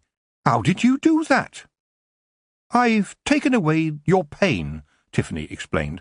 "So now it's my pain. And I have to congratulate you for dealing with it, for it is, I must say, very bad. And now I've got it hovering in the air like a dog on a leash." The dwarfs automatically looked over her head, just in case there was some kind of big bubble up there marked pain, but all that happened was that a big drop of some oily substance fell right into Dave's beard. "Is there a stonemason in these arches?" Tiffany asked, watching the dwarf whip off his helmet and rummage through the beard. "If he needs some rocks split, I can use this pane to break them up." She looked appreciatively at the helmet. "But that would do," she added, and as Dave put it down on the ground, she shot the pane into the iron, which, to the dwarf's horror, actually buckled, steam shooting up to mingle with the steam from the railways above. The obs were paid. So, his pain gone, Shrucker, a new, upright, lively Shrucker, was now whipping out his measures. He eyed up both Geoffrey and the old stick as he worked his own form of magic. "How do you dress, sir?" he asked at one point. Geoffrey was puzzled. "I usually dress looking out the window," he said. There was a little hiatus as the dwarfs told Geoffrey what dressing meant in the circumstances. "Ah, yes," he said. "I never thought about it before." Shrucker laughed and said, "Well, that's about it. All down to me now, but I dare say that if you come back sometime tomorrow, I will have it working a treat." They left the dwarfs, and Tiffany told Geoffrey they would now be visiting Mrs. Proust, a witch who loved living in the city. She headed for the elderly witch's shop, Boffo's Novelty and Joke Emporium on 10th Egg Street. It would be an education for Geoffrey anyway, Tiffany thought. If he decided to follow the witching path, well, he might also need Boffo's at some point. A lot of the younger witches liked Mrs. Proust's artificial skulls, cauldrons and warts to give them the right image for the job. To someone in need, someone punched so far down that it might seem there was no getting up again, well, a witch with the right look could make all the difference. It helped them to believe. Mrs. Proust, a witch who had no need to add nasty witch accessories to her everyday look, given that she had been naturally blessed with the right kind of hooked nose, messy hair and blackened teeth, heard the novelty graveyard groan of the door opening and came over to greet them. Tiffany laughed. "That's a new one," she said. "Oh, yes," said Mrs. Proust. "Can't keep them on the shelves. Nice to see you, Mistress Aching. And who's this young man, may I ask?" "This is Geoffrey, Mrs. Proust, and we're in the city to fit him up for a witch's broomstick." "Are you indeed? A boy? A witch? On a broomstick?" "Well," said Tiffany, "the Arch-Chancellor uses a broomstick sometimes." "I know," said Mrs. Proust, "but there might be trouble." "Well, if there is," said Tiffany, "the trouble will come to me. I am the chosen successor to Granny Weatherwax, and I think it could be time for a few little changes." "Well done," said Mrs. Proust. "That's the spirit." She looked at Geoffrey, who was engrossed in the display of naughty doggy-doos. And then and there she loomed close to him, put a clawed hand on his shoulder, and said to him, "So you want to be a witch, do you?" Geoffrey stood his ground well, and Tiffany was impressed. So was Mrs. Proust. "Well, mistress," he said, "I think I can help witches anyway." "Do you?" said Mrs. Proust with a glint in her eye. "We shall see, young man, won't we?" She turned back to Tiffany. "I am sure there will be some witches who will hate the idea," she said. "But it is your way, Tiffany, your time, and Esme Weatherwax was no fool. She could see the future coming." We're staying in Ankh-Morpork until the dwarves have finished with Geoffrey's stick, Tiffany said. Can we stop here? We might need to stay overnight. Mrs. Proust grinned. Well, there is plenty of space in my spare room, and it would be good to have a chinwag while you are here. She looked at Geoffrey. Have you been to the city before, young man? No, Mrs. Proust, he replied quietly. We lived in the Shires, and my father was the only one to travel. Well, then, my son Derek will show you around, Mrs. Proust said, sounding satisfied. She followed this up with a shout for the lad, and Derek, the sort of lad you wouldn't notice in a crowd of two, meaning that he shared very little in common with his mother's looks, came stumbling up the stairs from the workshop below.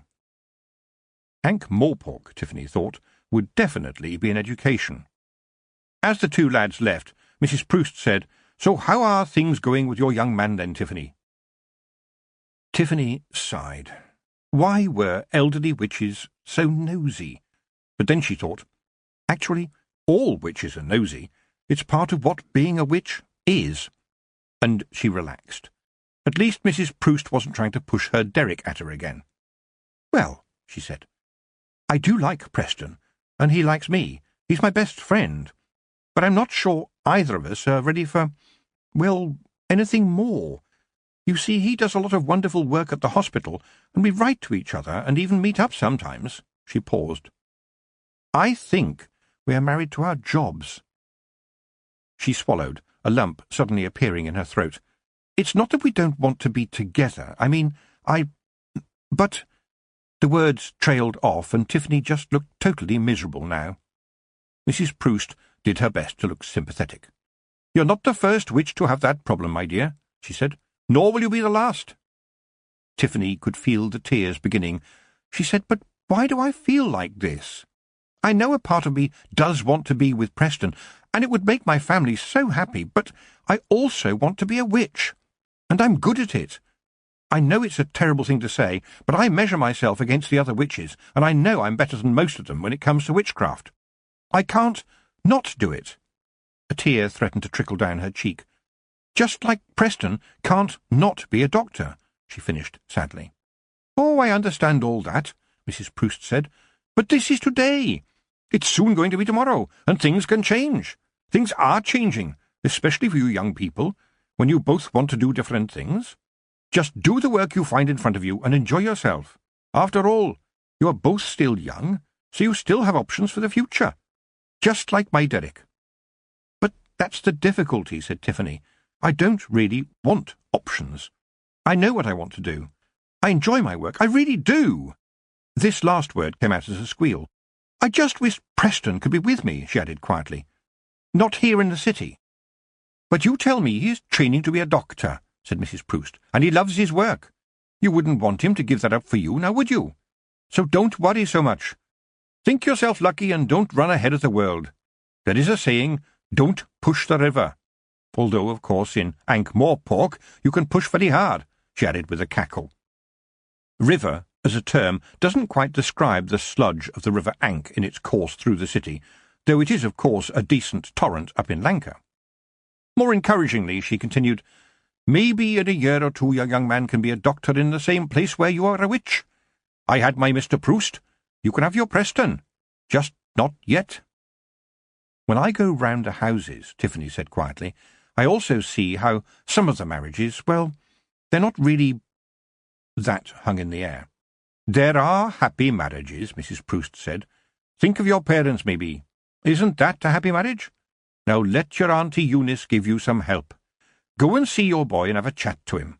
She paused and added shrewdly, He's not interested in anyone else, is he? Oh, no, said Tiffany. He's working with the Igors. Uberwald's servants, usually working as doctors or assistants to mad scientists, who believe a stitch in time saves a lot of bother later. They like to swap body parts from an early age, often within the same family, such that an Igor saying he's got his uncle's nose really means something. He's working with the Igors, and he said he didn't fancy the Igor girls because he likes a girl who stays the same shape every day. The Igorinas like to experiment. Geoffrey came back late with Derek, singing a song worthy of Nanny Ogg, but Tiffany got a good night's sleep, a rare treat, and then a breakfast of ham and eggs courtesy of Mrs. Proust.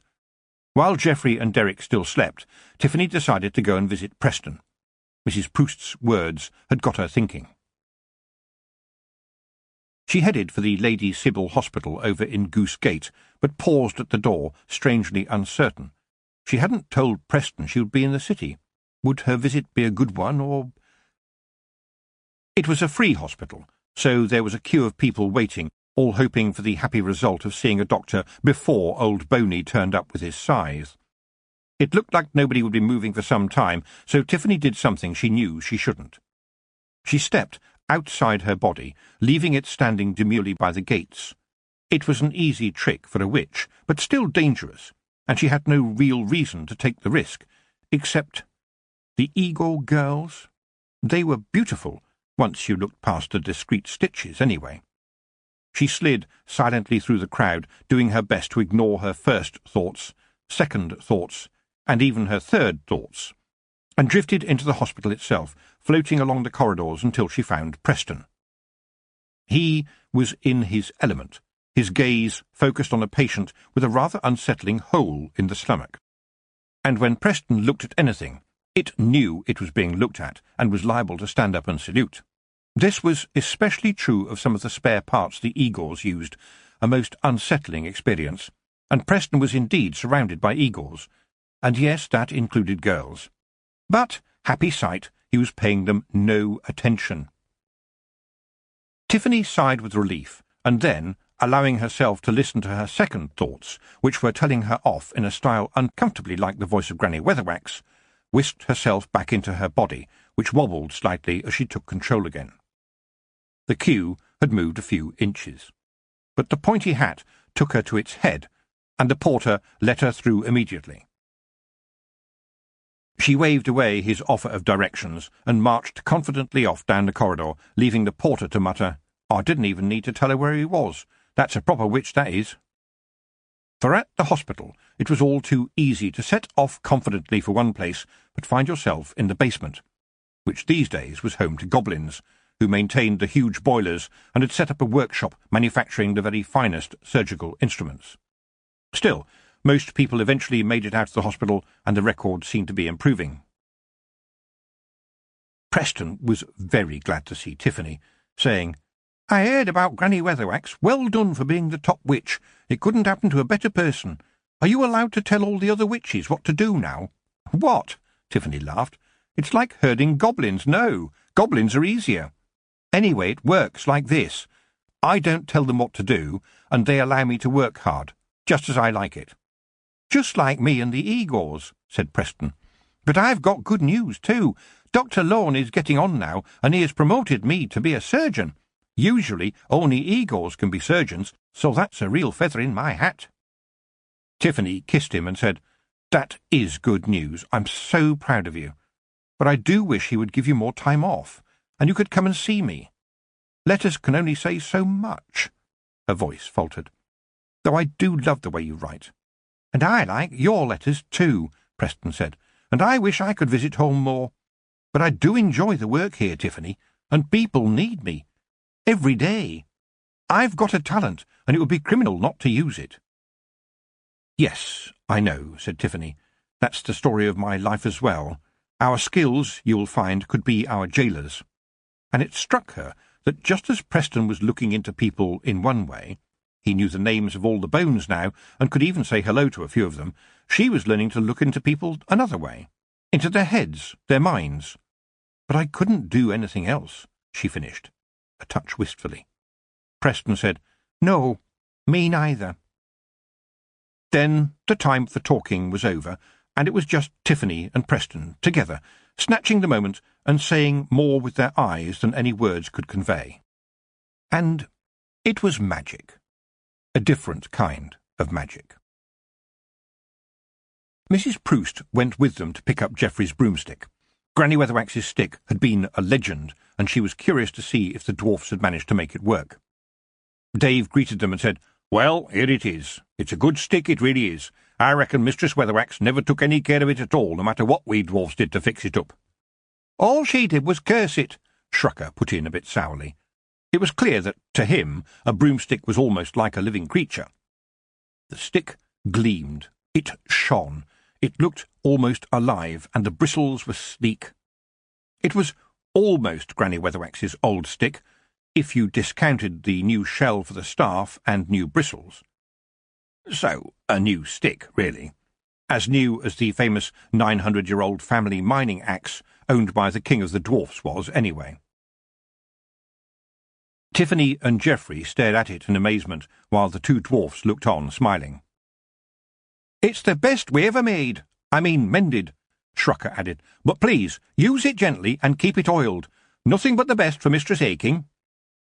He straightened up proudly, a dwarf who could stand tall to his full 4 foot once again. Mrs. Proust ran her fingers against the stick and nodded. "This is an excellent stick," she said. "Look, it's even got a little cup to hold your drink." Shrucker gave her a funny look. "And special today for our good customers," he said instead. "Those who don't bring trouble," with a sideways glance at Tiffany. "We have a bonus little gift."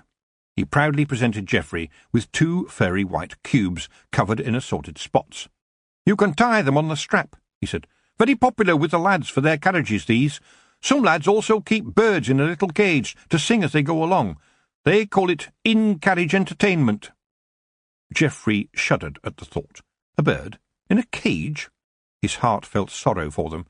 But the broomstick, well, he could barely wait to have a go on it. Dave sniffed and said, "There you go, young man. So, do you want to give it a test drive, then?" He handed him the stick and said, "Go on, go to the end of the arches and give it a whirl." Tiffany was about to speak, but already Geoffrey was sparkling with excitement. She looked at his glowing eyes and said, "Well, all right, Geoffrey. You've been on my stick with me and watched the broomsticks going past overhead. Go up slowly, just a bit at a time." She might as well have talked to the wall. Geoffrey straddled his broomstick, ran past the neighbouring arch, jumped, and went skywards very fast. A series of nightmares flashed through Tiffany's mind. There was a distant boom, then a little dot in the sky got bigger, and there was Geoffrey coming back down, grinning from ear to ear. Tiffany almost squealed. "Look, Mrs. Proust, he's picked it up already. It took me ages to learn how to fly." "But of course," said Mrs. Proust. "That's this here technology." And Shrucker said, "Wow, he's a natural. Not even the goblins can do that." For Geoffrey had just looped the loop, then got off the stick, leaving it hovering a few feet above the cobbles. "How did you do that?" asked Tiffany, genuinely impressed. "I don't know," said Geoffrey. "Just a knack, I suppose."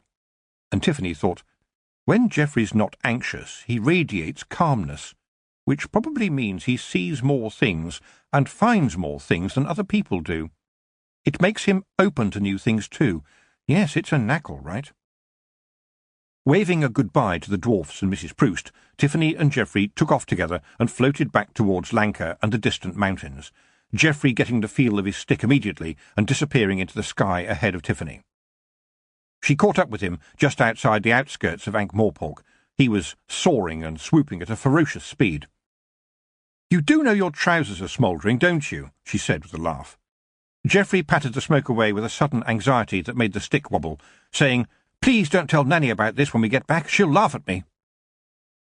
But after they had travelled back to Lanka, quite a bit faster than on the outward journey, and before she set off back to the chalk, Tiffany did, of course, tell Nanny Ogg, and the older witch did indeed laugh.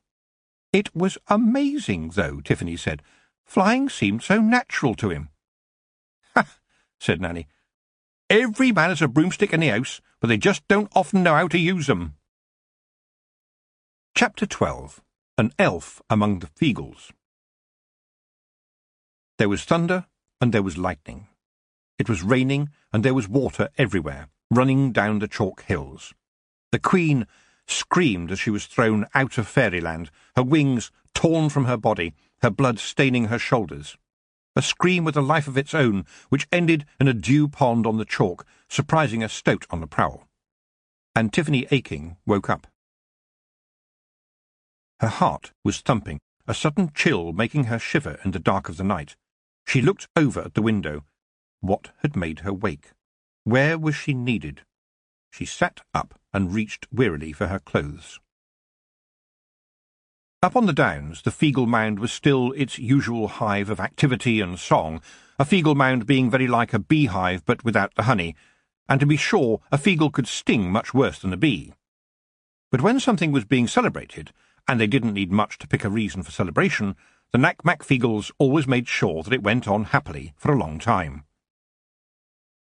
A short time past midnight, however, the revels that night were interrupted by Big Yan, the Feagle night watchman, as he ran in from the storm raging outside.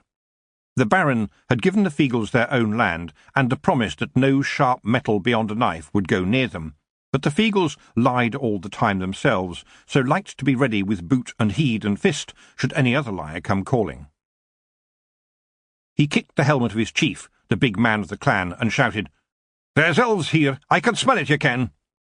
And from every hole in turn the clan of the Knack-Mack Feagle poured out in their hundreds to deal with the ancient enemy, waving claymores and swords, yodeling their war cries. "Ach, stick it, you trackens! Knack-Mack Feagle wa hey! Gie awawi, you bogle! Gie us such a good kicking! Nay king, nay queen, we will not be fooled again!" There is a concept known as a hustle and bustle, and the Feagles were very good at it, cheerfully getting in one another's way in the drive to be the first into battle, and it seemed as if each small warrior had a battle cry of his own, and he was very ready to fight anyone who tried to take it away from him. "How many elves?" asked Rob Anybody, trying to adjust his spog. There was a pause. "One," said Big Yan sheepishly. "Are you sure?" said Rob Anybody, as his sons and brothers flowed around him and huddled past to the mouth of the mound. Ach, the embarrassment! The whole Feagle colony bristling with weaponry, full of alcohol and bravado, and apparently nothing to do with it. Of course, they were always itching for a fight, but most Feagles itched all the time, especially in the spog. They rushed about on the sodden hilltop, looking for the enemy, while Big Yan led Rob to the dew pond on the top of the hill. The storm had passed, and the water gleamed under the stars. There, half in, half out of the pond, the battered body of an elf lay groaning. And indeed it was, apparently, a solitary elf. You could almost hear the Feagles thinking, "One elf?" Feagles loved a spat with the elves, but just one? How did that happen? "Ach, crivens, it's a long time since we had a really good fight," Rob sighed, and for a moment he was, for a Feagle, quite sombre. "Aye, but where there's one, there's sure to be a plague of 'em," Big Yan muttered. Rob sniffed at the air. The elf just lay there, and it was doing nothing. "There are nae other elves aboot. We'd smell them if there were," he pronounced. He reached a decision. "Big Yan, ye and wee Dangerous Spike, grab a hold of that scunner. We know what to do if it gets feisty. Awfully wee Billy Big Chin." He looked for the Clan Gonigal, who was the least likely to mangle the facts. "Hie your way to the Kelder and tell her what's abroad, what we are bringing back to the mound." Then he shouted so that the rest of the clan could hear him. "This elf is our prisoner, a hostage, you ken. That means you're nae to kill it until you're told." He ignored the grumbles from the clan. "As to the rest of ye, tack guard around yon stones, and if they come in force, show them what the Feagles can do." Daft Woolly said, "I can play the harmonica." Rob Anybody sighed. "Aye, weel, I suppose that puts the willies up me, so would likely keep them awa." Back at the mound, outside, mind, for no elf would find itself a place for long inside a Knack-Mack Feagle mound, the Kelder looked at the stricken elf and then back at Rob Anybody. "Just one?" she asked. "Weel, one elf alone is nae challenge to a young Feagle even, and this elf has been beaten, aye, its wings torn from its back. Did our boys do that?" "No us, Jeanie," said Rob. "Big Yan said it drap it out of the sky into the old dew pond up by the stones, you ken. It were battered like that afore it got there." He looked anxiously at his wife, who had a frown on her face. "We be warriors, no butchers, Jeanie. The lads are raring to gae, of course, and if yon elf was facing me in a fight, my claymore would ring out loud. But when it looks like a wee slunket mawpie, there's nae honour in killing it." "Brawly spoken, Rob," said the Kelder as she considered the unconscious creature. "But why just one? Are you sure?" There was a groan from the elf, and it stirred. Rob's claymore leapt into his hand, but the Kelder gently held him back. The bedraggled elf groaned again, and whispered something, its voice weak and faltering. The Kelder pricked up her ears, and listened carefully before turning to her husband with some surprise. "It said thunder and lightning," she said. The elf whispered again, and this time Rob could hear the words too. "Thunder and lightning." Everyone on the chalk knew about Granny Aking's famous dogs, Thunder and Lightning, long gone, but, as all the local farmers believed, still roaming the hills in spirit. Several years before, young Tiffany Aking had summoned them to help rid the chalk of the Queen of Fairyland. Now, here was an elf, at the very entrance to a Feegle mound, invoking their names. "There's something I dinna like about this," said the Kelder, "but I canna decide what it means without our hag. Can you send for her, Rob?" "Aye, Hamish can gie. I mun get back to the stones and the clan." He looked at his wife anxiously. "Will you be all richt with that scunner?" "Aye, I'll take it inside, you ken, to dry by the fire. It's too weak to do anything to me, and the boys can look after me." Jeanie nodded over at a happy bundle of young Feegles who were tumbling out of the mound, waving their crescent-shaped clubs in the air. "Aye, it'll be good practice for them," Rob said, looking at them proudly, and then ducked as one of the Feegles let loose his club, and it shot through the air and nearly smacked him on the ear. To his amazement, the weapon swung round in the air and shot back to the young Feegle who had hurled it, giving him a bang on the head, saving Rob the trouble. "Ach, boys," Rob shouted, "it fights you back. Now that's a weapon fit for any Feegle. Double the fun, you ken." Tiffany had just begun to dress when there was a whistling sound outside, followed by the thump of something falling past, merrily breaking branches, and then a tapping on the window. She opened the window, and she could see a tangle of cotton and cloth down below, which, after a good kicking, fell away to reveal Hamish, the Feegle aviator. Hamish's trained buzzard Morag did the actual flying, of course. Mastering the art of flying wasn't a problem for Hamish. Landings were another matter. With the window open, it was suddenly very cold in the bedroom, and Tiffany sighed and said, "Yes, Hamish, now tell me what you need me for." Hamish, adjusting his goggles, jumped up onto the sill and into the room. "Our Kelder has sent for thee, hag of the hills. I mun get ye to the mound as soon as we can." It had been a long day, but Tiffany knew that if the Kelder wanted her, even after midnight, then that was where she needed to be. So she put on her heavy-duty travelling pants, left a saucer of milk on the hearth, and cranked up the broomstick. And once again Hugh was staring at her, the white cat who seemed now to be everywhere. The fire inside the mound was like a furnace. The young Feegles who had been left to guard their Kelder were all scowling at the hated adversary. When Rob anybody returned, each Feegle wanted to look like he had been the one to keep the scunner from causing any trouble, especially now she was inside the mound. But the elf appeared to have been crying. The Kelder shifted her bulk and said softly, "So now, elf, you come to me. For what purpose? Why do we nae kill you right noo?" This caused a susurration of expectation among the Feegles, each of whom was hoping to kill an elf before too long, and trepidation on the part of the elf. The Kelder turned away, then said softly, "I have the secrets of the Hiddlings, and what I see is that everything we do today was ordained afore the seas were made. There is nae turning back, but there is a mist in what is afore me.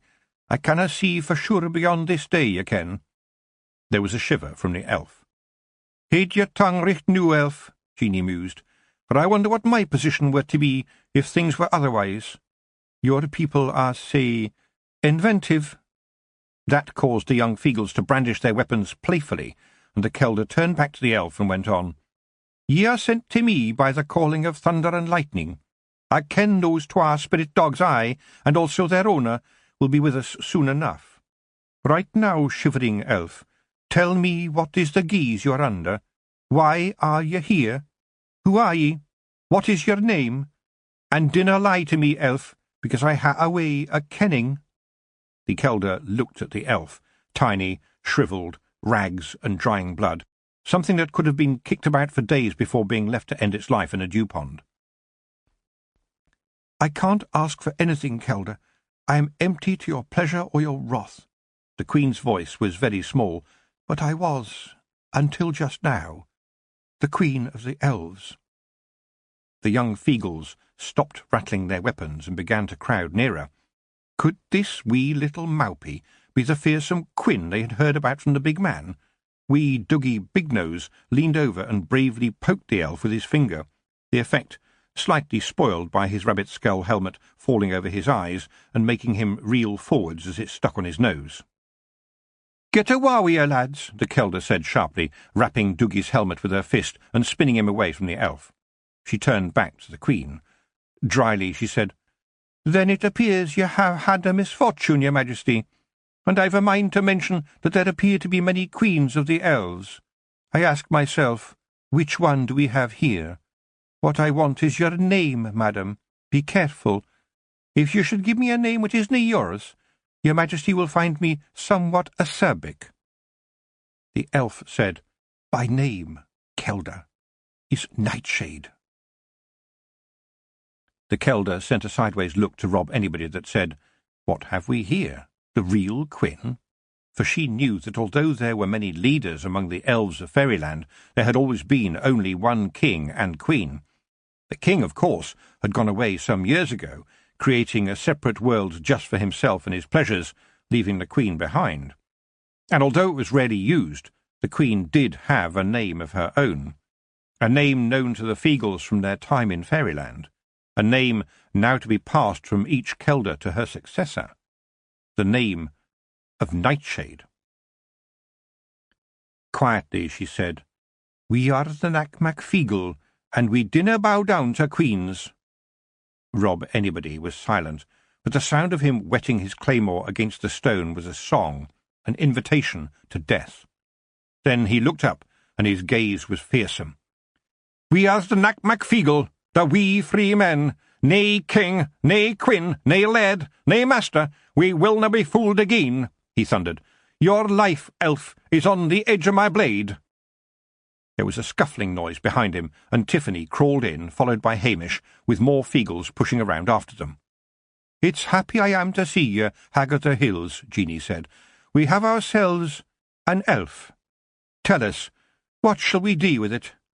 And at that word, elf, every weapon sang. Tiffany looked at the elf. It was in terrible shape, and she said, "We aren't the kind of people who kill those who are unarmed." Rob Anybody put up his hand.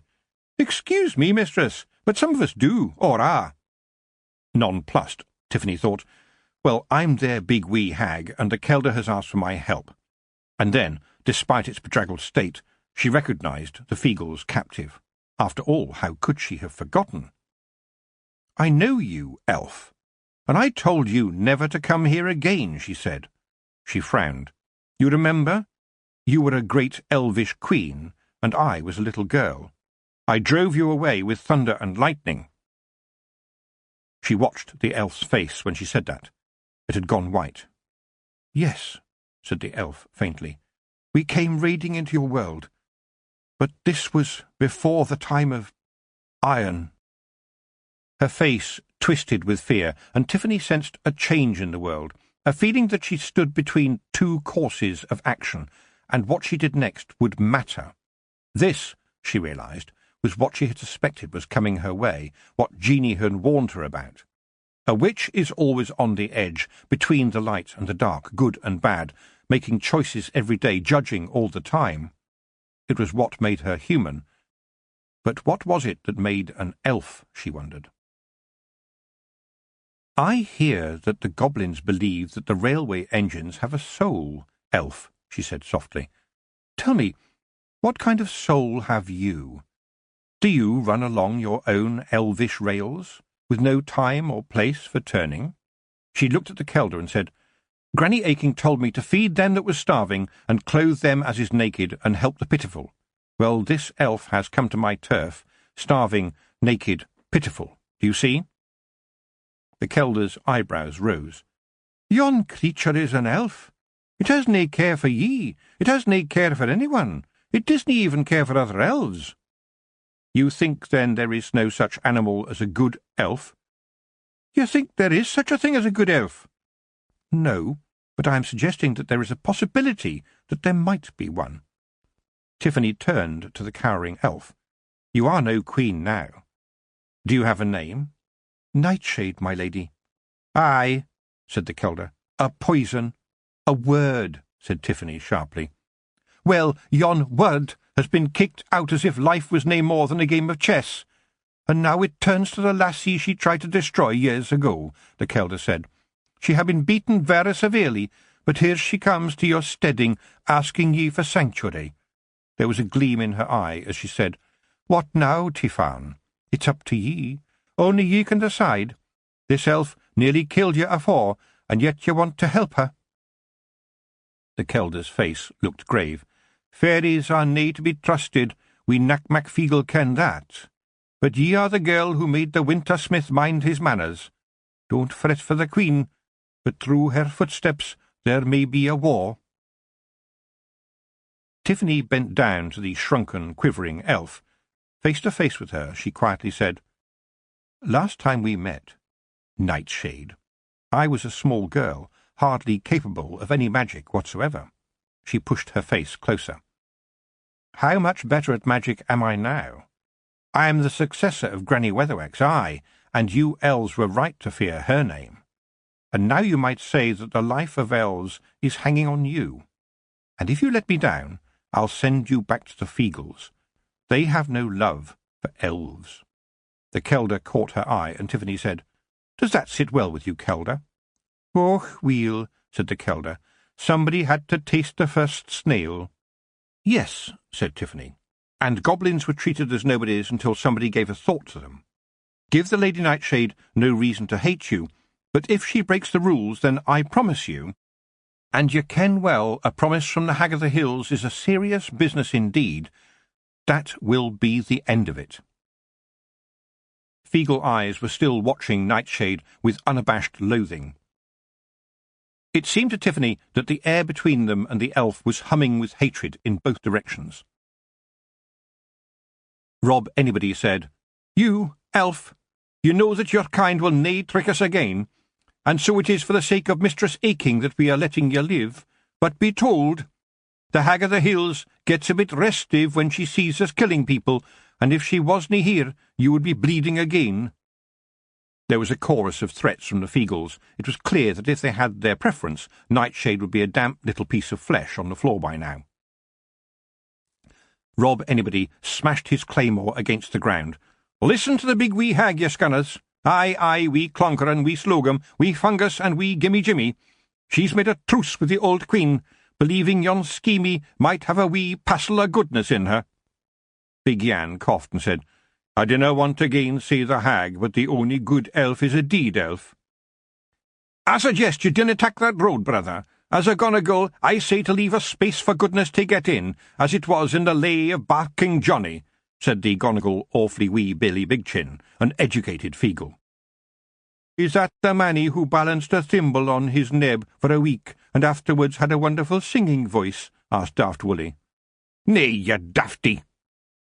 Why you're getting head up about this? Dinna fash yourself. The first time young elf touches her body, it'll be a deed elf, and that's the way to find out," said wee Dangerous Spike. "Weel, now," said Rob Anybody, "this is what the hag wants, and I tell ye that's the end of it." "And I tell you one more thing, Rob Anybody," Tiffany said. "I will take this elf away with me. I know that you will come with me, but I will need a Feagle or two to bide by her side and watch her for me. Wee Mad Arthur, you were in the watch. I pick you for one." She looked around.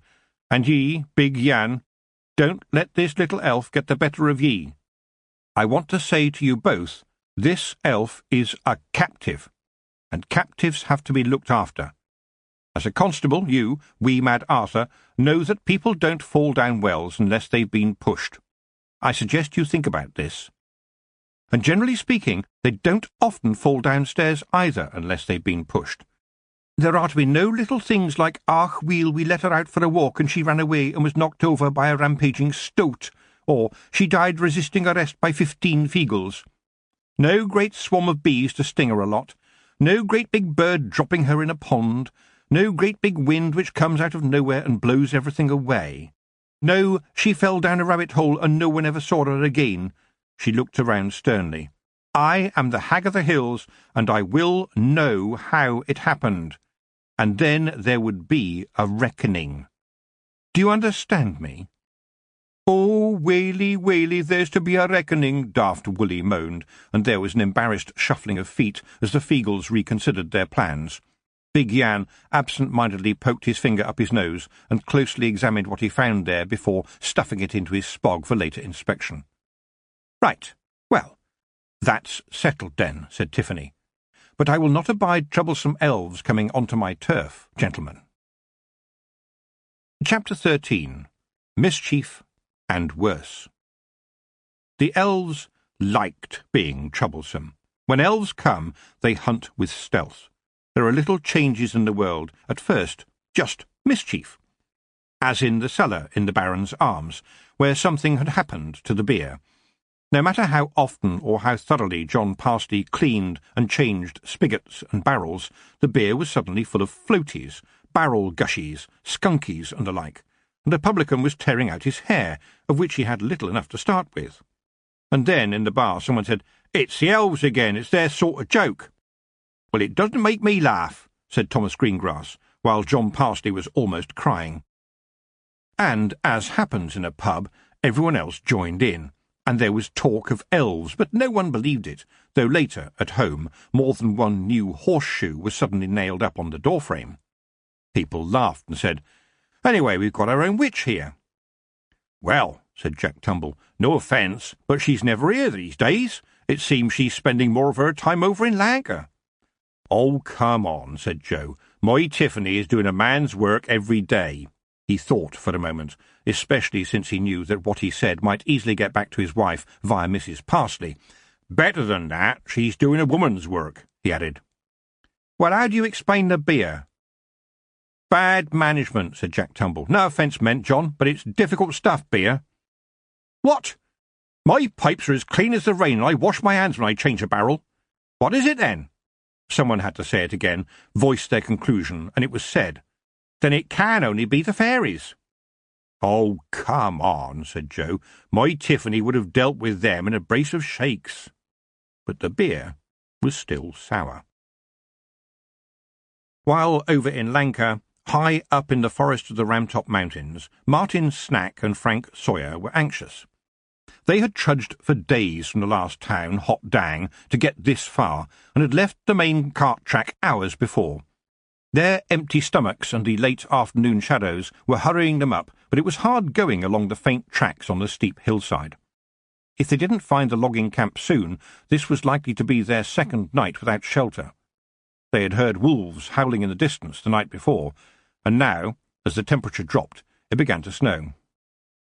"I reckon as we are lost, Frank," said Martin anxiously. But Frank was listening carefully, and now he heard a roaring sound in the distance. "This way," he said confidently.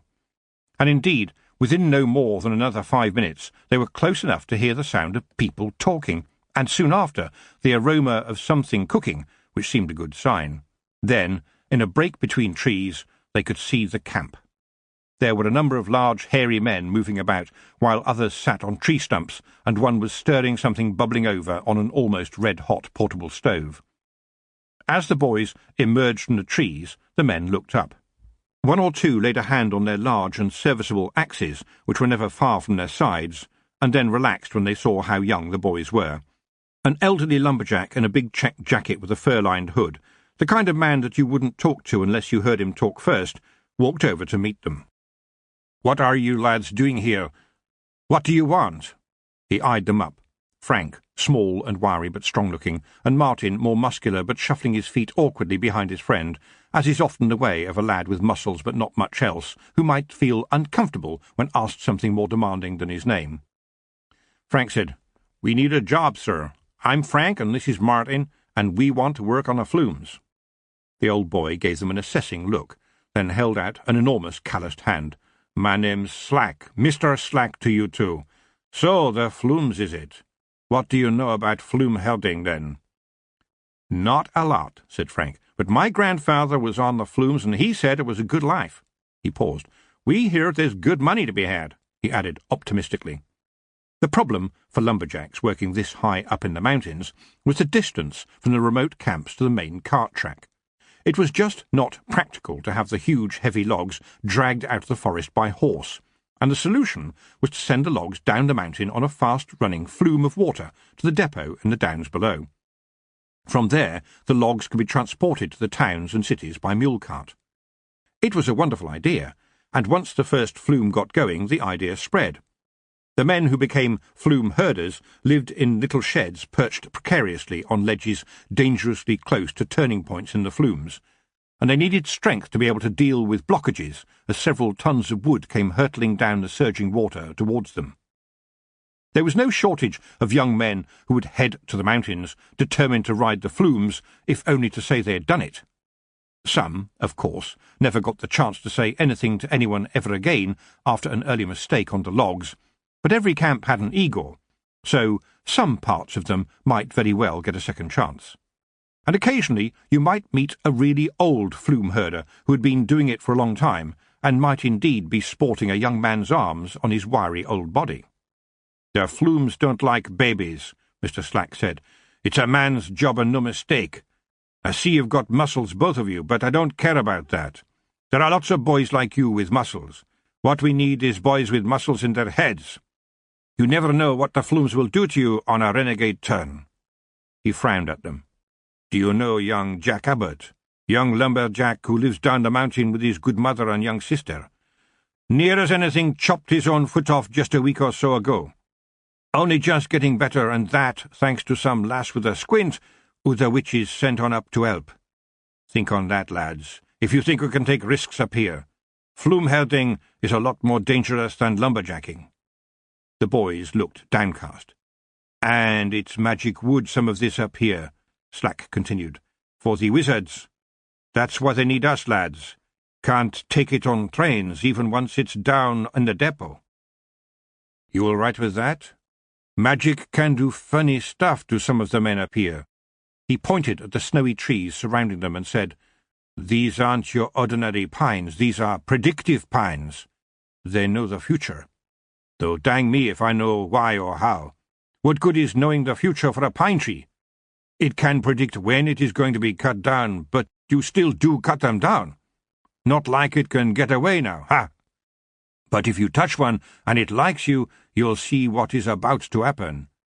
So, lads, you still interested?" Martin wasn't the kind to talk much, but he said very simply, "I just need the money, boss, and the grub, of course." "Oh, it's good money, and you can buy all sorts and get it sent up here," said Mr. Slack. He dug into a pocket of his checked jacket and pulled out a well-thumbed book. "Big Air Woods Catalogue. We'll swear by it. You can get anything you want." Frank peered at the catalogue, at its cover. "Says here you can get a bride," he said in wonder. "Comes by train?" "Well, there ain't no train gets up here, no iron near this wood. Nearest railhead's down at Hot Dang, near enough. And that there brides is a new offer, just in time for you lads. It says that you can get a young lady. Lots of fancy girls looking for men. Find yourself one, and on what you can make up here she can have a proper indoor privy and no messing, and all the clothes she wants. That's how good the money is." He paused and stuffed the catalogue back into his pocket, then added, "Women's clothes are wonderful, don't you think? Only the other day I met a man who said he travelled in ladies' lingerie." "Are you sure he was all right?" Martin asked Mr. Slack, a bit dubiously. He had heard talk of one very remote camp where the tough, strong lumberjacks apparently chose to dress in women's clothing as they sang songs about their big choppers, but he hadn't believed it. Until now, anyway. The lumberjack ignored his question. "Well, Martin, you are a fine boy, aren't you?" he said, then turned to Frank. "You, lad, why do you want to take your chances up here?" "Well, Mr. Slack, I was going out with this girl, but there was this other lad, you know." He hesitated. Mr. Slack held a hand in front of his face. "Don't tell me anything more, kid. These hills are full of people who really wanted to be somewhere else, and it sounds like you might fancy taking a look at bigger woods then, once you've got some money in your pocket. Well, you two seem strong enough. Just sign up and we'll say no more. You can start in the morning, and then we'll see. If you ain't stupid, you'll come away with good wages, and if you go messing about around the flumes, I'll give your dear old mother's your wages, so she'll have enough to bury you with." He spat on his thumb, and man and boys made the thumb bargain so common amongst men of the world. "And I'll tell you what's going to happen to you in the next 30 minutes, Mr. Slack said, with a wide grin. You'll be over where the logs go into the flumes watching and learning. And I don't need no predictive pine to tell me that." He laughed and patted the nearest pine. But as his fingers touched the bark, his jaw dropped open and his hood fell back from a face frozen with fear. "Lads," he stammered. And that in itself was terrifying, that a man so grizzled should have such a thing as a stammer in his voice. "Get out of here, now! Get down the mountain! We've got a fight coming our way in about 5 minutes, and I need only men who know what to do with an axe up here." And he turned and ran into the camp, shouting to the lumberjacks. Martin and Frank looked at each other shocked, and then Frank reached out tentatively and poked a finger onto the tree. A sudden flash of images shot into his mind. Gloriously colourful creatures in velvet and feathers, their bodies painted with woad, came tumbling down out of the trees, but there was nothing glorious about the pain and death they were bringing with them. Then he saw a fur-lined hood bobbing in the waters of a flume, a hood that framed the head of Mr. Slack. A Mr. Slack who seemed to have somehow been slack enough to lose his body. The two boys stumbled through the lumberjacks, heading for the trees, for the snowy ground that offered a chance of escape. Not quickly enough. For with a sudden whistle, a storm of elves came dancing from the trees, large, nasty elves, the feathers and velvets of their tunics making them seem like predatory birds swooping from the shadowy heights. The two boys shrank back, frozen to the spot. And for a few minutes it was lumberjack versus elf, helped by the camp Igor, who said, "Keep touching the pines. It troubles them, and they won't know what day it is, and while they are finding out, you can give them a real rollicking." The lumberjacks were not men who would run away from a fight, and the terrible metal of their axes destroyed more than one elf, but more and more elves were pouring into the camp, tipping over the little sheds, kicking at the logs so that they tumbled into the flumes any which way, the elves swinging into the heights of the trees and laughing down at the camp. And there was something enchanting about them, something that crept behind the hard exteriors of the lumberjacks and made them fall to their knees, sobbing for their mothers, dropping their axes, easy prey for the victorious fairy folk. "I told you! Get yourselves away! Get to the flumes, boys!" Mr. Slack shouted, chopping with his axe at an elf creeping up behind him. "Them flumes are faster than elves. I'll be okay." Martin took him at his word, though Frank had seen the future and knew that okay wasn't really going to happen for Mr. Slack, and leapt into the first bucket. Frank close on his heels, and Mr. Slack pushed a lever, and the bucket was off. Down the flume, snaking its way down the steep mountainside, round corners so terrible that it had to lean from one side to the other to avoid falling. Soaked to the skin, a jumble of logs in front of them, behind them, alongside them, they tore along deep gorges, dodging arrows from arriving elves who were heading up the mountain like a deadly swarm of insects. It was wild, it was exhilarating, it was almost getting killed, and the almost bit is what made it something they would feel able to talk about later, though clearly getting killed would shut up most people. It was also terrifying, the most terrifying thing that had ever happened to either boy. Even over the roar of the water, they could hear the screams of the lumberjacks from behind them, and there were things coming down with them in the water that no one would want to look at too closely. The journey ended in a pile of logs. The depot had many men, big strong men with metal in their hands, angry at the damage to the timber, and as they gathered to march up the mountain, there were laughs and shrieks from above, and then silence. The elves had gone. The Miller of Stank. You might think that a name like Stank would put people off, but in fact the mountain village of Stank had once been a very popular place for tourists. They liked to send messages home saying, "We're stinking in Stank," and go home with presents for their loved ones, like tunics with, "I've been to Stank and all I've brought home is this stinking tunic," written on them. Alas for them, with the coming of the railways, or, in the case of Stank, the not coming of the railways, tourists began to go elsewhere, and Stank was now gradually disappearing into the mud, surviving mostly by taking in washing. The miller of Stank was a pious man, and the mill itself was complicated, with wheels turning all the time in various directions. His nightmare, which he hoped never to see, would be a day when the mill broke down and all those complicated wheels spun off everywhere. But while they kept on turning, Well, the miller was a happy man, for after all, everybody needed bread. Then one night the elves came, and oh, they started to interfere with his flour, making holes in the sacks and dropping an ant-hill into the grain, laughing at him. But they had made a big mistake. The miller prayed to Om, but as he got no answer, or rather, he got the answer in his head that he wanted Om to give him, he let the elves have it. And as the complicated wheels roared into action, they were surrounded by metal, wonderful metal, cold metal, all turning like clockwork. And the miller locked all the doors so they couldn't get out.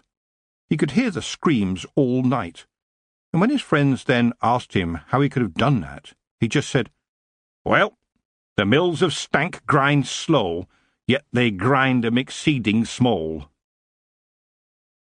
Down in the village of Slippery Hollow, old Mother Griggs woke up with her hair in a terrible tangle and a bed full of thistles tearing into her aged skin, while an elf laughed in glee as its mount, a young heifer, collapsed to her knees, exhausted from the night-time revels.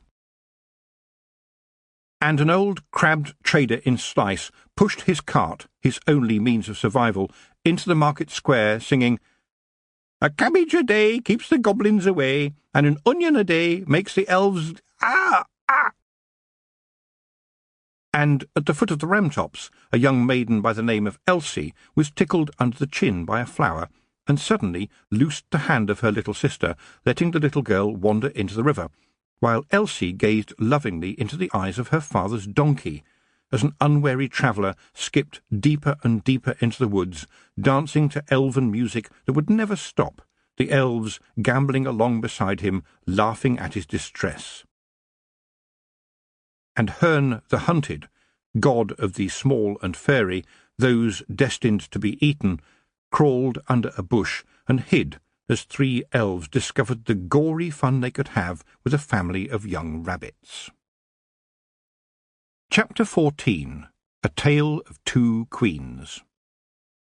Tiffany took Nightshade, a very small, pathetic creature right now, back to her father's farm with her, tucking her under her cloak for the journey, and then settling her and the Feagles into one of the old-fashioned hay barns. "It's clean and warm here," she said, "with no metal, and I will bring you some food." She looked sternly at the Feagles. They had a hungry look to them. There was an elf all by itself. What could they do with it? "Rob, we met Arthur, Big Yan," she said. "I'm just going to get a lotion for Nightshade to help heal her wounds, and I do not want you to touch her while I am gone. Is that clear?" "Oh, aye, mistress," said Rob cheerfully. "Get yourself offski and leave yon scunner wi' us." He glared at Nightshade. "If yon elf gies any trouble, ye ken, we have your weapons." He shook his claymore in a fashion that clearly showed that he was itching to take it out to play. Tiffany turned back to Nightshade. "I am the Hag of the Hills," she said, "and these Feagles will do my bidding. But they do not like you and your kind, so I suggest you mend your manners, madam, and play the game, or there will be a reckoning." And then, indeed, she was offski, but it was a very rapid offski, as she trusted the elf very little and the Feagles even less. When Tiffany got back, Nightshade took the healing ointment, and it seemed as if with each smooth stroke the little elf blossomed, becoming more and more beautiful. There was a sparkle about her, and it was like a syrup that covered everything. It shouted, "Am I not beautiful? Am I not clever? I am the Queen of Queens." Then it seemed to Tiffany that her sense of self was being changed, but she had been waiting for it, and she thought, "I'm not having that, my friend." She said, "You will not try your elvish wiles on me, madam." But still she felt the elves' magic reaching out for her like the creep of a sunrise. She screamed, "You will not put your glamour on me, elf!" And the words of the shepherd's count that Granny Aching had used were in her mind. "Yan, tan, tethra," she chanted, over and over, the singing of the words helping her mind become her own again. It worked. Nightshade began to tone herself down, and now she looked like a farm girl, a dairymaid. She had conjured up a dairymaid's dress for herself, though one that no real dairymaid would ever wear, given that it was adorned with little ribbons and bows, a dainty little slipper-clad foot peeking out from beneath the hem. As a pretty straw bonnet took shape, Tiffany recoiled. The elf had summoned up an echo of the costume she knew very well, one worn by a China shepherdess she had once given to her granny. And as she remembered Granny aching, she became incredibly angry. How dare this elf try this on her, here, on her very turf? "I demand," Nightshade tried, and then she saw Tiffany's expression. "I would hope—" A country girl. The elvish has begun to leave the building, Tiffany thought with delight. But she still folded her arms and glared at the elf. "I've helped you," she said, "but I am also busy helping other people, people who would have a better life if you weren't here." She narrowed her eyes. "Especially if your people cause mischief. Do things like spoiling our beer. Yes, I know about that, and I know you, elf, and I know what you want. You want your kingdom back, don't you, Nightshade?" There was a growl from the assembled Feagles, and Big Yan said hopefully, "Can we nae throw it back there, mistress?" "Aye," said Rob. "Be rid of yon pest." "Well, Rob," said Tiffany, "I am sorry to tell ye there are some folks who think Feagles are a pest." Big Yan went silent, then said slowly, "Weel, we may be pests, ye ken, but a puir bairn has nae reason to dread Feagles." He rose to his full height of 7 inches. Big Yan was very tall for a Feagle, with the scars on his forehead, typical of the taller-than-average, who can find doorways somewhat challenging, and loomed over the elf from the rafters. Tiffany ignored him, turning back to Nightshade. "Am I right?" she demanded. "You want to return to Fairyland? What do you say?" Cunning flickered across Nightshade's sharp little face. "We are like bees," she said at last. "The queen has all the power, until she gets older, and then a new queen kills her to take the hive." A wave of anger was suddenly visible. "Peas Blossom!" she hissed. "He does not believe that the world has changed. It was he who threw me for my people."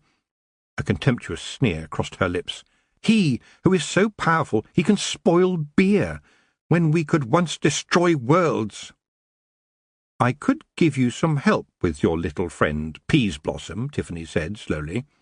"I would settle for you as Queen of the Elves again, if you could make all the elves go back once more to their own land and stay there. But if you and your race should come here for the purpose of making humans your slaves, well, you may think you have seen me angry, but then you will know the real meaning of the word rage." As she said that, everything about her flickered in fire, and she remembered facing the Queen before, land under wave, knowing where she had come from, where she was going, and that she could no longer be fooled, knowing that no matter how many people dreamed, invited elves to come into the world, she would be there, awake, holding firm. "If you break your vow, the last things you will see are thunder and lightning," she threatened. "Thunder and lightning in your head, and you will die of the thunder. That is a promise, elf." From the look of terror that flickered across Nightshade's face, Tiffany knew that the elf understood. She brought Nightshade some porridge in the morning. The elf looked up at Tiffany as she took the bowl and said, "You could have killed me yesterday. I'd have killed me. Why didn't you? You know I am an elf, and we are merciless." "Yes," said Tiffany, "but we are human, and we do know mercy. I also know I'm a witch, and I'm doing my job." "You are clever, Tiffany Aching. The little girl I almost killed on the hill when the thunder and lightning became solid and hurtful, all teeth and bite." Nightshade was puzzled. "What am I now but a ragged pauper? Friendless, but you, one girl, you took me in when you had no reason to." "I did have a reason," said Tiffany. "I'm a witch, and I thought it possible." She sat down on a milk churn and said, "You must understand that elves are seen as vindictive, callous, spiteful, untrustworthy, self-centred, undeserving, unwelcome nuisances. And that's being nice. I've heard much worse language used about them, especially from people whose children have been taken away, I can tell you. But nothing stays the same. Our world, our iron, your court, your glamour. Did you know, Nightshade, that in Ankh-Morpork goblins have jobs and are considered to be useful members of the community?" "What?" said the Queen. "Goblins? But you humans hate goblins and their stink. I thought the one we captured was lying." Well, maybe they do stink a bit, but so do their masters, because for some of them a stink is money, said Tiffany, and a goblin who can repair a locomotive can stink as much as he likes. What do you elves have to offer us? You are just folklore now. You've missed the train, in fact, and you have only mischief left and silly tricks. I could kill you with a thought, said Nightshade with a sly look. Oh dear, said Tiffany, holding up a hand to halt the Feagles, each of whom wanted to be the one to get the first fist in. I hope you don't do so. It would be your last. She looked at the elf, whose sharp little face was quivering with upset as she found herself surrounded by those she did not understand. Oh, please don't cry. An elf who has been a queen, an elf who wants to be a queen again, surely shouldn't cry. A queen shouldn't, but I am a remnant of a queen lost in the wilderness. No, you are in a hay barn. Do you understand the meaning of manual labour, lady? Nightshade looked puzzled. No? What does it mean? It means earning a living by working. How are you with a shovel? I don't know. What is a shovel? Oh dear, said Tiffany again. Look, you can stay here until you are better, but you must work hard at something. You could try. A boot bounced off the ground beside her, one of her father's, a hole at the toe, and another trying out of sympathy to join in at the heel. I canna abide boots on my feet, you ken, said wee Mad Arthur, but if you recall, I was raised by shoemakers, and they told me a tale of the elves. Yon scunner you ha there might ha' a talent for it, you ken. Nightshade turned the boot gingerly over in her hands. What is this? She said. A boot, said Tiffany. And you'll get one reet new up your backside if I ha' anything to do with it, Big Yan growled. Tiffany took the boot from the elf and put it down. We'll talk later, Nightshade, she said. Thank you for your suggestion, wee Mad Arthur, and yes, I do know the story. It had been in the Good Child's Book of Fairy Tales, and told how two little elves secretly helped a poor shoemaker, but sadly experience had taught Tiffany that a lot of what was in that book bore no relation whatsoever to the real fairyland. But I think that it is just that, a story. Well, I told you, wee Mad Arthur, you shouldn't have listened to that load of old cobblers, said Rob. It was a day of old sheets and old boots and make do and mend. And, oh dear, Tiffany thought she had to check on baby Tiffany, and drop in on Becky Pardon and Nancy Upright. Miss Tick felt that both girls might be of use if she wanted to take on a trainee in the chalk. But she couldn't ask the girls to move in while she had Nightshade at the farm, not unless she gave them each a horseshoe necklace so that they would be protected by the iron. It would have to wait. She was back and forth to the farm all day, in between visits. Her last call of the afternoon was to Mr. Holland, the miller. There were only a few purple blotches on his skin now, and she left Mistress Holland with a second pot of the Merry Day root lotion, biting her tongue at the good lady's clear message of, if only you had been here, I wouldn't have used the wrong herb. When she got back, she found Nightshade perched in the corner of the barn, her merciless eyes pinned on Hugh, who had stalked in and was arching her back and hissing at the elf. The Feagles were egging Hugh on with cries of, "Ach, see you, pussycat, gie a scunner a wee gifty for the knack-mack Feagle," interrupted by a sudden, "Crivens, lads, the big wee hag is back." Tiffany stood in the doorway, tapping her foot, and Rob shrank back. "Ach, no," he wailed. "Nay, the tapping of the feet, mistress." Tiffany folded her arms. "Ach, mistress, 'tis a heavy thing to be under a geese," Rob moaned, and Tiffany laughed. But Nightshade had questions for her. She had seen people coming to the farm during the day, coming for medicines, for advice, for an ear to listen, and, sadly, sometimes for an eye to see the bruises. "Why do you help these strangers?"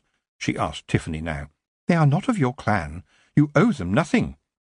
"Well," said Tiffany, "although they are strangers, I simply think of them as people, all of them. And you help other people. That's how we do it." "Does every person do it?" said Nightshade. "No," said Tiffany. "Sadly, that is true. But many people will help other people just because, well, because they are other people. That's how it goes. Do you elves not understand this?"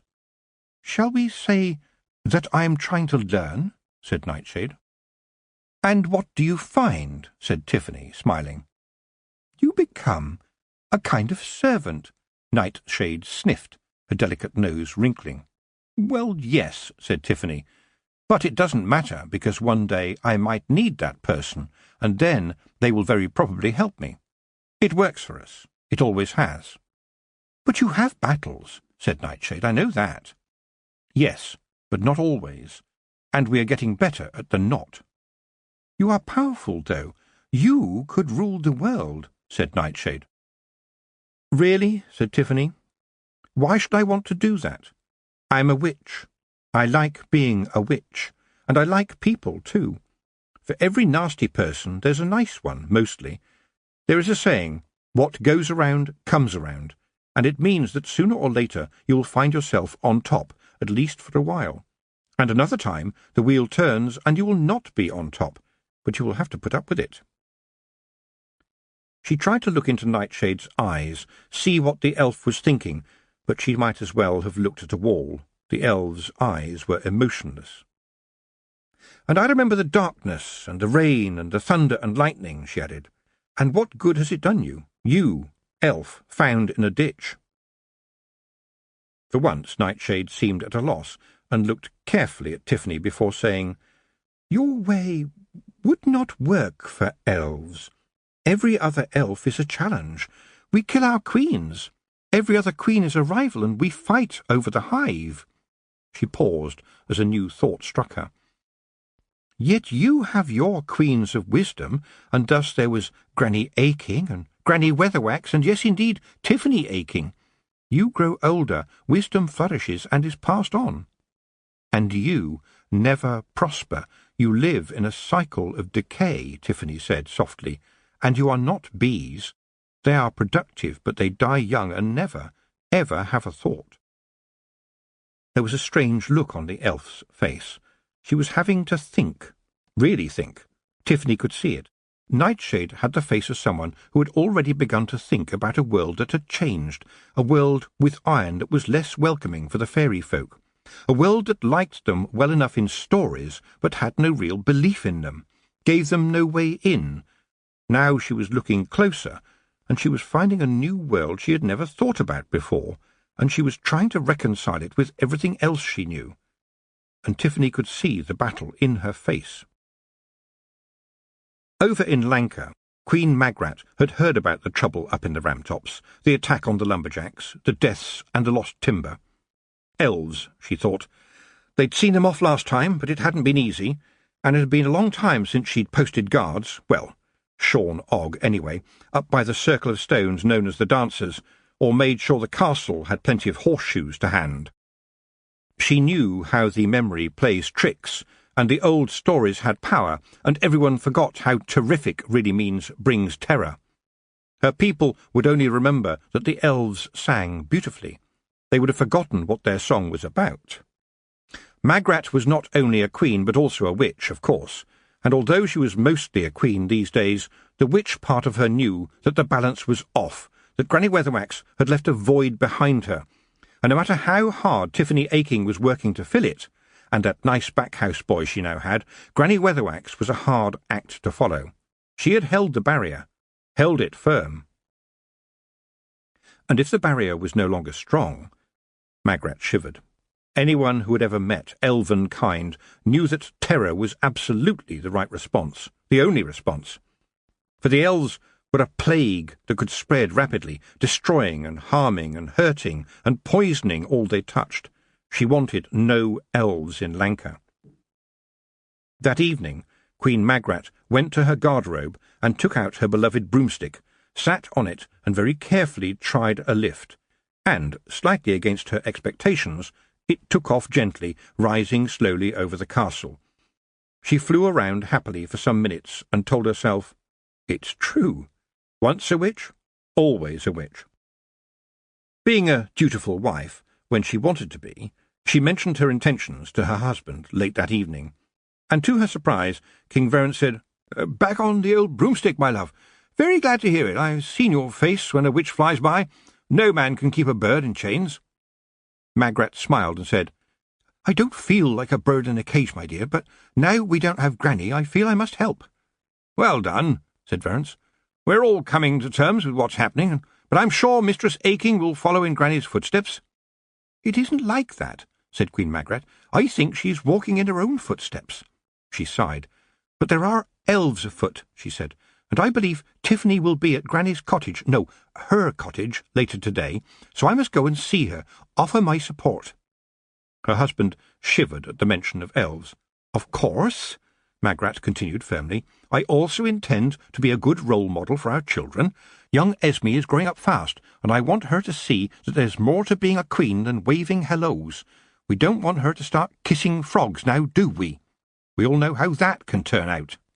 Most princesses never try to kiss toads, however, which had been a source of sadness to the Feagles' toad lawyer for many years. She turned at the door and tossed her husband a baby sling. I am quite sure, she said sweetly, that you can look after our children very well indeed on your own for a little while. Verence smiled weakly. Magrat made a face that only a witch would see. He holds them upside down sometimes, she thought to herself. He's a very clever man, but give him a baby and he doesn't really know what to do. She smiled. He could learn. And when she asked him to change a nappy, when Millie was off helping in the kitchen, he pulled a face, but he did try anyway. I want to help, Magrat said firmly to Tiffany, landing her broomstick outside what they both still thought of as Granny's cottage, less than an hour after Tiffany had arrived herself, the news quickly flashing up to the castle since Magrat had made it known she wanted to be informed. I am the Queen, but I am also a pretty good witch. Tiffany looked into Magrat's eyes and saw her longing to be a witch once more, just for a little while, and then Magrat said, We have had elves here, Tiffany. Elves? And Tiffany remembered Granny Weatherwax telling her how Magrat had fought the elves before, shot one right through the eye with a crossbow indeed. I have experience, Tiffany, Magrat continued, and you are going to need everyone you can get as the elves start coming through. She paused to think. Even novices. Have you spoken to Miss Tick? Yes, said Tiffany. She says she has found one or two likely girls, but not everyone can be a witch, even if they want to be. And at the moment it's not possible to take a girl on in my steading on the chalk. Why not? And what about your friend Petulia, her with the piggery? Well, she has the skills, said Tiffany, ignoring the first of Magrat's questions. But Petulia helps her husband to run the farm, says she spends all her time amongst creatures who go grunt, and that sometimes includes the old pig farmers. And you have to admit that pig boring is good for everybody, even the pigs. It's terrible to hear the squealing if she's not there. Well, we may still need her up here, pigs or not. And heavy waterproof boots can take an arrow, said Magrat. So, any sign of elves down on the chalk? Tiffany coloured, uncertain how Magrat would take her news about Nightshade, but thinking a little guiltily that at least it would save her having to tell Nanny Ogg herself. She told her about the beer first, then about Nightshade, how the elf was staying at her parents' farm, watched over by Feagles, making it impossible to take on any other help. Magrat knew the Feagles would keep the elf from causing any trouble, but she was surprised by what Tiffany told her. Are you telling me you think you can trust an elf? She said. Her face had paled. No elf is trustworthy, she added. They wouldn't even know the meaning of the word. Yet you trust this elf? Why? No, said Tiffany, I don't trust her, but I think this elf wants to live. Nightshade has already seen for herself that our world is changing. The iron, you know. And now she has encountered ideas unknown to her. We might just be making some progress, and I think it's worth a try. Perhaps she might then go back to Fairyland and persuade other elves to think like her, to leave us alone. She paused. The Kelder of the Feagles warned me, Magrat. She said that Granny's going would leave a hole, that we needed to take great care. It's the elves. It has to be. So if this elf can help, well, I must try. But if those others do start coming, you're going to need help, Tiffany, said Magrat. She thought for a moment. I understand the Baron on the chalk has a wife who is a witch. Yes, said Tiffany, Letitia Keepsake, but she's not trained, and her husband is a bit, how should I say it, snobby. Magrat said, Well, my dear, if you want, I'll fly down there and drop in for tea one day, and hint, in a subtle way, that the idea of being a witch for the people at large might be a good idea. My Verence, you know, likes to be thought of as a king of the people, and in fact I feel sure he thinks I am being a good example to the population by working as a witch now. He talks like that sometimes, but I love him nevertheless. The idea of this Letitia being friends with the Queen might stop her husband interfering." Tiffany said, "I am amazed. Just like that." "Trust me," said Queen Magrat. "Crowns are important, you know." Tiffany flew back to the chalk feeling a bit happier. Magrat would be a useful ally, and perhaps Letitia would be able to help too. But we are still short of witches, so we must take pains to get more, she thought. Furious pains. That means pulling in every witch and likely witch to learn at least some of the craft and how to deal with the glamour of elves. Elves. Nastiness for the sake of being nasty. As Granny Aching had told her, they would take away the stick of a man with no legs. Nasty, unpleasant, stupid, annoying. Trouble and discord just for the pleasure of it. Worse, they brought actual horror and terror and pain. And they laughed, which was bad enough because their laughter was actually musical, and you could wonder why such wonderful music could come from such unpleasant creatures. They cared for nobody except themselves, and possibly not even that. But Nightshade. Perhaps there was one elf for whom the wheel was turning, especially the iron wheels. Chapter 15. The God in the Barrow. In the dark of the night, down in the chalk, the wheel was definitely stuck in the old ways, just the way 3 elves dancing through the gloom of the woods liked it. This world was here for their pleasure, to entertain them, delight them. And the creatures within it were no more than toys, toys that sometimes squealed and ran and shrieked as the elves laughed and sang. Now they spotted a small home, a poor-looking dwelling with a window slightly ajar. From within came the sound of babies, gurgling happily in their sleep, their bellies full of their mother's milk, their limbs curled beneath the covers of their cots. The elves grinned at each other and licked their lips in anticipation. Babies. Faces now at the window, predatory faces with the eyes of hunters. Then a hand reached in and tickled the nearest infant under the chin, the little girl waking and gazing in delight at the glorious creature leaning over her, his glamour shining radiantly in the dark room, her little fingers stretched out to touch a beautiful feather. Tiffany's happiness lasted until just after she had gone to bed, when there was a sudden tickling in her head, and in her inner eye she saw young Tiffany Robinson, the baby she had not had time to see yet this week, the little girl on whom she had placed a tracking spell. But this was not just neglect by baby Tiffany's mum and dad. The elves had taken her. Tiffany's broomstick could not go fast enough. In a piece of woodland she found a group of 3 elves toying with the little girl, and what was inside her was not anger. It was something more forensic than that. And as the stick went onwards, Tiffany let her feelings flame up and release. The elves were laughing, but as Tiffany swooped down, she sent fire blazing from her fingertips and into them and watched them burn. She was shuddering with her fury, a fury so intense it was threatening to overcome her. If she met any more elves that night, they too would be dead.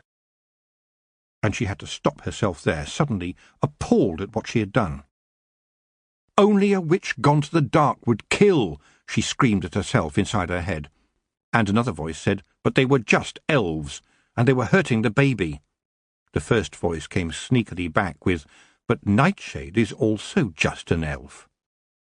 And Tiffany knew that if a witch started thinking of anyone as just anything, that would be the first step on a well-worn path that could lead to poisoned apples, spinning wheels, and a too small stove, and to pain, and terror, and horror, and the darkness.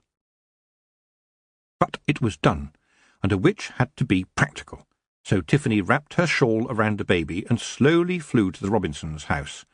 Shack being, in fact, a better word for the little dwelling. Young Mr. Robinson opened the door to her knocking. He looked surprised, especially when Tiffany showed him his baby daughter, swaddled in her witch's shawl. She walked past him and confronted his wife, thinking, they are young, yes, but that doesn't mean you have to be stupid. Leaving the windows open at this time of year, surely everybody knows about elves. My mother said I never should play with the fairies in the wood. Well, said Milly, I checked the boys, they seem to be all right. She blushed as Tiffany handed her the baby, and Tiffany caught it. Let me tell you something, Milly. Your girl has a great future before her. I'm a witch, so I know it. Because you've let me name her, I will see to it that my namesake has what she needs, and mind, it is your girl I am talking about. In some ways, she's partly mine. Those great big boys of yours will look after themselves. Now don't leave your windows open on nights like this. There are always watchers. You know it. Let no harm attend her. Tiffany almost shouted the last bit. This family needed a little prod every so often, and she would see to it. Oh yes, she would. And if they neglected their duty, well, there would be a reckoning. Maybe just a little reckoning to make them understand. But right now, as she headed home, she knew she needed to talk to another witch. She grabbed a warm cloak from her bedroom, then saw the gleam of the shepherd's crown on the shelf, and, on a sudden impulse, tucked it into her pocket. Her fingers curled around the odd-shaped little stone, tracing its 5 ridges, and somehow she felt a strength flow into her, the hardness of the flint at its heart reminding her who she was.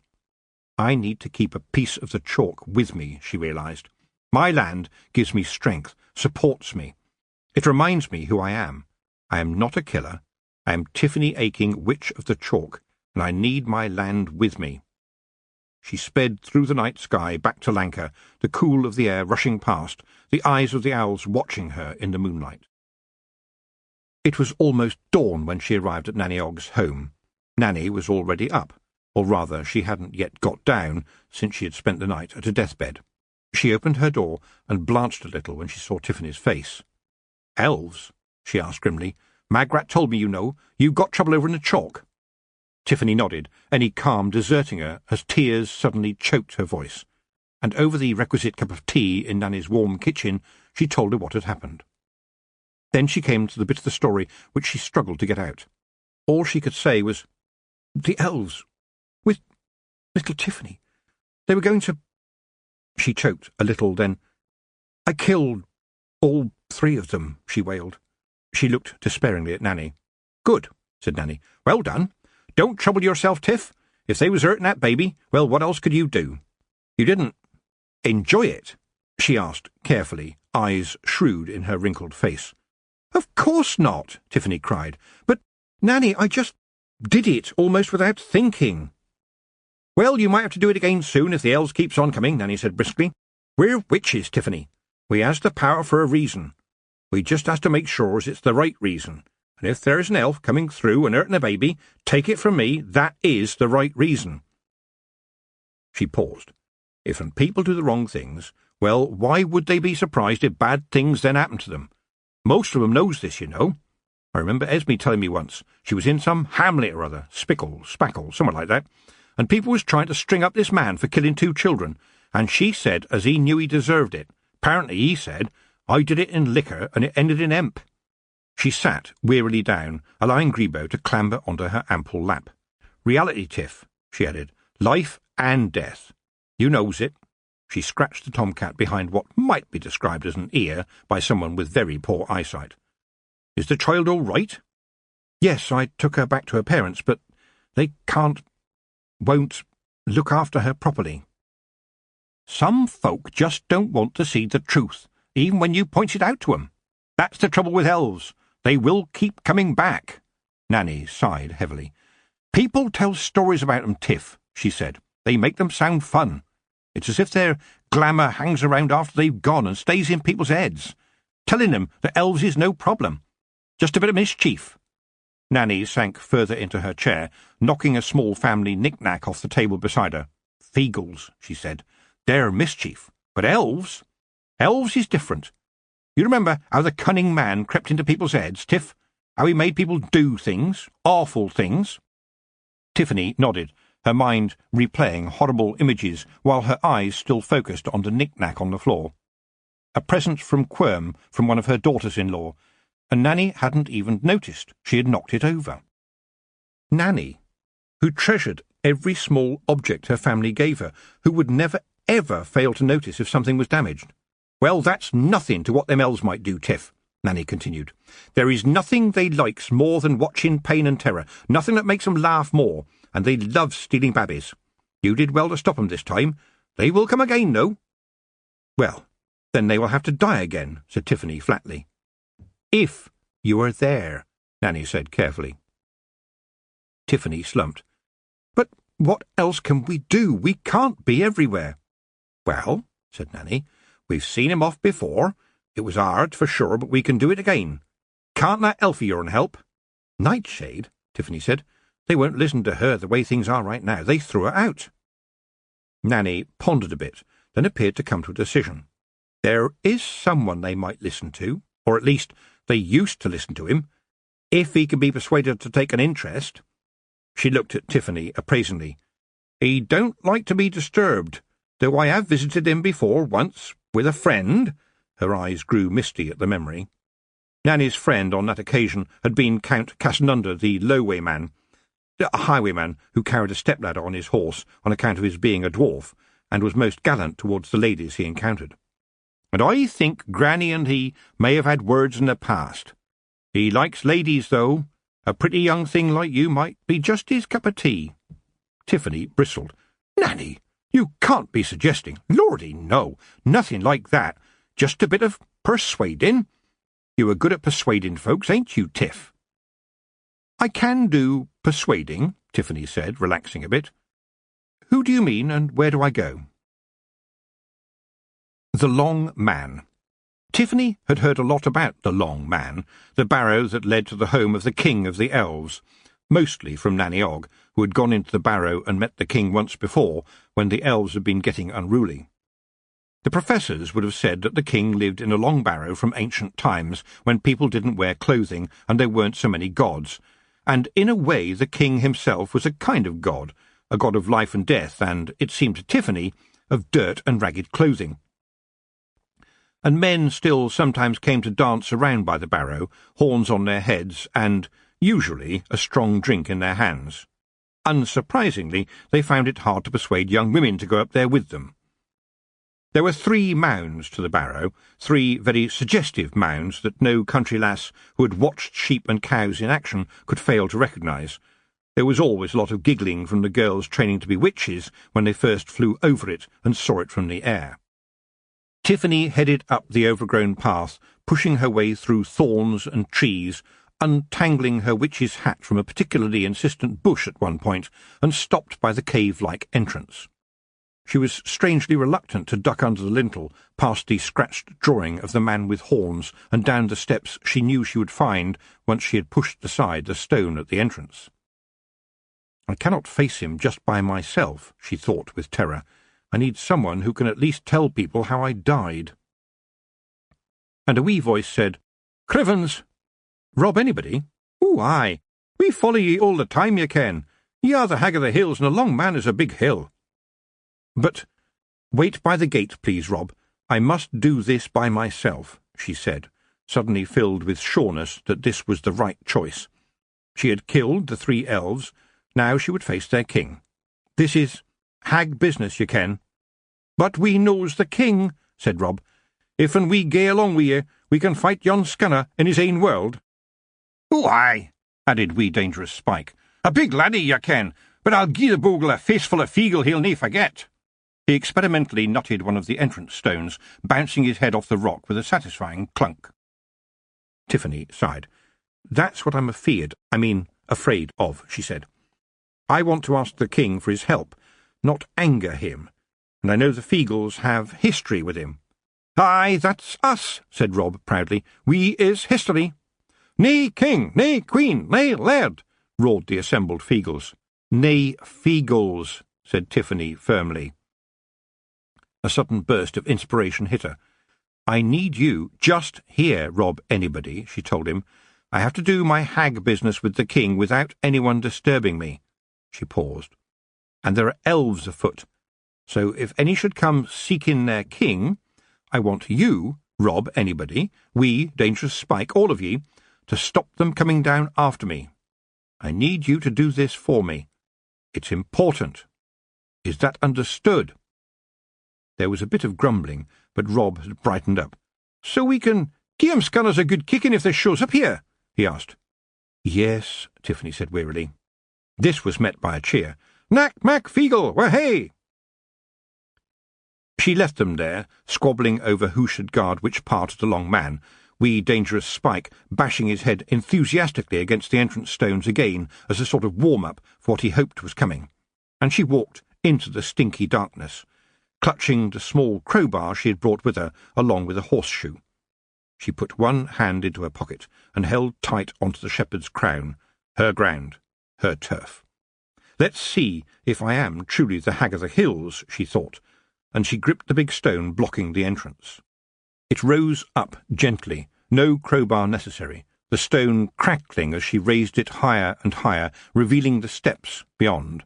The path inside led her deeper and darker, spiralling round and round, taking her into the heart of the barrow, into a pathway between the worlds, into the world of the elven king, where he floated between time and space in his land of pleasure. It was stifling, though there was no fire. The heat seemed to be coming out of the earth. And it stank. It reeked of masculinity and unwashed clothing, of feet and sweat. There were bottles everywhere, and at the end of the hall naked men were wrestling, grunting and groaning as they twined and twisted with their opponents, their bodies greased as if from a bucket of lard. There were no women to be seen. This was a land where men indulged themselves with no thought for the other sex. But when they saw Tiffany, they stopped and put their hands over their essentials, as Nanny would have said, and Tiffany thought, "Ha! You big strong men, your meat and 2 veg hanging out, you're frightened, aren't you? I am the maiden, and I am also the hag." She could see the king of the elven races. He was just as Nanny Ogg had described, still stinking, of course, but somehow hugely attractive. She kept her eyes on the horns on his head, trying not to look at his meat and veg, which were huge. The king sighed, stretching out his legs and tapping his hooves against the wall, an animal scent like that of a badger in heat, rising from him and curling towards her. "You, young woman," he said lazily, his voice an invitation to romance, to wickedness, to pleasures you had not known you wanted until that moment. "You come into my world, into my entertainments. You are a witch, are you not?" "Indeed I am," said Tiffany, "and I am here to ask the King of the Elves to be a proper king." He moved closer, and Tiffany tried not to blanch as the stench of him thickened. He smiled lasciviously, causing her to think, "I know who you are and what you are, and I think Nanny Ogg must have liked you." "Who are you?" he queried. "By your garb you seem indeed to be a witch, but witches are old and somewhat wrinkled.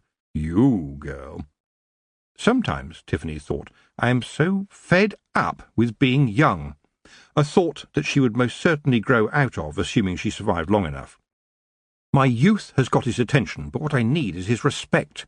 I may be young, my lord," she said firmly, "but as you see, I am a witch, and I come to tell you that I have killed 3 of your people." That should do it, she thought, but the king merely laughed. "You interest me, my girl," he said, stretching languorously. "I do no harm," he added lazily. "I simply dream, but my people, oh dear, what can I do? I must allow them their delights as I do myself." "But their delights are not to our taste," said Tiffany. "Not in my world." "My world," chuckled the king. "Oh, you have pride, little girl. Perhaps you would like to be one of my ladies. A queen needs pride." "The Lady Nightshade is your queen," said Tiffany firmly, her legs shaking at the invitation in the king's words. To stay here? With him? Her mind shrieked. She gripped the shepherd's crown more firmly. "I am Tiffany Aching of the Chalk," she said to herself, "and I have flint in my soul. Nightshade is my guest," she added.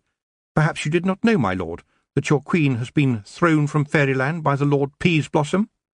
A lazy smile spread across the king's face. "Nightshade," he mused. "Well, I hope you enjoy her company."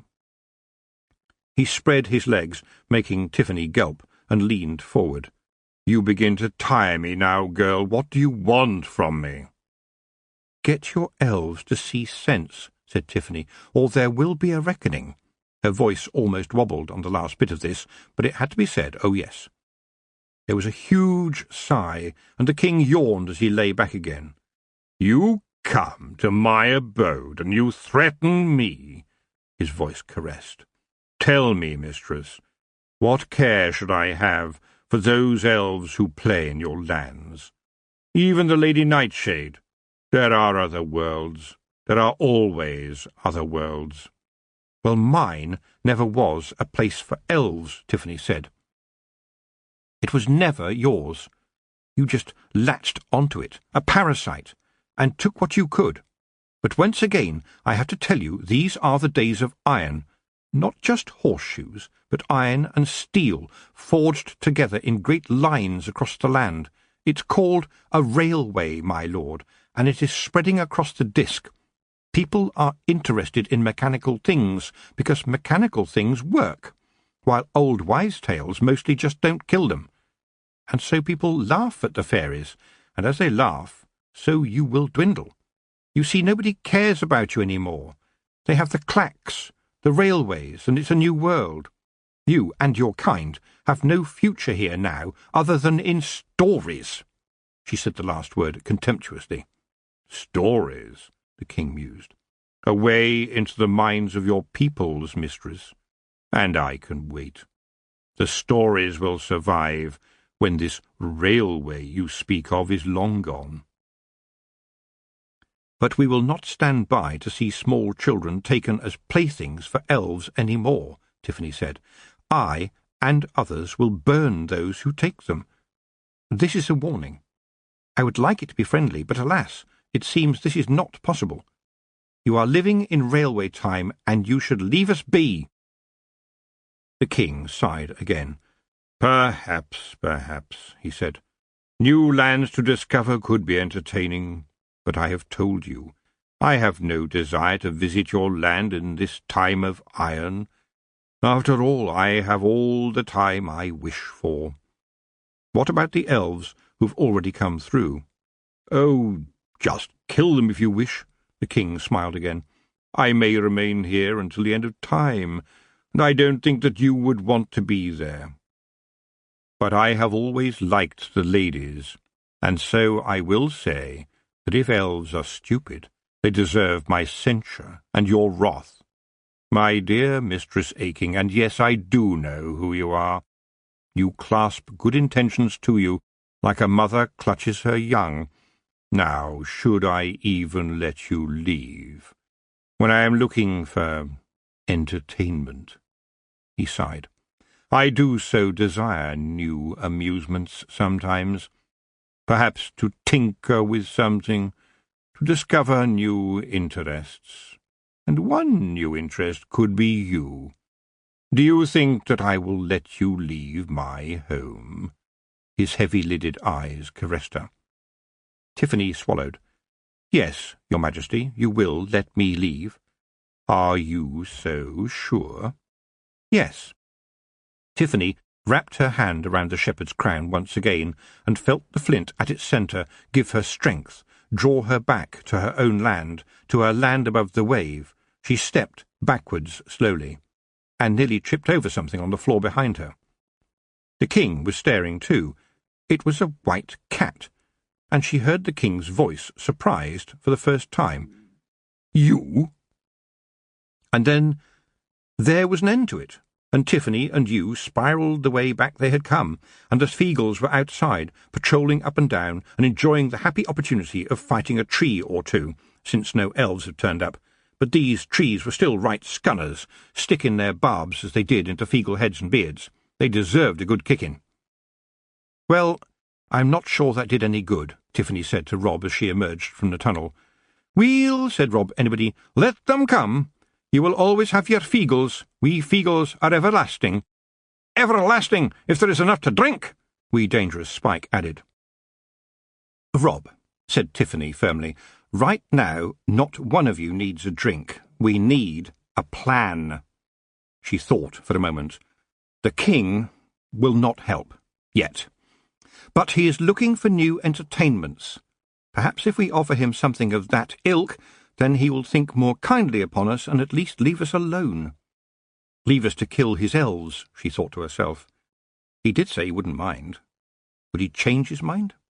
"Ach, nae problem," said Rob proudly, confident of his ability to find a PLN. "That king of the elves, he needs something to do, you say." "Like the men of Lanka," Tiffany said suddenly. "Rob, you know how Geoffrey has them all building sheds?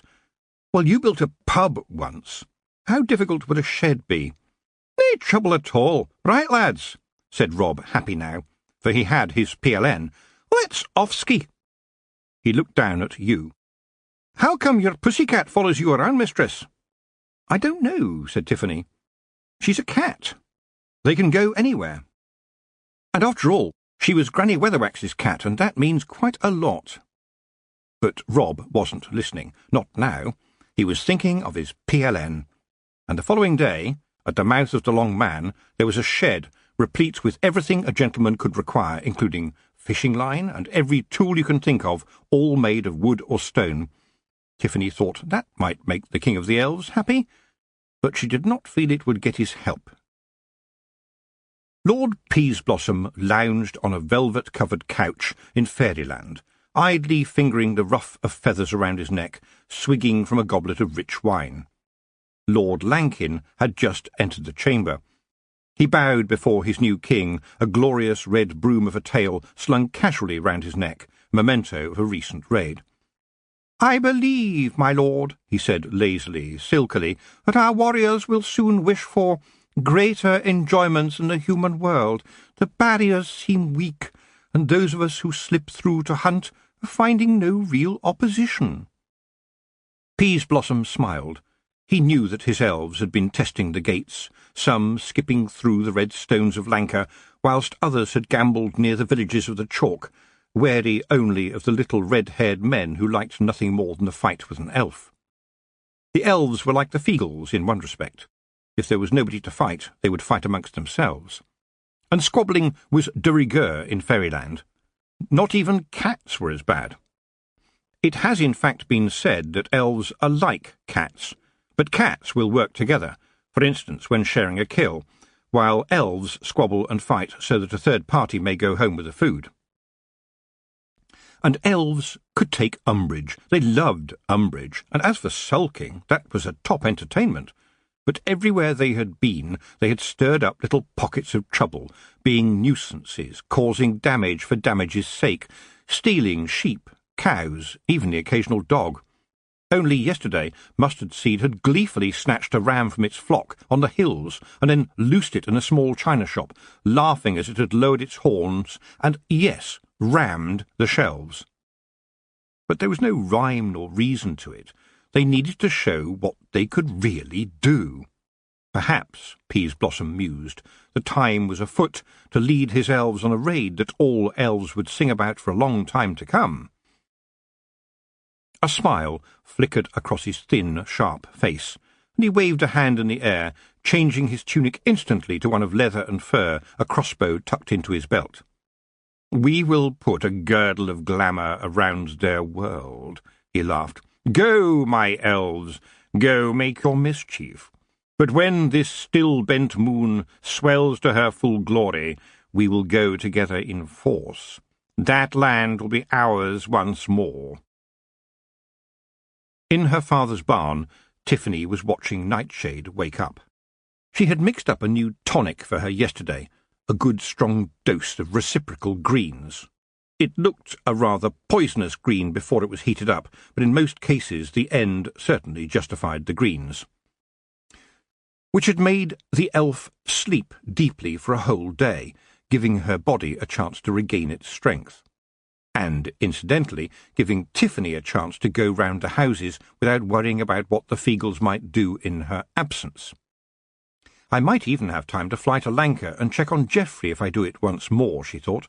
She knew the Feagles would never hurt a sleeping elf, but when awake, well, their instincts might just take over if Nightshade should put a single dainty finger wrong. And, of course, she didn't trust the elf either. "Time for a walk," she said, as Nightshade stretched her limbs and looked around her as she woke. "I think it is time you saw a few more humans." For how else could she teach Nightshade about how this world worked, if Nightshade mostly only saw the inside of the barn and a few ready-to-boil-over Feagles? So she took Nightshade down into the village, past the pub where the men were sitting looking glumly at their beer, fishing the occasional barrel gushy out of it, past the small shops, picking her way carefully over the debris outside Mrs. Tumble's Plates for All Seasons, down the road and back up into the downs. Tiffany had asked her dad to let people know she was trying out a girl to help mix her medicines, so nobody really looked directly at her. But Tiffany had no doubt that they would all have taken in every single detail as she passed. It was why she had insisted on Nightshade's dairymaid's dress being toned down, so there were now no bows, no ribbons, no buckles, and a decent pair of boots rather than dainty slippers. "I have been watching humans," said Nightshade as they were clumping back up the road, "and I can't understand them. I saw a woman giving an old tramp a couple of pennies. He was nothing to do with her, so why would she do that? How does it help her? I don't understand." "It's what we do," said Tiffany. "The wizards call it empathy. That means putting yourself in the place of the other person and seeing the world from their point of view. I suppose it's because, in the very olden days, when humans had to fight for themselves every day, they needed to find people who would fight with them too, and together we lived, yes, and prospered. Humans need other humans. It's as simple as that." "Yes, but what good would the old lady get from giving away her money?" "Well," said Tiffany, "she will probably feel what we call a little glow, because she has helped someone who needed help. It will mean that she is glad that she is not in his circumstances. You could say that she can see what his world is like, and, what can I say, she comes away feeling hopeful." "But the tramp looked as if he could do a job of some sort, to earn his own pennies, but nevertheless she gave him hers." Nightshade was still struggling to understand the human concept of money. The elves, of course, would simply make it appear whenever they willed. It disappeared pretty quickly, too, as anyone given fairy gold soon discovered, usually by the morning, which often meant a lively evening in the pub, and an even livelier evening the following night if visiting the same establishment. "Well, yes," said Tiffany, "that sort of thing does happen, but not always, and the old lady will still feel she has done the right thing. He may be a bit of a scamp, but she tells herself that she is a good person." "I saw a king in your land before, Verence, and I watched him, and he didn't tell people what they should do," Nightshade continued. "Well, he has a wife to tell him what to do," laughed Tiffany. "That's what humans are. Right up to our kings and queens, our barons and lords. Our rulers rule by consent, which means that we like having them as rulers, if they do what we want them to do. There were a lot of battles long ago, but there again everyone finally realized that it was better to work peacefully with everyone else. For one person alone cannot survive. We humans definitely need other people to keep us human." "I notice that you don't use magic very much either," Nightshade added. "Yet you are a witch. You are powerful." "Well, what we witches have found is that power is best left at home. Magic is tricky anyway, and it can turn and twist and get things wrong. But if you surround yourself with other humans, you will have what we call friends, people who like you and people you like." "Friends?" Nightshade rolled the word and the idea around in her head and then asked, "Am I your friend?" "Yes," said Tiffany. "You could be." She looked at the people passing by and said to Nightshade, "Look, try this. There's an old woman trying to carry a very heavy basket up the hill. Go and help her, will you, and see what happens." The elf looked horrified. What do I say to her? You say, "Can I help you, mistress?" Nightshade gulped, but she crossed the road and spoke to the old woman, and Tiffany listened and heard the old woman saying, "What a kind girl you are! Thank you very much. Bless you for helping an old lady." To Tiffany's surprise, Nightshade carried the basket not only over the hill, but also along the next stretch of the road, and she heard her ask, "How do you live, lady?" The old lady sighed. "Little by little. My husband died years ago, but I am good with the needle, and so I make things. I don't need charity. I get along, and I still got my home. As we say, worse things happen at sea." As Nightshade watched the woman go away, she said to Tiffany, "Can you give me some money, please?" "Well," said Tiffany, "witches seldom have money about their person. We don't live in that kind of world." Nightshade brightened up. "I can help, then," she said. "I'm an elf, and I am sure I could get into a place where the money is." "Please do not try that," said Tiffany. "There would be a lot of trouble." She ignored a grumble from the side of the road. "Nay, if you don't get caught. We is good at getting into places, you can," another Feegle muttered. Very true, though getting out again was sometimes trickier, especially if there was strong drink about. Nightshade paid the Feegles no heed. She was still puzzling. That old woman had absolutely nothing, but she was still cheerful. What did she have to be cheerful about? "Being alive?" said Tiffany. "What you are seeing, Nightshade, is someone making the best of things, which is something else humans do. And sometimes the best of it is good." She paused. "How did it make you feel?" she asked, "carrying that basket?" Nightshade looked puzzled. "I'm not sure," she said slowly, "but I'm not sure I felt like an elf should. Is that a good thing?" "Look," Tiffany said, "the wizards tell us that in the very, very olden days humans were more like monkeys, and being a monkey was a very clever thing to be, as monkeys like to see into everything. And then the monkeys realized that if one monkey tried to kill a large wolf, he would soon be a dead monkey. But if two monkeys could get together, they would be very happy monkeys, and happy monkeys create more happy monkeys, so they would have lots of monkeys, which chatter and gibber and talk all the time until, in the end, they became us. So, too, could an elf change." "When I get my kingdom back," Nightshade began. "Stop there," said Tiffany. "Why do you want your kingdom back? What good has it done you? Think about it, for I am the human who has looked after you, the only person you might call a friend." She looked seriously at the elf. "I have told you that we, would be happy if you were to be Queen of the Elves again, but only if you can truly learn from your time here. Be prepared to live in peace. Teach your elves that the world has changed and that there is no space for them here." There was hope in her voice now, a hope that human and elf might be able to change the stories of humans and elves.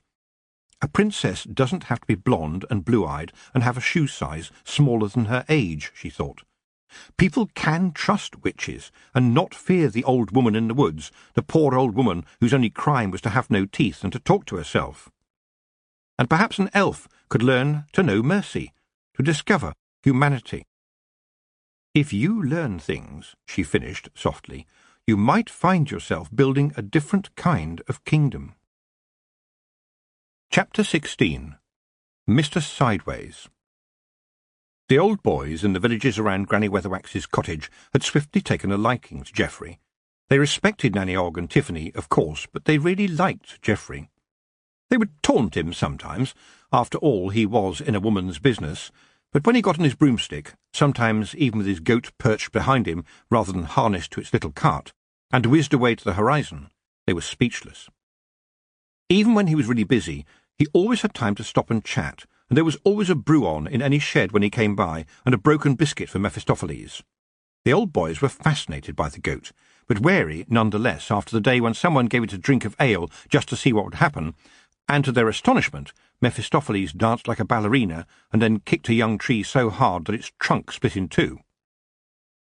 "It's like those folk who do mushy," said Stinky Jim. "I don't think that's the right word," said Smack Tremble. "Ain't mushy something you eat out in foreign parts?" "You mean, one man he go up, he go down," Captain Makepeace said. "A way of fighting." "That's it," said Stinky Jim. "There was this fellow at the market in Slice who could do that." "There's a lot of people in Slice who can do that kind of thing," Smack Tremble added with a shiver. "Odd place, Slice." Quite correct. As the common joke says, most inhabitants of Slice are more than one slice short of a loaf. They sat and thought about Slice for a moment. You could find anything at Slice Market if you looked hard enough. Famously, a man once sold his wife there, where the phrase "bring and buy" was taken literally, and he went home with a second-hand wheelbarrow and felt he had the best of the bargain.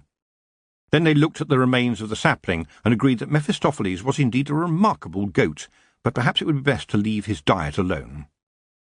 The remarkable goat himself stoically chewed his way through the long grass by the pub fence as though nothing untoward had happened, and then trotted off to find Geoffrey. On this particular fine morning, Geoffrey was at Laughing Boy Sideways' house. Tiffany had been treating a particularly troublesome bunion of his, which had resisted her ministrations for weeks. She had been considering breaking her rule and using magic on the thing just to be done with it, when Geoffrey decided to pop in to see Mr. Sideways on a day when Tiffany was away at the chalk. He found the old man by the back door of his cottage, just about to hobble down the path to the old barn. Instead of heading back into the cottage, as he would have done if Tiffany had called, Mr. Sideways beckoned to Geoffrey to follow him down the path toward the rickety barn. And it was as Geoffrey watched the old boy struggling painfully along in his old army boots that he noticed something very wrong. "Well, dang me," Mr. Sideways said, when Geoffrey prized the offending hobnail from his left boot. "If I'd known that was what the trouble was, I'd have dealt with the bugger myself." He looked at Geoffrey with bright eyes. "Thank'ee, lad." Old Mr. Sideways lived on his own, and had done so for as long as anyone could remember. He was meticulously dressed, and in the city might have been described as dapper. Apart from his work overalls, which were washed regularly but were streaked with paint and oil, he was always spick and span. So was his little cottage. The living room, which he kept immaculately tidy, had paintings of people in old-fashioned dress on the wall. Geoffrey assumed these were portraits of Mr. Sideways' parents, although he never spoke of them. Everything the man did, he did carefully. Geoffrey liked him, and even though he was a very private man, he had taken to Geoffrey. The shed Mr. Sideways had constructed, adjacent to the old barn, was also immaculate. Every shelf was neatly stacked with carefully labelled old tobacco tins and jars. His tools were hung against the walls, neatly ranked by size. They were clean and sharp, too. Tiffany had never been allowed beyond Mr. Sideways' living room, but Geoffrey had soon been welcomed to share a mug of tea and a biscuit in the shed by the barn. Each one of the sheds Geoffrey visited on his rounds of the old boys was different, expressing the personality of the occupant, unfettered by female intervention. Some were chaotic, with piles of scrap and half-made objects scattered about. Others were tidier, like Captain Makepeace's shed, which was full of paints, brushes and canvases, but still had a clear sense of order. But no one was as tidy as Mr. Sideways. And then Geoffrey noticed something missing. All the other sheds had at least one work in progress visible, whether it was a half-made bird table or a stripped-down wheelbarrow with a new shaft. But there was nothing like that to be seen in Mr. Sideways' shed, and he evaded the question when Geoffrey asked what he was working on. "What are you up to, Mr. Sideways?" Geoffrey asked. "You look like a man who has been thinking, and I know you are a canny man at that." Mr. Sideways cleared his throat. "Well, you see, lad, I am building a machine. I've no interest in bird tables or mug trees and the like, but machines now." He paused, then looked carefully at Geoffrey. "I've been thinking that it might be useful, what with the troubles folks are having." Geoffrey sat calmly, waiting for the old boy to finish his tea and reach a conclusion. Eventually, Mr. Sideways put down his mug and stood up, brushing the crumbs off his lap. He swept them up with a small pan and brush he clearly kept just for that purpose, washed out the mugs, dried and stacked them neatly on a shelf, then opened the door. "Would you like to see, lad?" While Geoffrey drank his mug of tea with Mr. Sideways in Lanka, over in the chalk, Letitia, the Baroness, was sipping tea daintily with Magrat, the Queen of Lanka, who had arrived unexpectedly on her broomstick. A broomstick flying the pennant of Lanka, the two bears on black and gold, just to make sure that nobody could be in any doubt that this was a royal visit. She had arrived bearing a bunch of roses from the castle, throwing Letitia and her staff all in the tiz-was, and Letitia flapping about the cobwebs, some of which she had even managed to get tangled in her hair. Magrat had smiled at the rather shaky-looking Letitia, and said, "I'm not here as queen, love. I'm here as a witch. I always have been one, and always will be, so don't worry about all the pomp. You know how it is, it's just expected. Bit of dust here and there is nothing. Some parts of my castle are full of dust, I'm sorry to say. You know how that is too." Letitia had nodded. She did indeed know what it was like, and as for the plumbing, well, she did not want to even think about how old-fashioned the castle was. The ancient privies had a habit of gurgling at the wrong time, and Roland said that if he had the time he could create an orchestra from the bangs, gurgles, and clankings that sometimes followed his morning visits.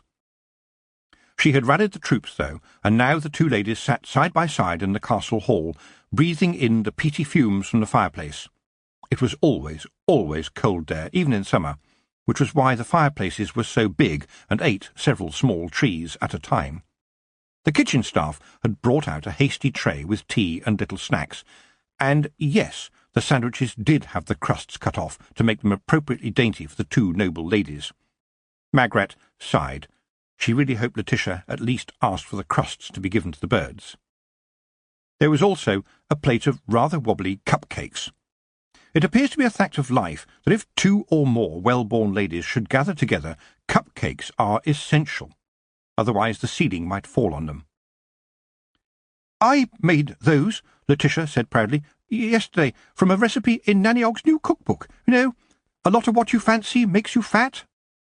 She coloured a little, and her hand crept self-consciously up to her bodice, where it was clear that when curves were being handed out, Letitia had been at the end of the line. Magrat took a cake by its little case rather carefully. Some of Nanny Ogg's recipes could include unusual ingredients, and she already had 3 children. She nibbled at the little cake, and the two ladies exchanged the usual pleasantries, with Magrat admiring a watercolour Letitia had painted of the chalk giant up on the downlands. It was surprisingly detailed, especially in the no-trousers area. Nanny Ogg would definitely have approved, Magrat thought. Then she got down to business. "Well," she said, "I'm sure I don't need to tell you, Letitia, but up in Lanka we've had enough of the elves. Something must be done. Oh dear, I'm sorry to say that Roland is about to write to Mistress Aching about the wave of elf raids and ask her what she's proposing to do about them. There have been an awful lot of complaints, you know, and he's out inspecting the damage." Letitia sighed. She understood that her husband looking at the damage comprised more than just inspecting the aftermath and saying, "Tsk." And how long has this been going on? It needed to include other things to make his tenants feel that someone was doing something about it. And Roland's wife had impressed on him that this was not just a matter of being seen, but that rolling up his sleeves and getting stuck in alongside his men was good for morale. Even better if he bought a round in the pub when the day's work was done and became not just the boss but almost a friend. "We've got men enough here, no doubt about it," she added, "but most of the time they are working on the farms. It would be appreciated if other witches could help." "And unfortunately that means us," Magrat said smartly, with the emphasis on the us part. Letitia looked embarrassed. "I'm not a proper witch, you know." Magrat looked at the Baroness. There was something terribly soggy about Letitia, as if you could pick her up and wring her out. But witches came in all shapes and sizes. Both Nanny Ogg and Agnes Nitt, for instance, were decidedly plump, a very kind term for Agnes, used only by her friends, while long, tall, short, fat Sally went up and down according to the tides, and there was no doubt the water could be powerful. "My dear, you are selling yourself short," she said, "and I know what it is. I believe, my dear, that you are frightened that you wouldn't make the grade as a witch. We all went through that. Girls normally do. Tiffany has told me all about you, you know. As for me, I don't know what I would be like in a house with a screaming skeleton. Were you not the girl who gave a headless ghost a pumpkin to carry round, and handed a teddy bear to a screaming skeleton for comfort? You don't think you're a witch, but every part of my soul says you are. I wish I'd had your opportunities when I was a girl." "But I'm the Baroness. I'm a lady. I can't be a witch." Magrat made a sound like and said, "Well, I am a queen. That doesn't stop me being a witch when needs must. This is the time, my dear, when we stop thinking about ourselves and who we are and get down and dirty. Tiffany cannot fight the elves on her own, and this is a war, and it will keep on going unless everyone pitches in." Her words flowed in and filled Letitia. "You are right, of course," the young Baroness said. "Naturally, Roland will agree with me, as he always does. Count me in." "Good," said Magrat. "I have got some chainmail which I think is your size. And now, how soon can you leave for Lanka? I believe we are meeting to discuss the situation. Can you ride a broomstick, or do you need a lift?" Tiffany straddled her broomstick. She had heard in the village that old Mrs. Pigeon was near her time, and a wave of guilt had flooded through her. Yes, she had 2 steadings. Yes, she had to work out what to do with Nightshade. Yes, she had no time to rest. But she hadn't seen the old lady for over a week, and in a week an old lady could fall through the cracks of life. Nightshade was perched behind her, her sharp eyes noting everything. Noting how the Pigeon family had only the smallest plot of land, with soil so poor it was a wonder they got a crop out of it at all, their fortunes depending mostly on the little flock of sheep they had in their field by the stream. Sid Pigeon, the youngest son, was there, looking much smaller somehow without his shiny railway uniform. To Tiffany's surprise, he had brought a new work friend home with him. Nightshade recoiled. "A goblin? In their house? Stinking?" she said with distaste. Tiffany felt like kicking her. "A very respectable goblin," she said smartly, though it was true that she could smell the goblin as soon as she went into the house, even over the layers of other smells happily living in that very dirty home. She nodded to the goblin, who was sitting with his feet up on the table, eating what looked like a chicken leg that others, possibly the cats, had had a go at before him. Sid's friend. "Of piston to steam, mistress," the goblin said cheerfully. "Works with the iron and steel, I does." "Tiffany," Sid said urgently, "have you come to see Granny? She's in bed upstairs." Old Mrs. Pigeon was indeed in her bed, and it didn't look to Tiffany as if she was likely to be getting out of it ever again. The old lady was little more than a wrinkled set of bones, her twig-like fingers clutching at the edges of a faded patchwork quilt. Tiffany reached out and held one of her hands, and did what she could for the old lady, calling the pain out of the shrunken body. And all hell broke loose downstairs. "Sid, them pesky fairies or whatever, they've only gone and fouled the stream. It's all yeller. And there's dead fish floating in it. We've got to move the sheep, now." Mr. Pigeon sounded desperate as he called to his son. As the thunder of boots left the house, Tiffany held her concentration, drew more pain from old Mrs. Pigeon. And then Nightshade was at her side. "I don't understand," she said. "That goblin went with the humans." "It's called helping," Tiffany said smartly, still trying to hold on to the pain she had taken from old Mrs. Pigeon. "Remember?" "But goblins and humans don't like each other," Nightshade continued, puzzled. "I told you, of Piston the Steam is Sid's friend, but this isn't about liking," Tiffany said. "It's about helping each other out. If the goblin camp was on fire or something, the humans would help them." She looked down at Mrs. Pigeon. The old lady was falling into a sleep now. "Look, I need to go outside for a minute," she said. "Stay with Mrs. Pigeon, would you? Let me know if she wakes again." Nightshade was horrified. "But I can't. I'm an elf. I've already carried that basket. I can't help another human." "Why not?" said Tiffany sharply. "Of Piston the Steam just did. Are elves less than goblins?" But she had no time to waste, so she headed downstairs and threw the pane out into a pile of stones laid ready for building into a wall. It made a rather unfortunate loud bang. There had been quite a lot of pain, which is probably why, when she got back upstairs, Mrs. Pigeon had woken up and asked for a cup of water. The old granny was staring up at Nightshade, a smile on her gummy face as she reached out for the cup. "You're a good girl, you are," she was saying weakly. "A good girl." "A good girl? A good elf?" Nightshade put her hands to her stomach. "I think it is beginning," she said softly, looking up at Tiffany. "I feel a sort of warm spot, here, in my stomach, a little glow." Tiffany smiled, laid a gentling hand on Mrs. Pigeon, and then took Nightshade by the arm. "I need your help," she said. Elves have put this glamour on the stream, and it runs past several farms. Can you put it right?" She paused. "As your friend, Nightshade, I'm asking for your help. The Feagles can help with the sheep, but to remove the glamour, this is something only one of your kind can do." Nightshade stood up. "A glamour from Peaseblossom," she said. "This will be no trouble to remove. That elf is weak. And yes, I will help you, Tiffany. You are my friend." The word sounded odd in her voice, but there was no doubt that she meant it. So she went down into the fields with Tiffany, past the skittish sheep in the yard, some of whom, courtesy of the ever-present Feagles, had just broken the county record for stream-to-yard time, one young lamb actually doing so on one leg, and down to the boiling water, where she did indeed put it right, and the tiny little glow inside began to smoulder. The old barn behind Mr. Sideways' shed was full of miscellaneous weaponry, souvenirs from many conflicts, lovingly oiled and meticulously labelled. "I've been collecting 'em," Mr. Sideways said proudly. "Every campaign I've been in and more besides.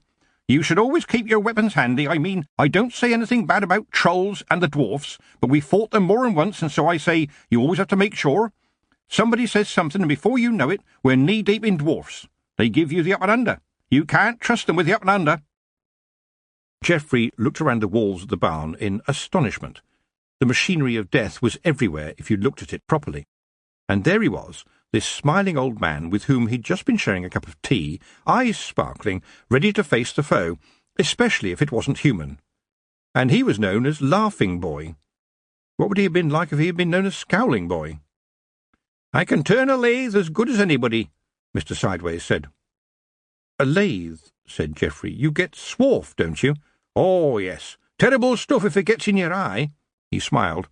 "And it could be useful for something." There was a moment when he almost led Geoffrey back out again, but then he could not hold it in any longer. He had to show the boy what he'd been working on. "Come, lad, have a look at this. It was going to be a secret until it was finished, but of course I can tell you." At the back of the barn there was a huge shape covered with a tarpaulin. Mr. Sideways led Geoffrey over to it, reached up and gave the tarpaulin a tug. As it fell away, Geoffrey gasped. The machine looked like a great metal grasshopper, with a counterweight at one end and an enormous leather sling at the other.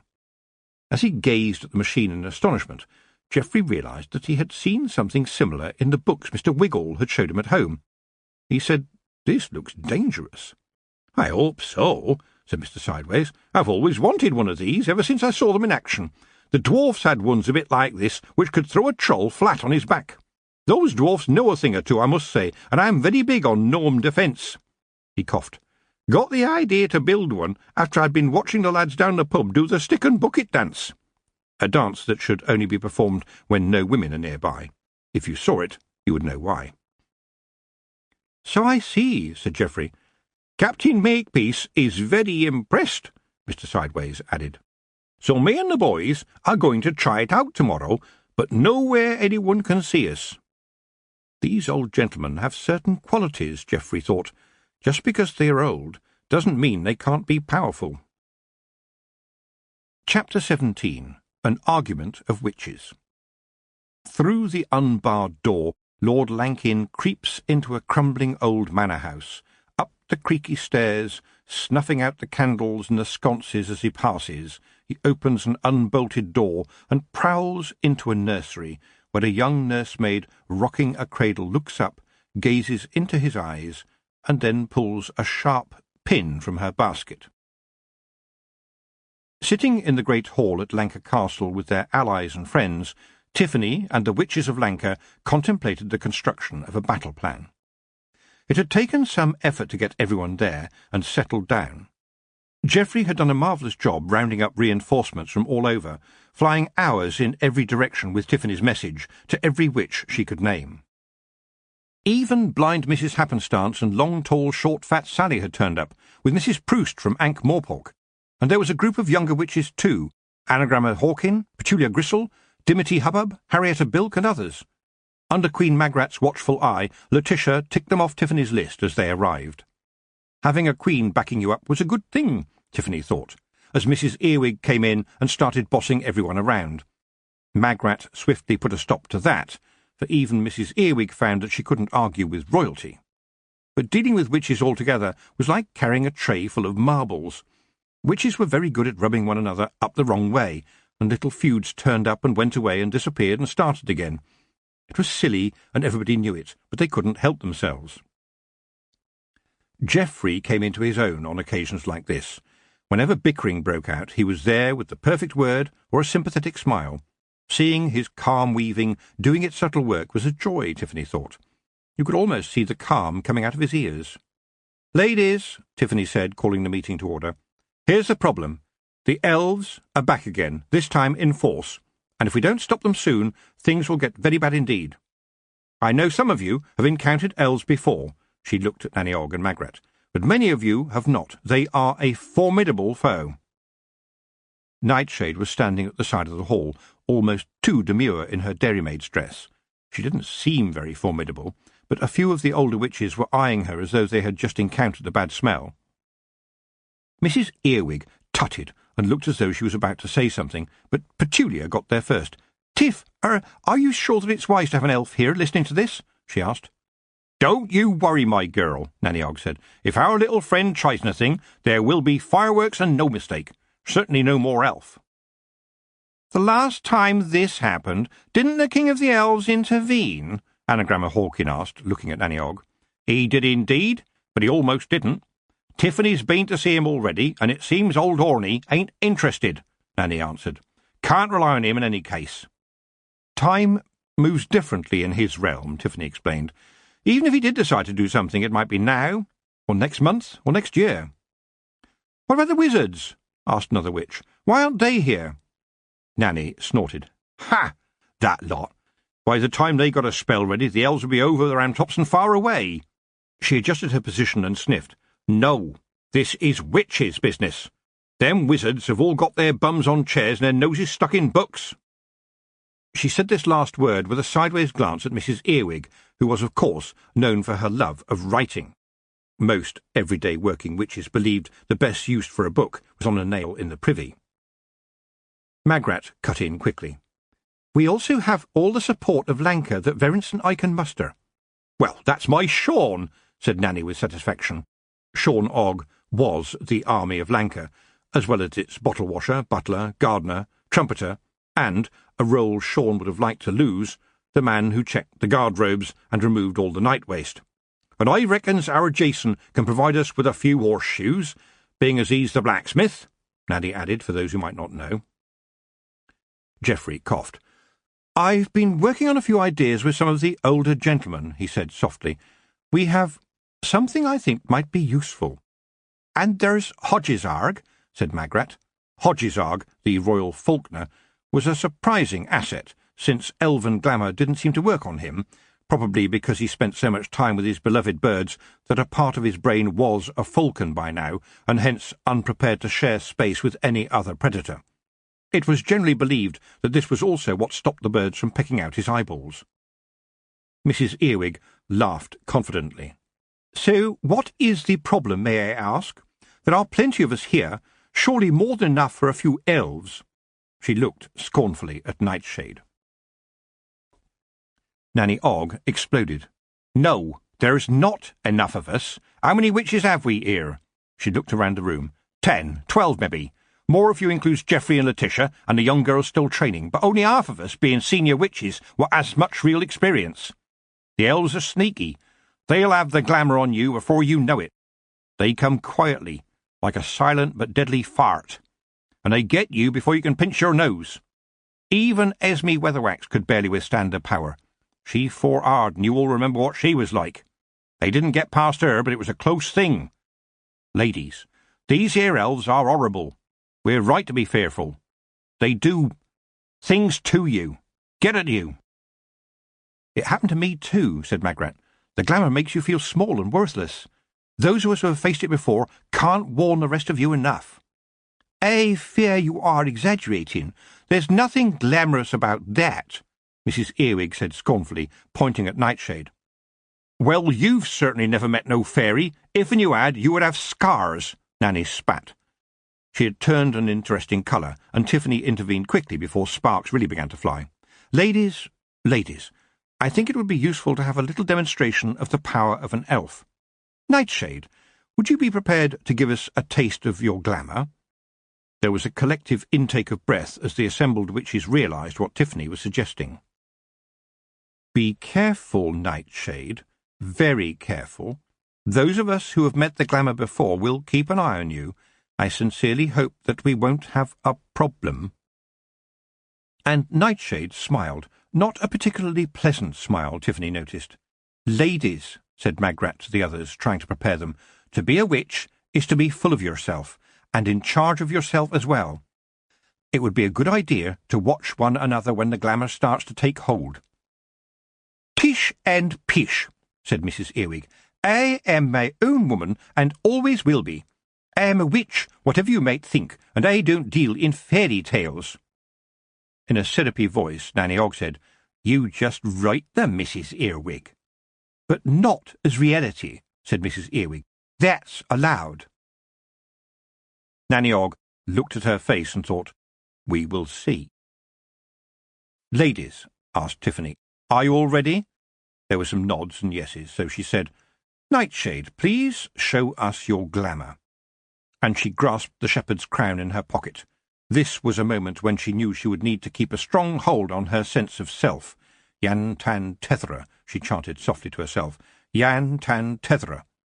Nightshade began slowly, her foxy little dairymaid's face filling with a shining light, with beauty, with style, and then she was suddenly the most wonderful thing in the hall. Fantastic, marvellous, enchanting, terrific. The air was thick with glamour, and Tiffany could almost hear the witches fighting it. The inexperienced ones, Anagramma, Petulia, and Letitia, Dimity and Harrietta, suddenly seemed flaccid, their faces like dolls. Petulia, like many of the other witches, felt a beguiling feeling that the world was all hers, all of it, with everything that was in it. And then her dream, as did theirs, unravelled. Who did she think she was? No one liked her. No one wanted her. She wasn't worthy of anything. No one wanted her. Everyone knew she didn't have any skills. It would be so much better if she was dead. Maybe it would be better if she simply let the pigs stamp her down into the mire, and even that wouldn't be bad enough. She screamed.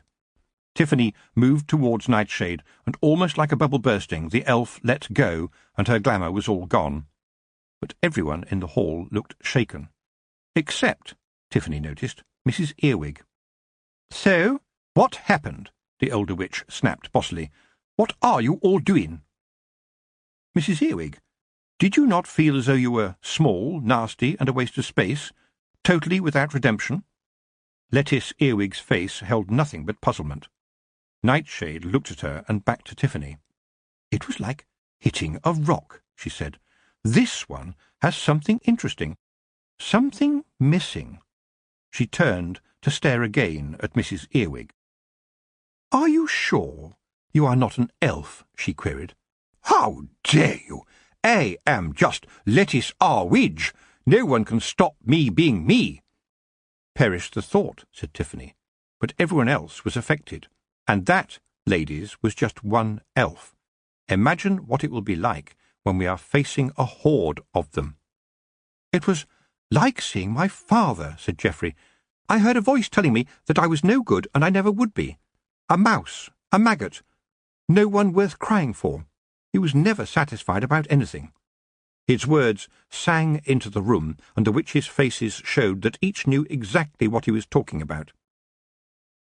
With the demonstration finished, and Nightshade back in her unassuming dairymaid guise, the bickering was almost over. Well, fellow witches, there we have it, Tiffany said. We know who we are after and what we have to do, which is to keep the elves away from this world. It's very unlikely that we could kill them all. She hesitated. What we have to do is make them see that dealing with us will not be easy, and it might be a very good idea to go back to where they came from. So, Queen Magrat said, how long do we have to get ready? Tiffany sighed. We don't know, she said, but they will come soon, I feel. She looked at Nightshade, who moved now into the centre of the room. "The when," said the elf, "will surely be at full moon, a time of endings." "Tonight, then," Magrat whispered. "And if I know Peas Blossom," continued the elf, "the where will be on every front where the barriers may be weak." "What do you think, Tiff?" said Nanny Og. "They've been coming into the chalk already, right? And they've been up here in Lanka through the dancers." Nightshade nodded. "They will come through both those gates," she said, "and afterwards fan out." She shivered. Tiffany was taking charge now. "Well, we're going to need to face them on two fronts then, here in Lanka and over in the chalk." She looked around the room. "We'll have to split our forces." "Well," said Nanny Og, "you can count on me. I've always been a fighter. You has to be a fighter to be a witch. We don't have to worry, they does. If you can get an elf down and kick it about a bit, it's not going to be so glamorous as it was. Take it from me, even elves has soft parts which don't like no boot in 'em." Tiffany glanced at Nanny's boots. They looked as though they had been built by a blacksmith, and in Nanny's case they probably had been. A kick from one of those, and it would be so long elf.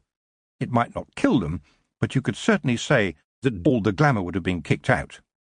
"They know where the stone circles are," she said, "but by thunder and lightning they had better keep away.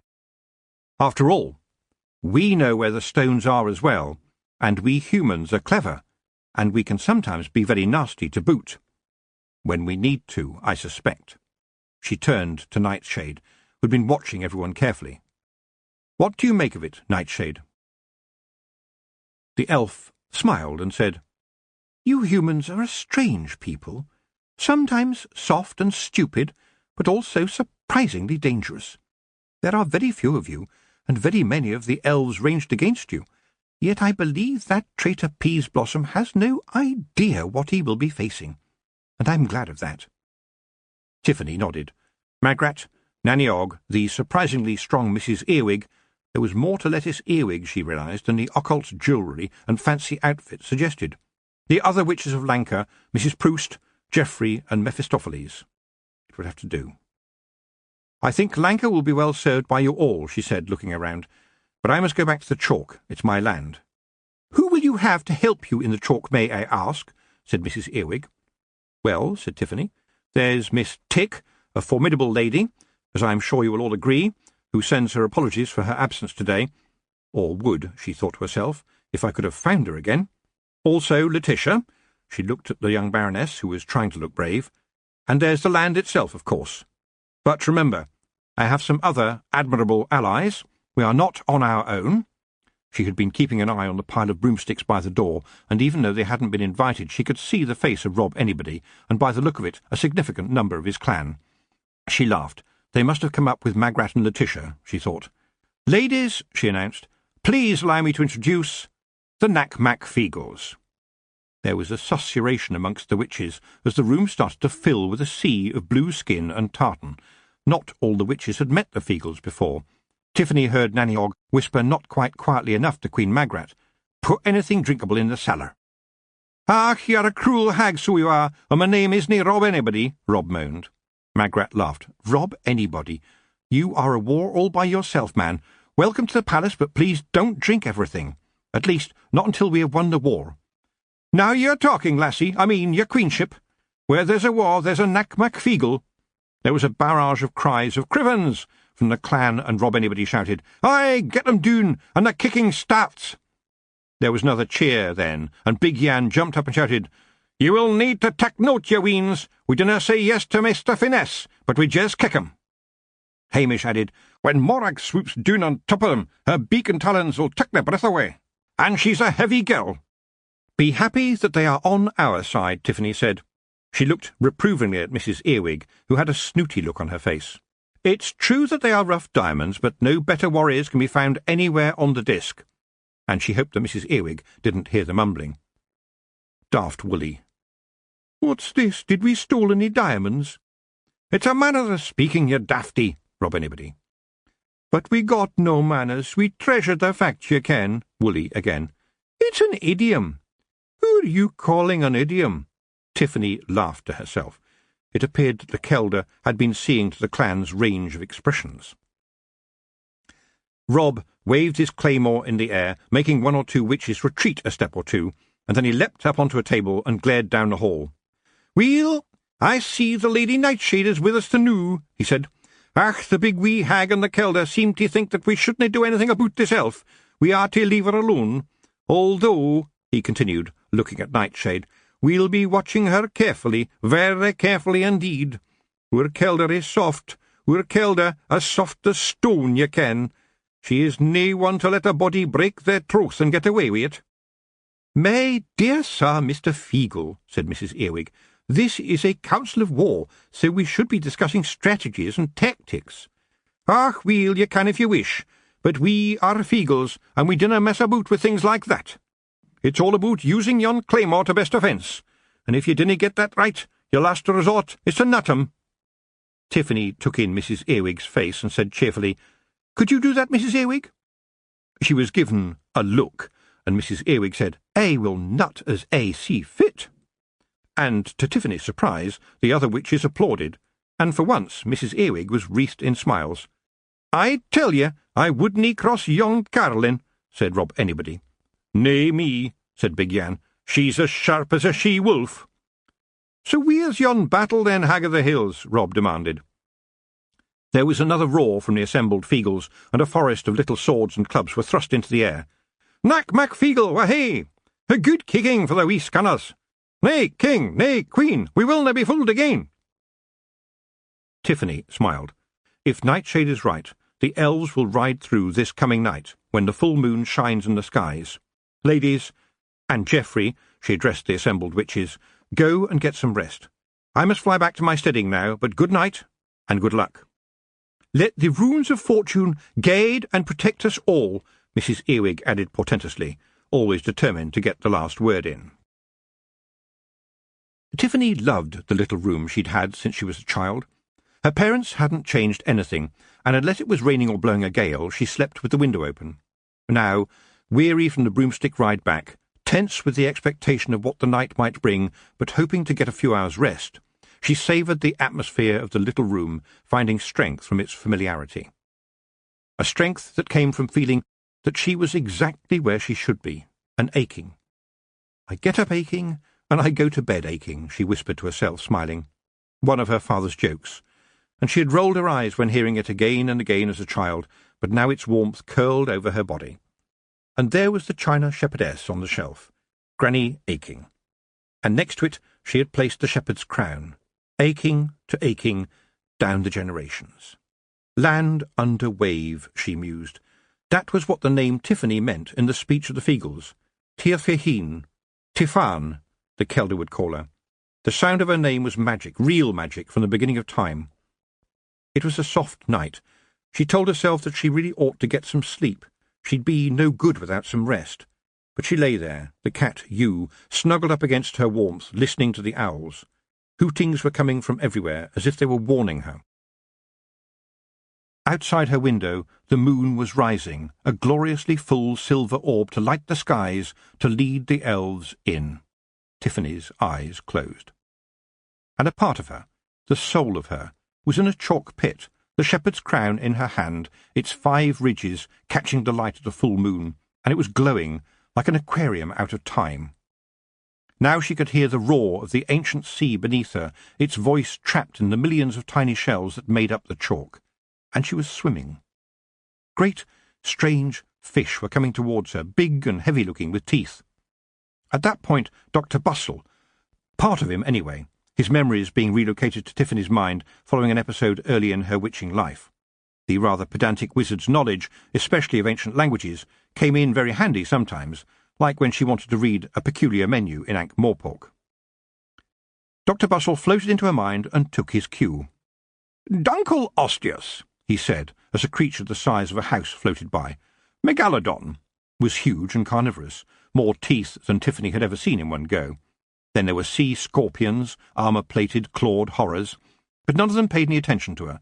It was as if she had a right to be there. And then there was a smaller creature, an explosion of blue spines that did notice Tiffany. "Echinoid," whispered Sensibility Bustle.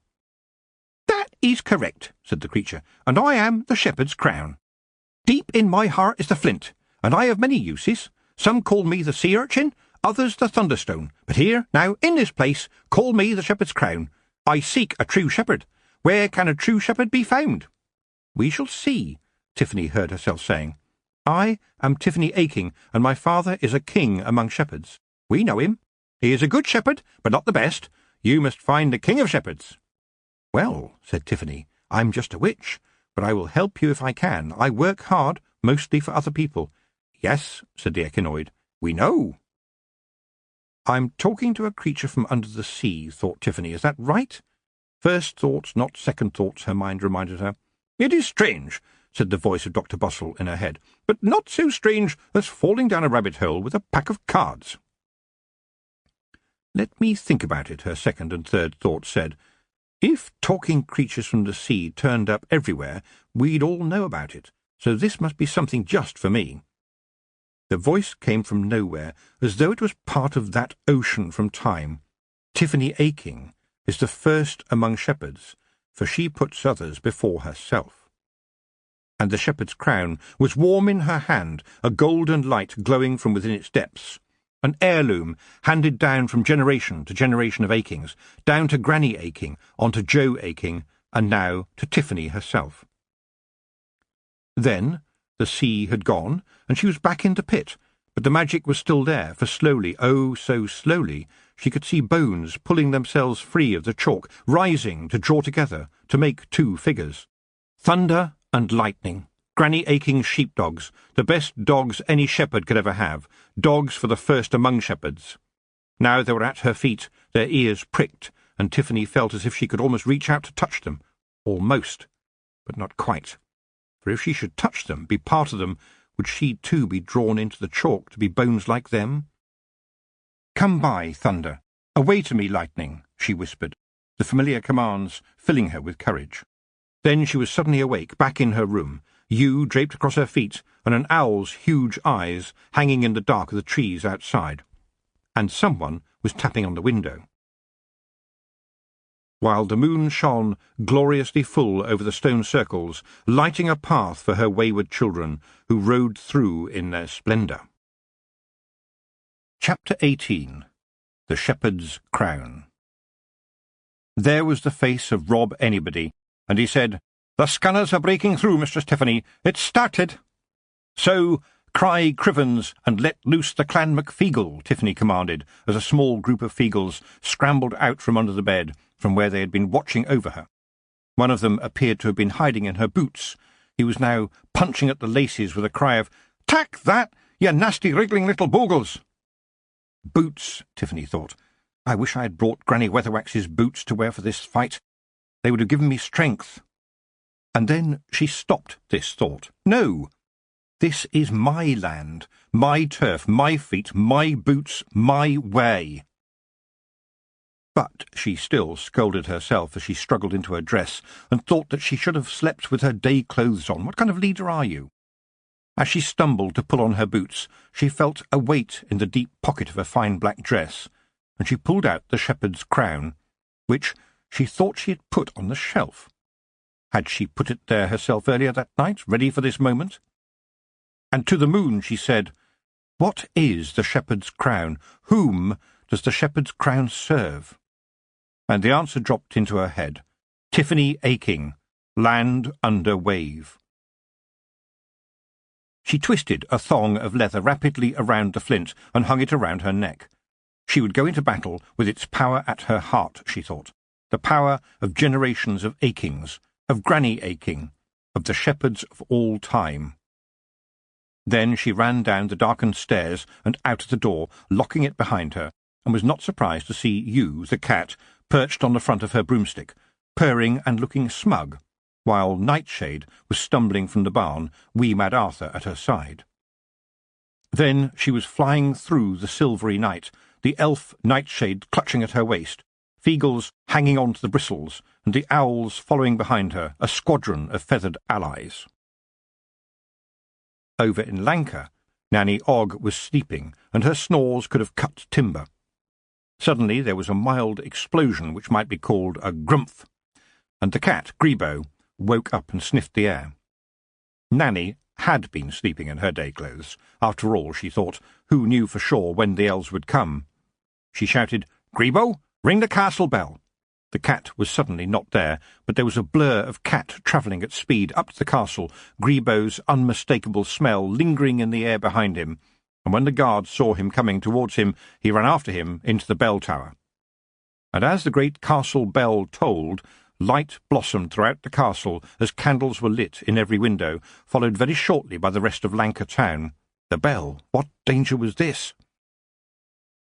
In the royal bedchamber, Queen Magrat nudged her husband, who was still rubbing his eyes, and said, "Verence, dear, help me buckle my escutcheon, will you, my dear?"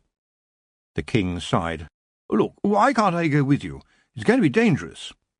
Magrat smiled, the smile that you gave loving but occasionally annoying husbands. This was old ground. "Well, someone has to be left at home," she said. "It's like chess, you know. The queen saves the king." "Yes, dear," said the king, and opened the cupboard that contained the armour of Queen Inky. Inky had been the most fearsome warrior queen Lanka had ever seen. Well, so the stories said, as she hadn't actually existed. But the people of Lanka hadn't let a tiny thing like that stop them adding her to their history, and so a set of armour had been made to go along with a portrait. Magrat had worn the armour the last time she faced the elves, and it seemed only right to wear it again. As the door opened, Magrat thought she heard a subtle little sound of a call to arms.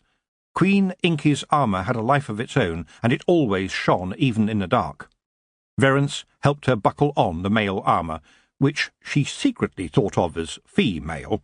Then she slipped her feet into the heavily soled spiked sandals, and topped it all off with the winged helmet. The last piece to go on was the leather baldric. Verence wanted to embrace her, but he thought, "I won't, there were too many spikes in any case." But he loved his wife to distraction, so he tried again to volunteer himself to be somewhere in the coming fray. "Magrat, my love," he murmured, "it seems so shaming if the king can't fight." "You are a very good king, Verence," his wife said firmly, "but this is witches' work, and someone has to look after the people and our children." The queen, Magrat as was, staggered under the weight of the armour, and under her breath she whispered a little magic. "Queen Inky, Queen of Queens, make your armour light." And suddenly she felt strong, stronger than she had ever been before. She picked up a crossbow in one hand, her broomstick in the other, and almost flew down the stairs to the great hall, where the other witches, who were for the most part en déshabillé, stared at her with wild surmise. Wild surmises take on many shapes, and every witch, some still in their underwear, stared at the queen, and the surmise each gave her hung there in the rafters. In the voice of Queen Inky, Magrat shouted, "Up, girls, and at 'em! It's started, ladies, so get your heavy-duty knickers on and your sticks ready." She glared at the only witch to be fully dressed, spick and span in 3 minutes, to the surprise of all. "That means you too, Mrs. Earwig." There was a little commotion at the back of the hall, then a sudden crash, and a group of witches ground to a halt. "What's happening?" Magrat cried, still in the voice of Queen Inky. "It's only long, tall, short, fat Sally. She's got 2 feet down one knicker," said Mrs. Proust. Surrounded by witches, long, tall, short, fat Sally, small and squat right then, like a low-lying thunderstorm, was swiftly put back on her feet. Mrs. Earwig looked rather smug and said, "I've been looking at my charts. The omens are good." "Well, omens are 10 a penny," said Mrs. Proust. "I've got lots of 'em. After all, we are all witches." And the ghost of Queen Inky filled Magrat, who said, "Let us fly." In Mr. Sideways's old barn, Mephistopheles laid a hoof gently on Geoffrey's sleeping form. Geoffrey jumped out of the straw and discovered that the old boys who had readied themselves for the coming battle by bivouacking in the barn with him were already up and about, creaking a bit and making their toilet in a bucket. Geoffrey looked at the old men. They had spent most of the evening carousing and telling stories of the days when they were all young and handsome and healthy and didn't have to pass water far too often. They had managed to make their wives give them a ticket of leave, and said wives had been given to believe that their husbands were just in the barn for a few drinks and reminiscences.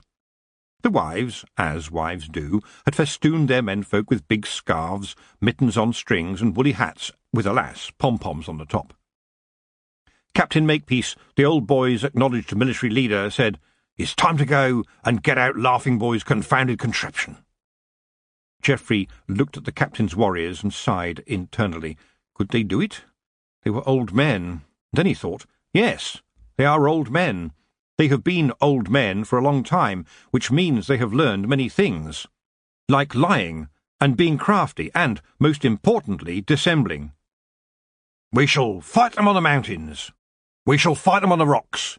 We shall fight them over the hills and down in the valleys. There was plenty of all those to pick from in Lanka, so he had a good choice of battlegrounds, as long as they were all up and down. We shall never surrender, Captain Makepeace roared, and there was an answering cheer. They will not like it up and over 'em, Smack Tremble called out, waving what looked like a rusty bayonet in the air and worryingly living up to his name. They will not like it. Oh, no, they won't. Mephistopheles grunted as Geoffrey hitched him to his little cart, which the old boys had filled with mysterious bags before drinking the night away, and the two of them followed the old men out of the barn. Captain Makepeace didn't need to tell his men to be stealthy. They already were. It was running fast that would be a problem. And stealthily they made their way into the wood and further on to where they had hidden Mr. Sideways' contraption, camouflaging it with branches. Geoffrey watched them pull Mr. Sideways' project out into the clearing. It stood there, looking ominous, surrounded by the bushes, waiting its moment, like a huge insect, one with a nasty sting. Up by the circle of stones called the Dancers, Lord Lankin was exulting. His elves were dancing around the stones, flitting in and out and metaphorically tweaking the noses of the piper, the drummer, the leaper, the best-known stones. The power of the gate was weak, and the glamour of the elves was fearsome. "They are not even here waiting for us," Lord Lankin gloated. "Stupid humans! If we go down through those woods, we could be out into the centre of Lanka in one great charge, and the moon is full and on our side." And in the silver moonlight, the elves, some on horseback, bells jingling and harness tinkling, made their way down the hill towards the woods. But as they neared the edge of the trees, Lankin saw a young human boy step out onto the path with an animal by his side. It was a goat. "Who are you, boy?" he demanded. "Move aside. I am a prince of the elves, and you are in my way. Move, lest I show you my displeasure." "Well," said Geoffrey, "I don't see why I should. My advice to you is to turn round, sir, and go the other way, or else it will all be the worse for you." Lord Lankin laughed out loud. "We will take you away, boy, and the things we will use on you when we get you back home will be incredibly nasty. Your torment for naysaying a prince of the elves." "But why, sir? I mean no harm to you. I have no weapons. Can we be calm about this? It would appear that I have made you unhappy, and for this I am sorry." Geoffrey paused. He was trying to weave a peace between them, but it was like trying to get a rock to agree with a hard place. "Surely both of us are civilized people," he finished. Lord Lankin screeched. "Now, young man, you have trodden on the tail of the snake." Geoffrey calmly said, "I believe this is not the case. I know you, mister. I know what kind of thing you are. You are a bully. I know about bullies, oh yes I do. I have known them all my life, and believe me, you aren't the worst." "You are nothing, boy. We'll kill you anyway. And why a goat, may I ask? They are stupid creatures." Geoffrey found his calmness floating away. He was worthless, a maggot, a ne'er-do-well. He felt powerless, a baby again. And as the elf spoke, in Geoffrey's mind an echo came. "Even if I let you live, you will amount to nothing." This time it was the voice of his father, and he stood there frozen. The elf prince said silkily, "Are you crying, you little baby?" "No," said Geoffrey, "but you might be." For now his eyes had caught the flash of red fox fur swinging on its leather thong across the lord's chest, and he felt a rage beginning to build. "We are not here for your sport," he stated, throwing the glamour from his mind with a huge effort of will. He clicked his teeth, and Mephistopheles was on the elf. It was a ballet with speed. The mince of darkness pirouetted to dangerous effect. He used his teeth first, then kicked hard with his legs, and ended by using his horns. Lord Lankin was spinning, kicked and tossed into the air from all directions, and the other elves drew back to keep out of the range of the maelstrom. And Geoffrey said to the battered prince, "You are just a trickster, and I have found your trick." He shouted, "He's down, gentlemen! Time to put him out!"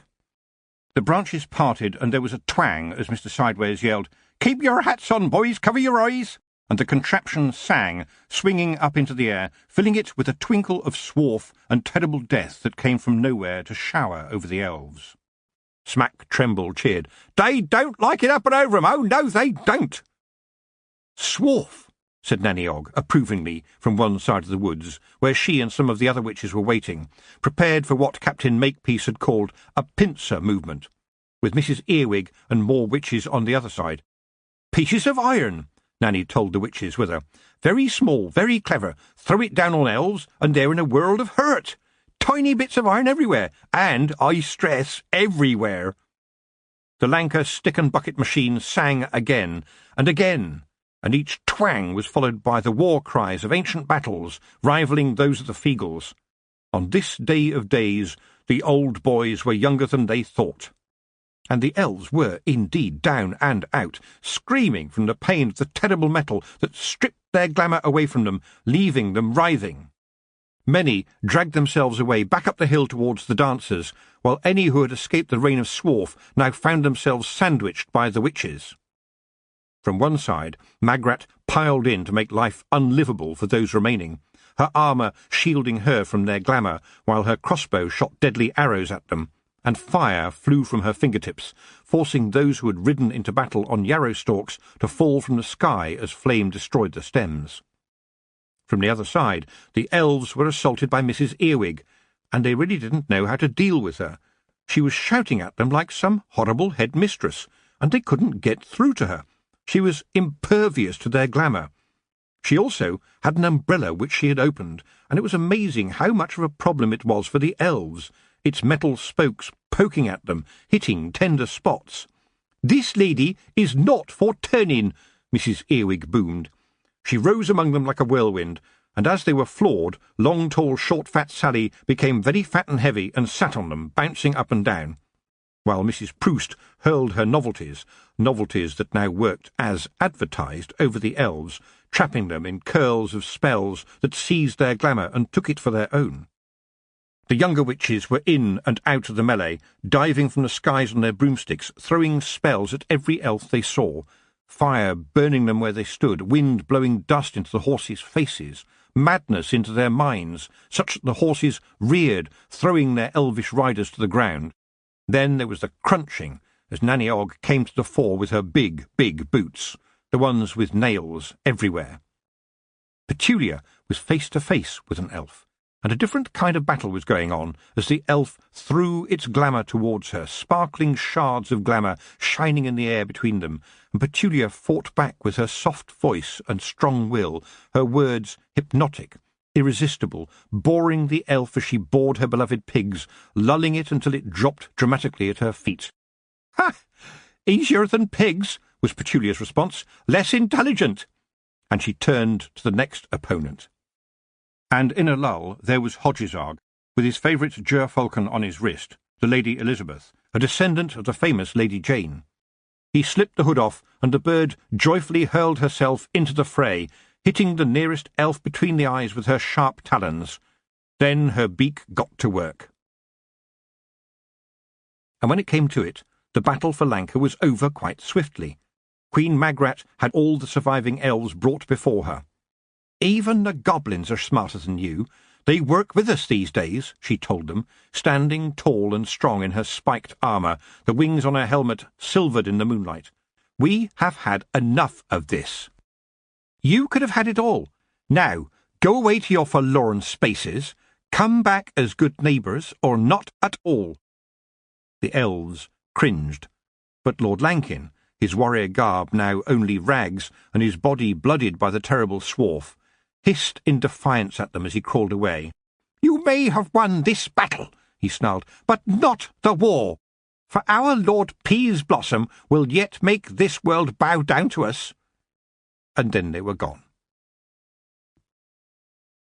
Nanny Ogg said seriously, "It seems to me, girls, that it goes like this. We fight the elves at every turn, and they is always coming back.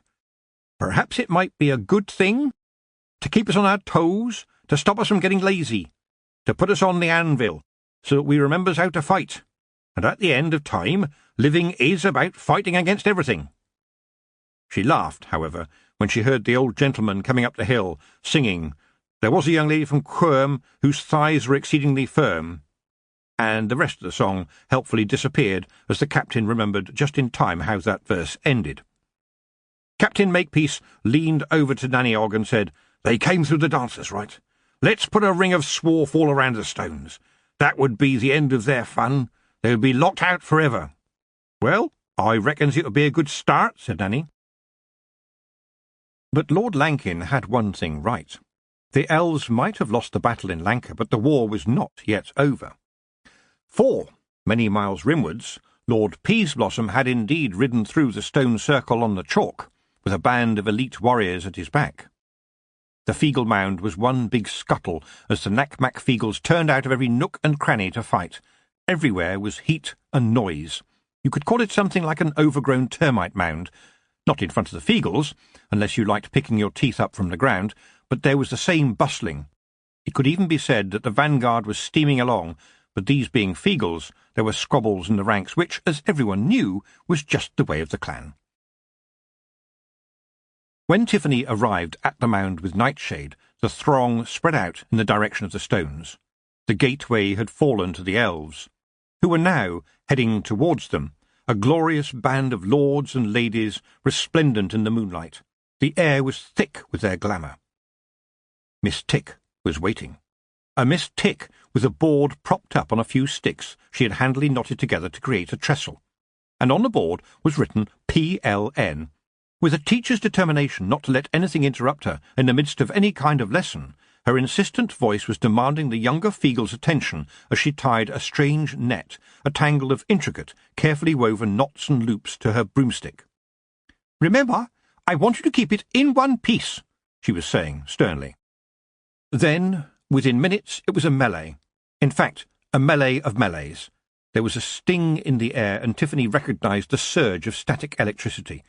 How could the elves be so stupid, she thought, as to attack in the midst of a storm?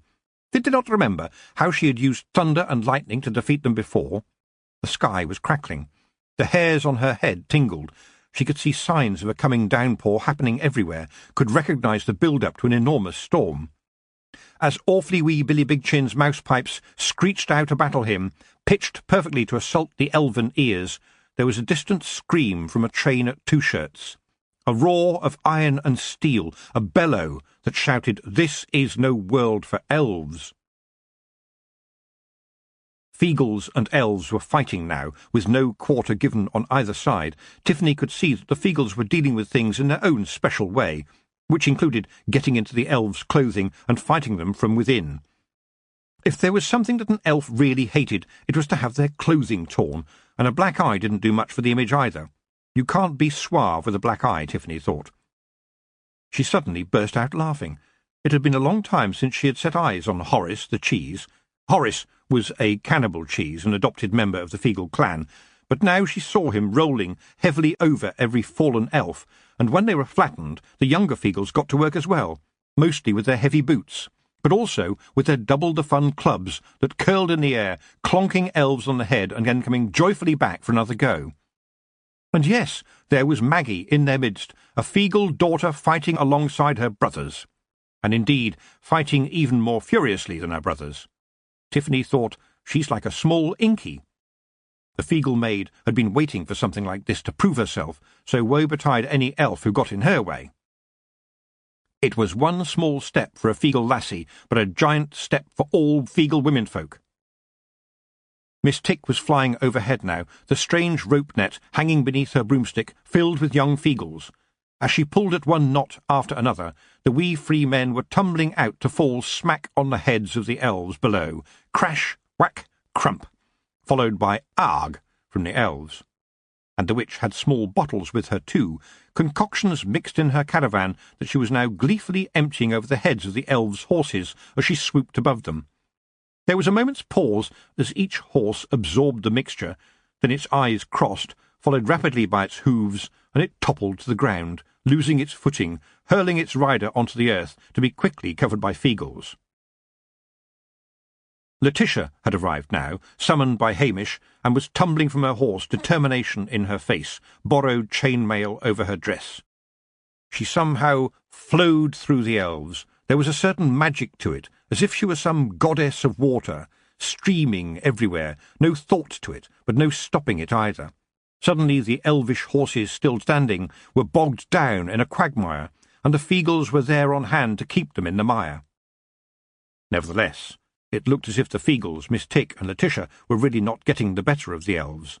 Despite the wee free men's pouring into elvish underwear and tearing it up, Tiffany realised that the Knack-Back Feagles were actually in danger of losing. Nightshade pointed out Peaseblossom sitting on a black charger, and Tiffany flew down to confront the leader of the elves. His minions scattered as she arrived. They had seen the expression on Tiffany's face. Peaseblossom was laughing. "Ah, the little country girl, how pleased I am to see you."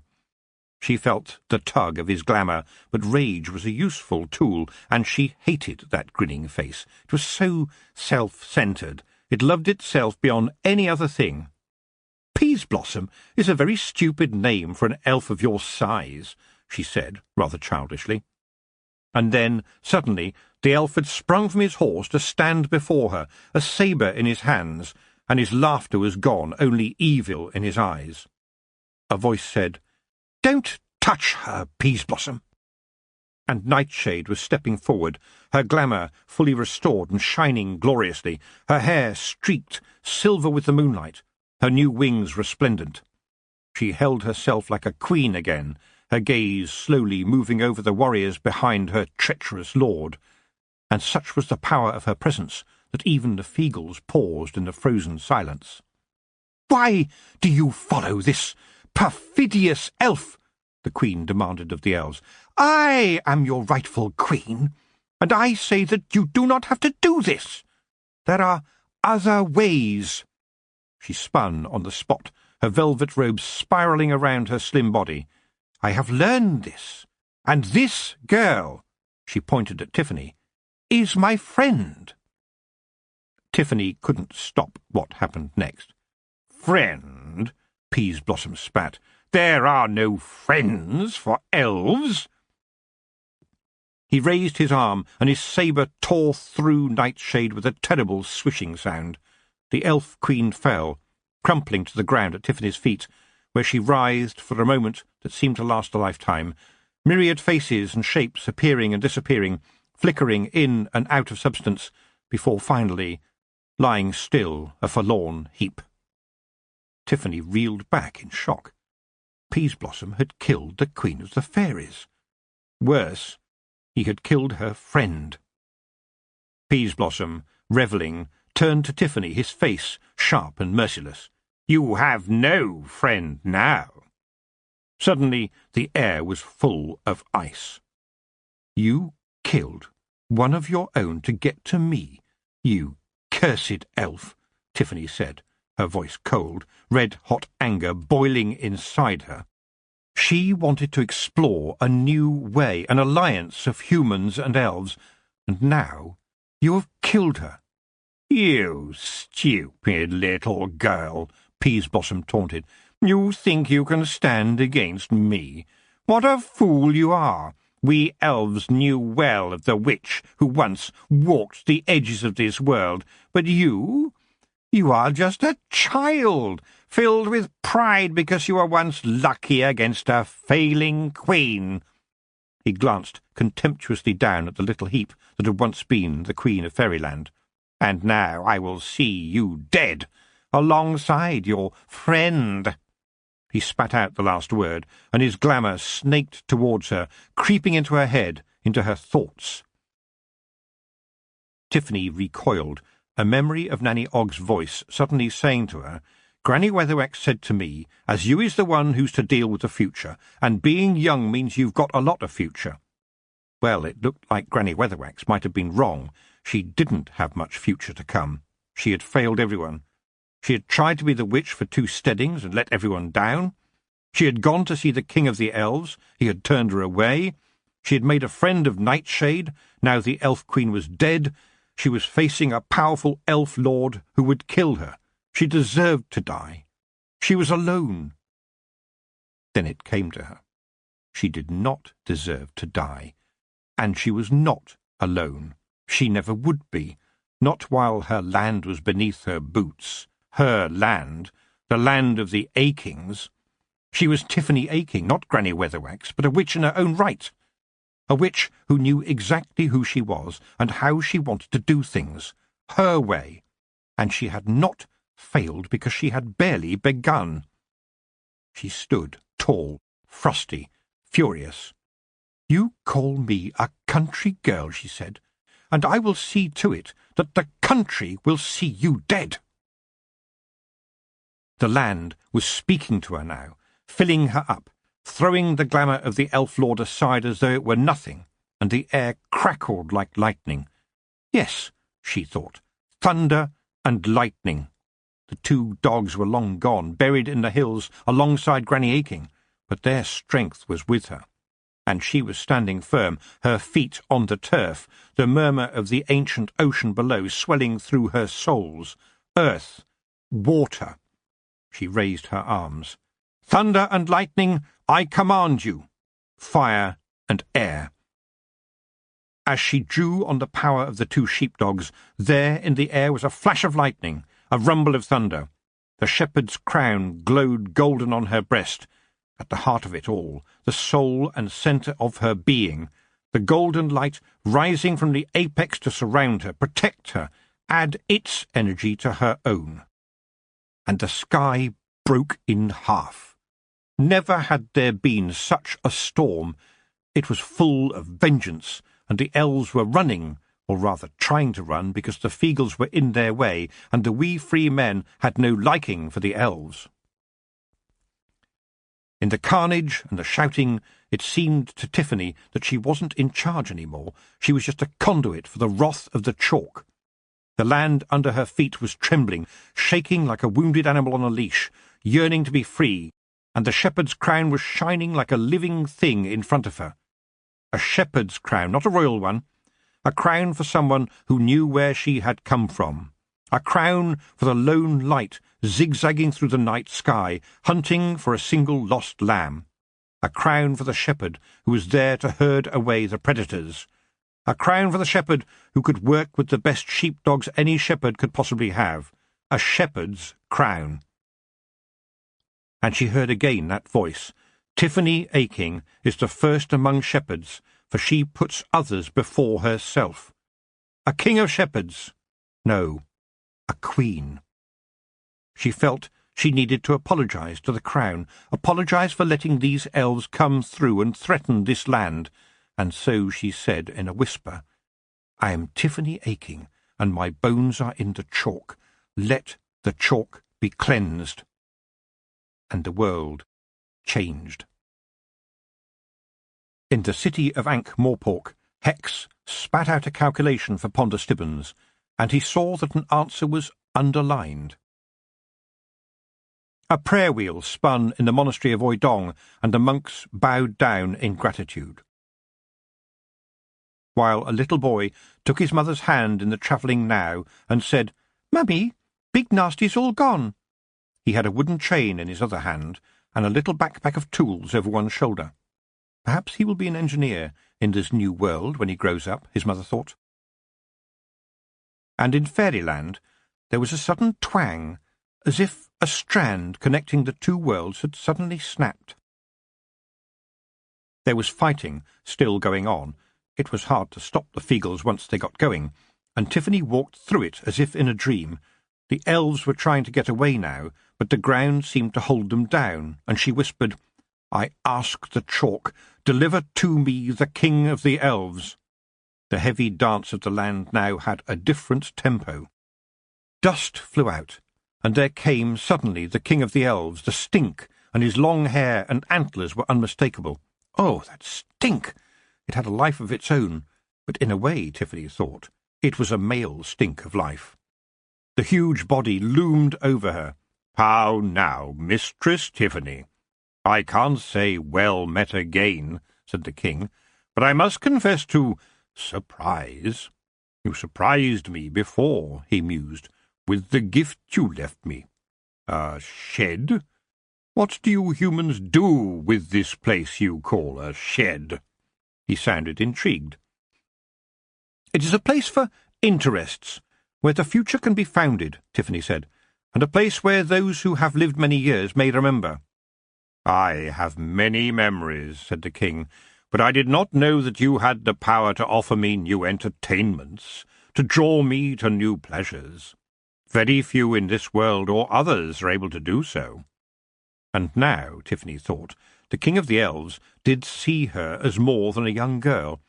At this meeting she had respect. But he deserved respect too, so she bowed her head towards him just a little.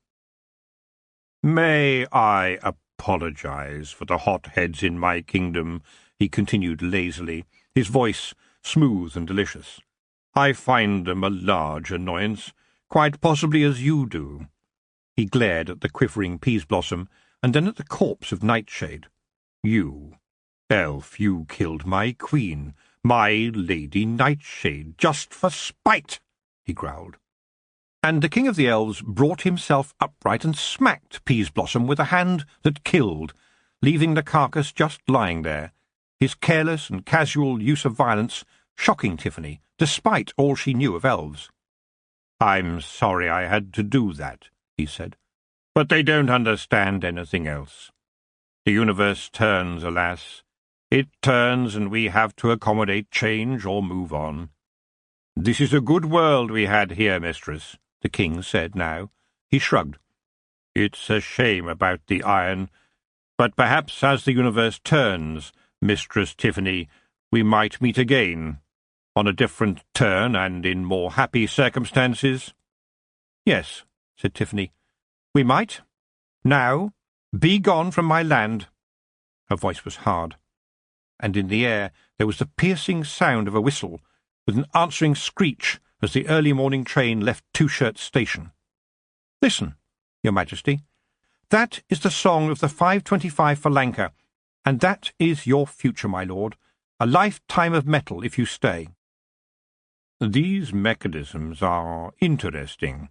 There are tools in my shed, and I wonder if such trains could perhaps be made without iron, said the king, adding wistfully, I am a man of magic, so I should be able to have anything I want.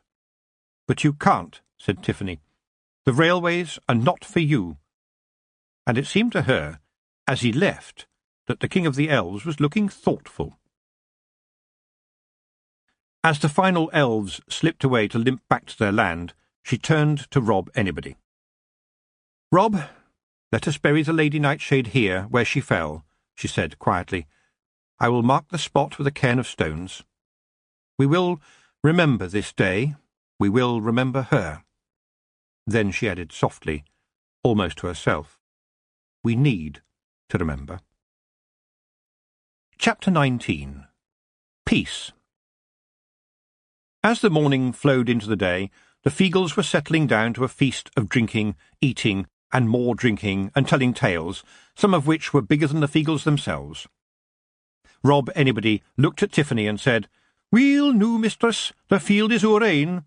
Come on doon into the mound. Jeanie would love to see your sonsy face. And Tiffany slid into the mound, which seemed bigger than when she had seen it last. The great hall was full of leaping figures and flying kilts as the Feagles danced their reels. Feagles loved a reel at any time. The slap of boot on earth was like a challenge to the universe. Then, of course, every Feagle wanted every other Feagle to know how well they had conducted themselves against the elves. Every single one of the younger Feagles was wanting Tiffany, their hag of the hills, to know how brave he had been. As they gathered around, she said, What are your names, boys? Wee Callum, a little bit tongue-tied, said, I'm Callum, mistress. Pleased to meet you, said Tiffany. Aye, mistress, and this is my brother, Callum. Two of you, she said. Isn't that difficult? Oh, no. I know who I am, and he knows who he is, and so does our other brother, Callum. And how did you like the fighting? Oh, aye, we smited them weel enough. The big man is a hard taskmaster, ye ken. He sees to it that we can handle the mace and the spear and the axe. And of course the feats. And when the three of us got one of they scunners doon on the ground, that's what our boots were for. The old boys were marching down the lane, and they had a new song now, one that began, Our soul, a soldier's life for me. And with each verse and each step, they were standing straighter and stronger. Our soul, a soldier's life for me. For king and constabulary. We weaken the enemies, for they don't want it up 'em, they don't want it up 'em, don't want it up and over. And those who had wives kissed them. The wives hadn't seen their husbands so frisky for years, and then they set off down to the pub to tell their mates all about it. With a pint resting happily in his hand, Captain Makepeace sat on a milestone outside the pub and declaimed, People of Lanka, we happy few, we extremely elderly few, have scorned the horrible elves. They say that old men forget, but we won't. Not by a long chalk. We thought we were old, but today we found we were still young. And then it was time for another round of drinks. And another, with everyone wanting to stand the old boys around until standing was no longer an option. And still the shout went up, was there time for another flagon? As the moon rose to herald the hours of darkness the following day, there was Geoffrey on his broomstick, which was once again hovering in the air. Tiffany shouted over at him, I still don't know how you can do that. No idea, Tiffany. Can't everyone? He replied. Let's ask, for here comes everyone. And, indeed, now the other witches were arriving, led by Nanny Ogg and Magrat. It was time to look to the future once again, a future not now filled with elves. But the present... Well, the present was filled with the chattering and gossiping of witches as the tales of the two battles were shared. Rob Anybody had set fire to a beacon, and Tiffany watched the last witches circling until there was space, then coming into land one after the other. Not one left her stick hovering, though. It seemed as if Geoffrey was the only one who could make his broomstick do that. I wonder if they're going to sneak back, said Nanny Ogg after a while. You can't trust old Harry. He was trying to charm you, Tiff, by what you say. I know, but I am not charmed, said Tiffany. Not since the one elf who tried to be a good elf is now dead. We marked the spot where we bedded her, Nanny, you know. And if they do try to come back, we will be ready for them. We can put iron on the stones here on the chalk, like you've laid swarf all around the dancers in Lanka. Her voice hardened. There is iron in my soul now, and iron in dealing with them should they dare ever to return. Well, said Magrat the Queen, we've knocked them down so often now that I think he means what he said. I think it's unlikely they will come back. I'll drink to them not coming back then, said Nanny Ogg. Ladies, while we are gathered, said Tiffany, I want to talk to you about Geoffrey. He has been a great strength to us, and I know you all saw how he made the old men of Lanka into a fighting force. He is clever and cunning and careful. He knows how to listen, and he has a kind of magic. That's true, said Nanny. Everybody likes Geoffrey. Somehow he seems to understand everybody. Believe me, even some of them old girls would be quite happy to have him deal with their aches and pains and worse. He calms people, you all know that. He is calm itself, and the calm stays even when he is left. He doesn't just jolly people up. After he is gone, they are somehow much better, as if life was still worth having. People like that, like Geoffrey, well, they make the world, well, better. I totally agree with you, said Mrs. Earwig.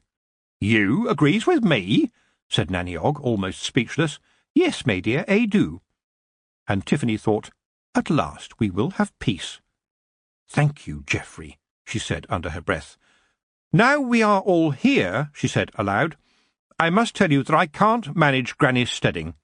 I'm not going to sleep in Granny's bed any more, because I'm not her.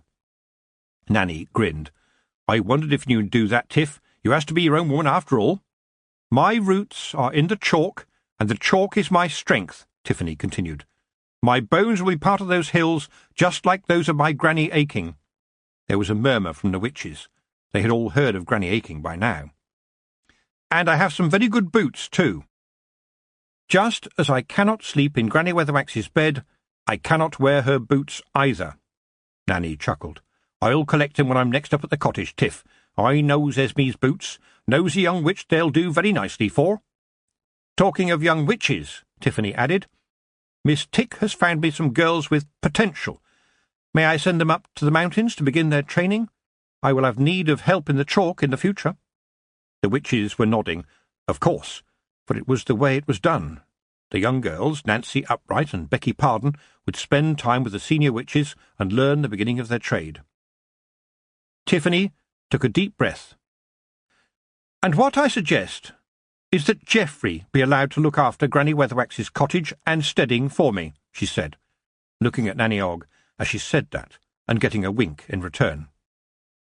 She glanced at Mrs. Earwig and was surprised to see her nod and say, "He's a very nice, decent young man, and we have seen him at work, and now we live in the time of the railways, so perhaps we should change our ways. Yes, I believe Mr. Geoffrey should take care of Tiffany's steading in Lanka. He's no witch, but he's certainly much more than the usual sort of back-house boy." And Tiffany could see Mrs. Earwig's mind working, and she felt certain that the next time she saw the witch, she would have a lad somewhere around her establishment. Out loud, Nanny said, "What did you call him, Tiff? A calm weaver? Shall we leave it at that for now?" But Magrat wanted her say too. "Ference heard of what he did for the old men," she said. "He believes he should have a reward, and I think I know exactly what would suit." And thus, a few weeks later, Lord Swivel was most surprised to see his third son riding proudly up his long, long drive, a herald at his side, Sean Ogg in another of his royal duties, and a pennant with the royal insignia of Lanka fluttering in the breeze. The same insignia was also on a velvet coat over the flanks of Mephistopheles. "May I announce His Royal Ambassadorship Geoffrey Swivel," proclaimed the herald, breaking into a few notes on the trumpet he held. Geoffrey's mother sobbed with delight, while his father, a man on whom no calm weaving would ever work, boiled inside with fury as he had to bow to the son he had treated as a nobody. But no one argued with the power of a crown. There was a purpose to this visit, though. After the usual bowing, scraping, and general knee-bending any royal emissary took as his due, Geoffrey grinned around at the assembled company and said, "Father, I have exciting news. Those of us in the country may oft feel neglected by those in the big city, but let me assure you this is not the case. There have, in fact, been important developments just recently in the field of chicken runs. Some young people in Ankh-Morpork, young people whose parents have the power to indulge their wishes," and he tapped his nose with a finger to show that he expected his father to know these important parents, "feel that it may no longer be necessary to hunt sly old Mr. Reynard to protect our chickens." He beamed. "They have come up with a new chicken run which is totally impervious to foxes, and you, father, are the lucky landowner who has been chosen to test this new design." As his father spluttered, and his brother Hugh shouted, "Hurrah!" for no particular reason, except that it felt like someone should, Geoffrey looked around. He could see his mother's face. Normally, she looked like someone the world had trodden on so many times that it was almost an invitation to tread on her yourself, but now she stood tall, her chin high. "Harold, our son has worked wonders, and here is a king honouring him and treating him as a friend," she said proudly. "Don't you look at me like that, Harold, for today I have spoken, and the Queen of Lanka has invited me to come and visit her," she added with satisfaction. There was a bleat from Mephistopheles, and as Geoffrey's father turned to stamp away, the goat turned its back and aimed a square set of devilish hooves right onto Lord Swivel's rump, followed by a raucous fart that almost, but not quite, covered up the noise of the man falling flat on his face. "A most usefully offensive goat," Geoffrey murmured to MacTavish, who had come to stand by his side. The old stable lad looked around. "And one your father cannot touch," he said with a wink. "Not with that fancy coat on its back." He sniffed. "My word, though, Mephistopheles isn't easy on the nose. He whiffs even worse than I remember."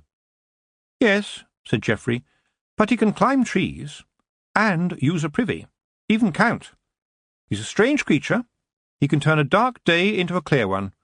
Look into his eyes sometime."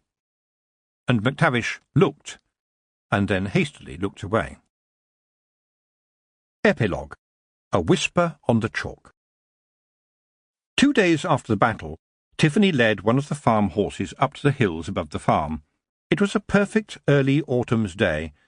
There was a wonderful cerulean sky, buzzards screaming overhead, and a clear view towards the distant mountains of Lanka, their tops still covered in snow even at this time of year. There were always a handful of sheep up in this part of the downs, whatever the weather. At this time of year there were half-grown lambs kicking their heels and chasing about while the ewes grazed nearby. Here was a well-known landmark for those who knew, a special place for sheep and farmers alike, the place where Granny Aching now lay beneath the turf. Only the iron wheels of her hut and the old pot-bedded stove with its chimney were still visible, but the ground was holy. Tiffany came to look at it every time she felt the world grinding her down, and here, where the wind never stopped blowing, she felt she could deal with anything. With the help of the horse and a strong rope, Tiffany hauled the rusty wheels out of the turf where they had been embedded and painstakingly greased and coaxed them back together. Rob Anybody had watched her for a while after she had rebuffed his offer to help, then departed with a puzzled look on his face, muttering about geezes and what he'd like to do to them. The following day, Tiffany went to visit old Mr. Block, the local carpenter. He had once made her a doll's house when she was a little girl. Now she had a bigger home in mind. He was pleased to see her, but was startled when he discovered what she wanted from him. "Mr. Block, I would like you to teach me to be a carpenter. I am going to build myself a hut, a shepherding hut." The carpenter was a kindly man and offered to help. "You are a witch," he said. "I'm a carpenter. A little hut like that wouldn't take me long. Your granny was very good to our family, and you helped my sister Margaret. I'd be happy to do it for you." But Tiffany was very definite. "That's nice of you," she said, "but all the work on this hut must be done by me. It will be mine, from top to bottom, and I will put it to where the larks rise. And I'll still be a witch when anyone should call, but there I will live. On my own," she thought to herself, "for now, anyway, for who knew what the future might bring?" And her hand crept to her pocket, where she had Preston's latest letter to savour. And so Tiffany learned carpentry every evening after her day's work was done. It took her some weeks to finish it, but eventually there was a new shepherd's hut stationed close to Granny Aching's grave. There were 3 steps up to its wooden door, a horseshoe and a tuft of sheep's wool, the sign of a shepherd, already nailed in place there, and the roof arched over a small living space into which she had built a bed, a little cupboard, a few shelves, and a space for a wash-basin. From the bed she could see out of a small window, see clear across the downs right to the horizon, and she could see the sun rise and set, and the moon dance through its guises, the magic of every day that was no less magic for that. She loaded up the old farm horse again with the bedding from her little room in the farmhouse and her few possessions, said good-bye to her parents, and headed up the hill in the late afternoon sun. "Are you sure, Jiggit, this is what you really want?" said her father. "Yes, it is," Tiffany replied. Her mother cried and handed her a new quilt and a freshly baked loaf of bread to go with the cheese Tiffany had made that morning. Halfway up the hill, Tiffany turned to look down at the farm and saw her parents still arm in arm. She waved and carried on climbing without looking back again. It had been a long day. They were always long days. Later that evening, once she had made her little bed in the hut, she went out to collect some kindling. The white cat, Ewe, followed close behind. The little tracks of the chalk were very familiar to Tiffany. She had walked along them with Granny Aching years ago. And as she reached the wood at the top of the rise, Tiffany thought she saw somebody walking through the dusky shadows under the trees. Not just one person alone. There seemed to be 2 figures, both strangely familiar. Beside them, alert to every gesture, every nod, every whistle, trotted 2 sheepdogs. Granny Weatherwax, Tiffany thought, side by side with Granny Aching, thunder and lightning at their heels. And the little words in her head came unbidden. "You are the shepherd's crown, Jiggit. You are the shepherd's crown." One of the figures looked over and gave her a brief nod, whilst the other paused and bowed her head. Tiffany bowed back, solemnly, respectfully, and then the figures were gone. On the way back to the hut, Tiffany looked down at the cat, and, on a sudden impulse, spoke to it. "Where is Granny Weatherwax, you?" There was a pause, and the cat made a long meow, which appeared to end meow everywhere, and then purred just like any other cat, and rubbed her hard little head against Tiffany's leg. Tiffany thought of the little spot in the woods where Granny Weatherwax lay, remembered, and knew that you had been right. Granny Weatherwax was indeed here and there. She was, in fact, and always would be, everywhere. There was a long stream of visitors to the shepherding hut once it became known that Tiffany was back on the chalk for good. Joe Aking came up to deliver some messages and a new letter from Preston, and bring Tiffany some things her mother had decided she needed. He looked around the neat little hut with approval. Tiffany had made the space very comfortable. He looked at the books on the shelf and smiled. Tiffany had left Granny Aking's Diseases of the Sheep at the farm, but both Flowers of the Chalk and the Good Child's Book of Fairy Tales had their place by the little shepherd's crown he had given her. On the back of the door was a wooden peg on which hung her witch's hat. "I reckon you'll find some use for this too," her father said, as he took a bottle of special sheep's liniment, made according to Granny Aking's recipe, out of his pocket and placed it on the shelf. Tiffany laughed and hoped her father hadn't heard the cry of "Crivens" from the roof of the hut. He looked up as some dust fell down from where Big Yan sat on Daft Woolly to silence him. "I hope you haven't got woodworm already, Tiff." She laughed again as she gave him a hug to say goodbye. Mr. Block was an early visitor too. He puffed his way up the hill and found her settled in with Hugh the cat sitting on her lap while she sorted rags. Tiffany watched nervously as the old carpenter looked around and under the hut with a professional eye. When he had finished, she gave him a cup of tea and asked him what he thought. "You've done well, lass. Very well. I have never seen a boy apprentice take to carpentry as quickly as this, and you are a girl." "Not a girl," Tiffany said. "I'm a witch." And she looked down to the little cat beside her and said, "That's so, isn't it, you?" Mr. Block looked at her suspiciously for a moment. "So, did you use magic to make the hut, miss?" "I didn't have to," said Tiffany. "The magic was already here." The end. 1948 to 2015. Afterward. The Shepherd's Crown is Terry Pratchett's final novel. It was written in his last year before he finally succumbed in early 2015 to the embuggerance of posterior cortical atrophy. Terry had been diagnosed back in 2007, the year that he wrote Nation. At that time, Terry thought he might have less than 2 years to live, and that brought a new urgency to his writing. He had never been a slouch in this respect, but now things were measured by the cost in writing time.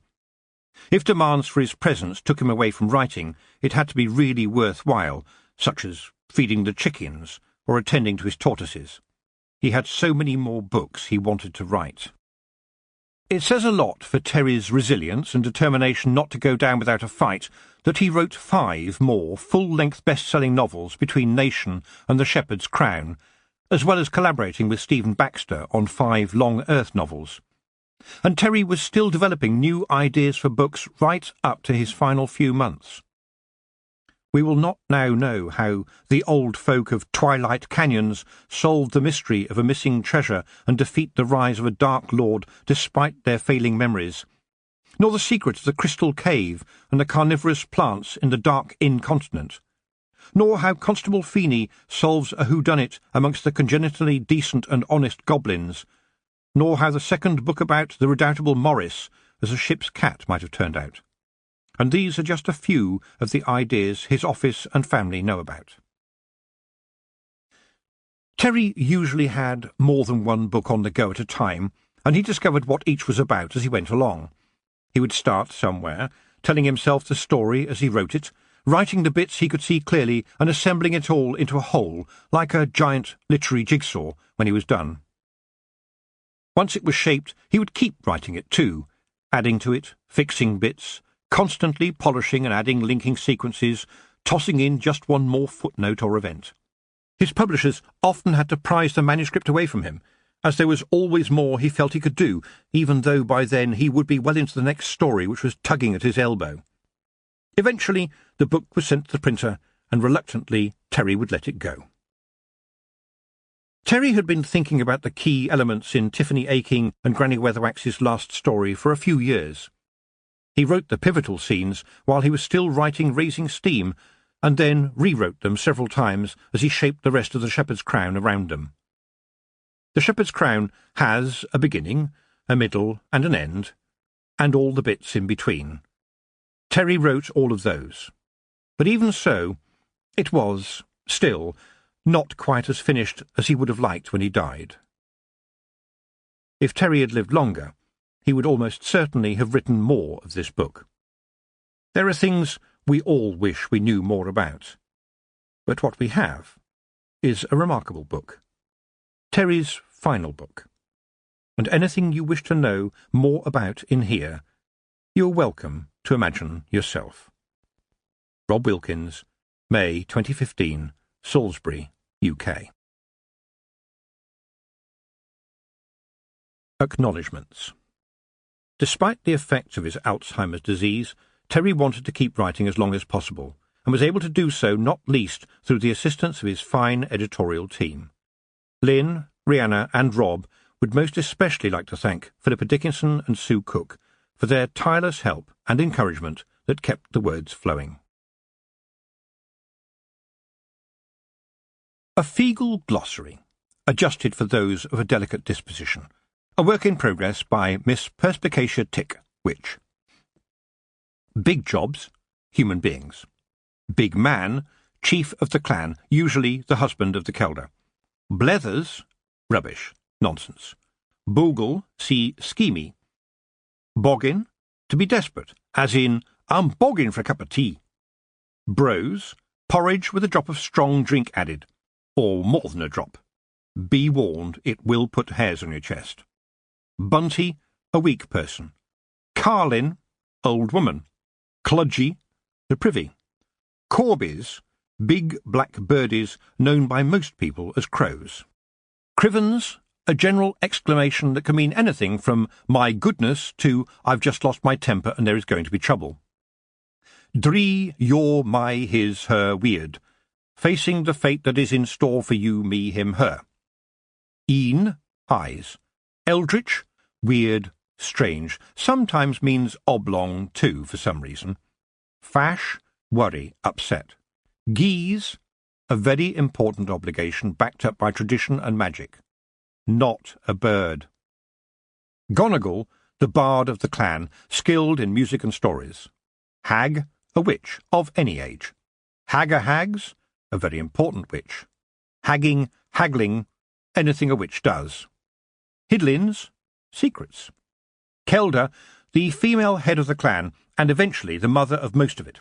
Feegle babies are very small, and a Kelder will have hundreds in her lifetime. Lang Syne, long ago. Last world, the Feegles believe that they are dead. This world is so filled with all they like, they argue, that they must have been really good in a past life and then died and ended up here. Appearing to die here means merely going back to the last world, which they believe is rather dull. Maupi, furry animals with white tufts as tails, making them easy to spot. Sometimes called rabbits. Good to eat, especially with a dab of snail relish on the side. Muddlin, useless person. Pished. I'm assured that this means tired. Schemy, an unpleasant person. Scuggan, a really unpleasant person. Scunner, a generally unpleasant person. Ships, woolly things that eat grass and go bar, easily confused with the other kind.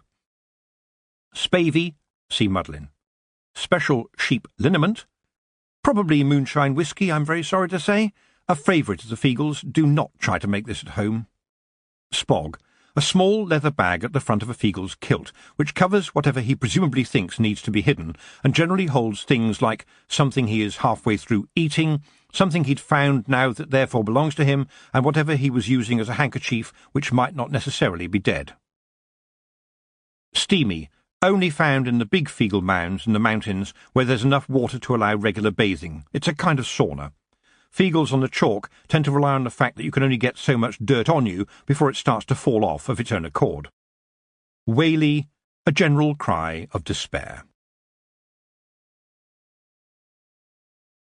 That is the end of The Shepherd's Crown. It was written by Terry Pratchett and read by Stephen Briggs.